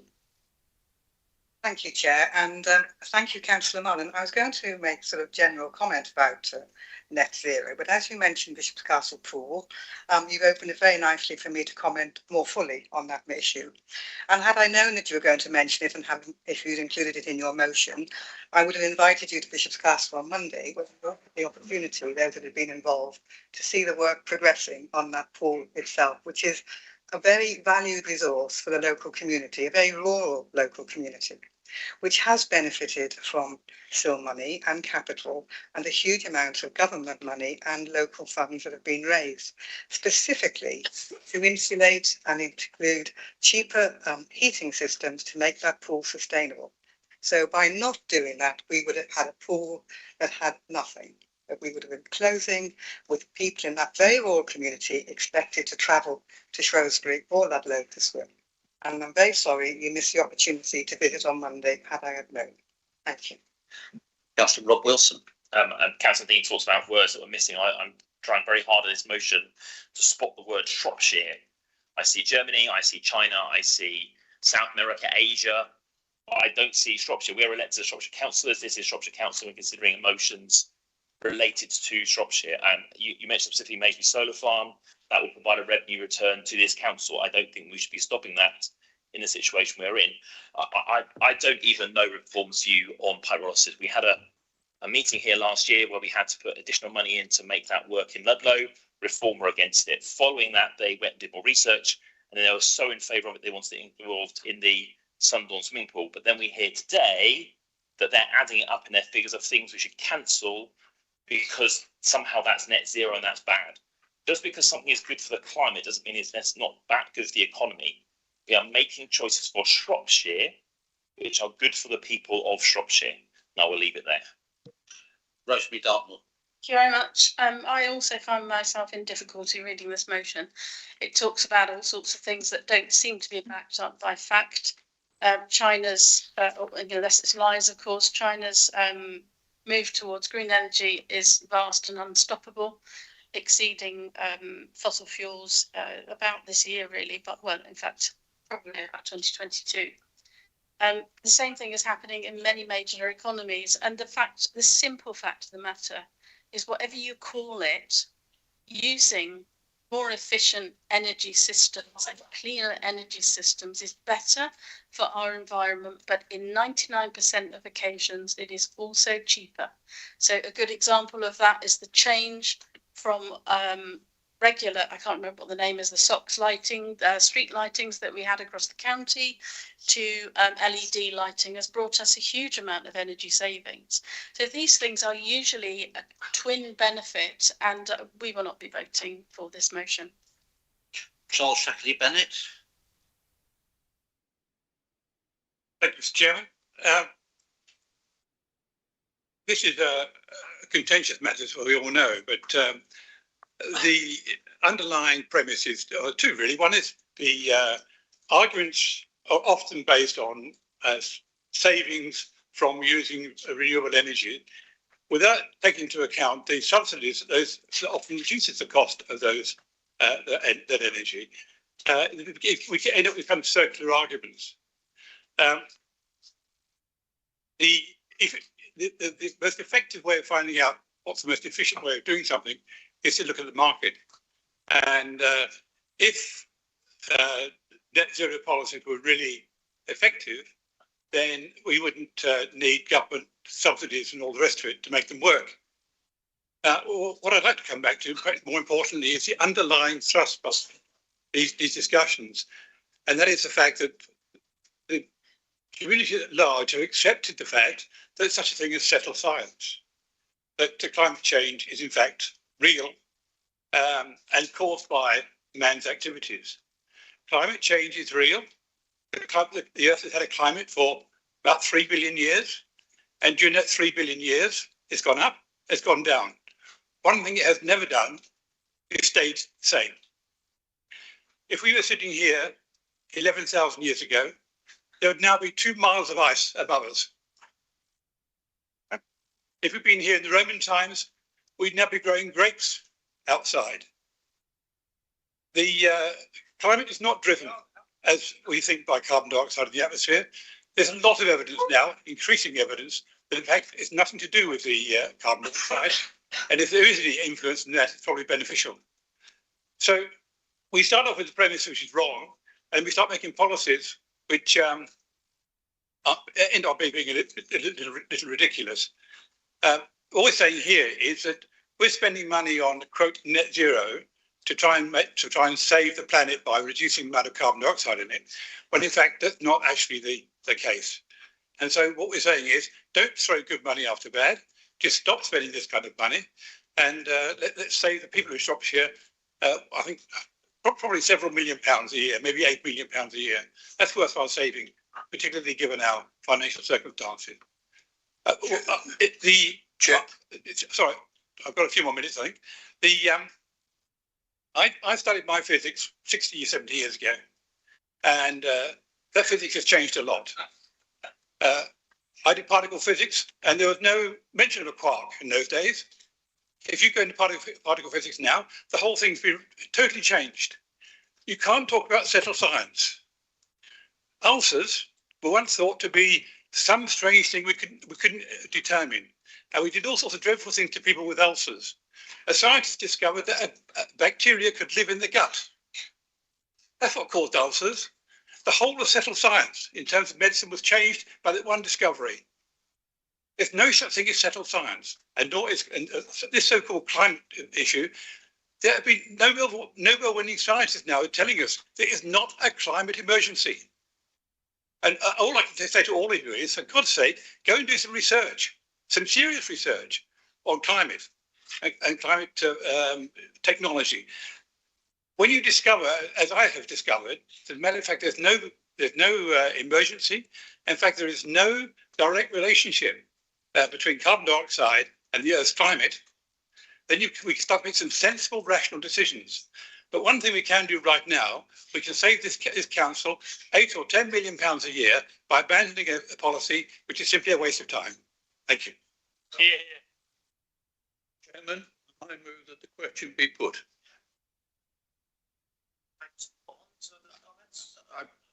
Those in favour of the question being put? Okay, right. Those in favour of the motion?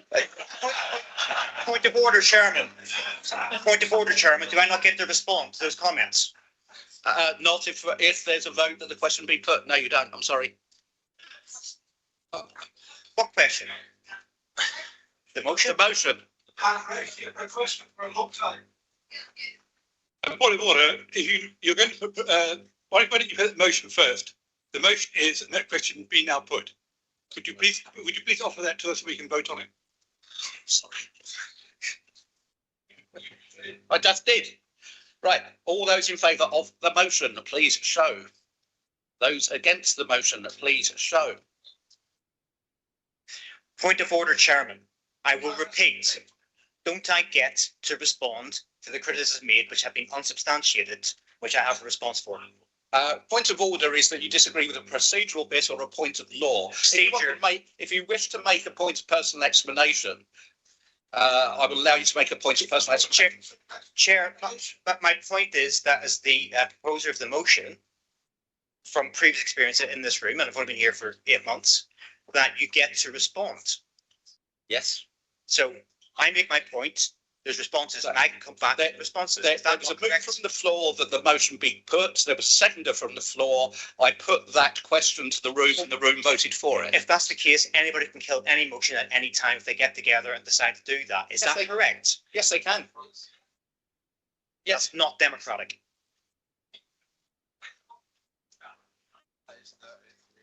Yeah.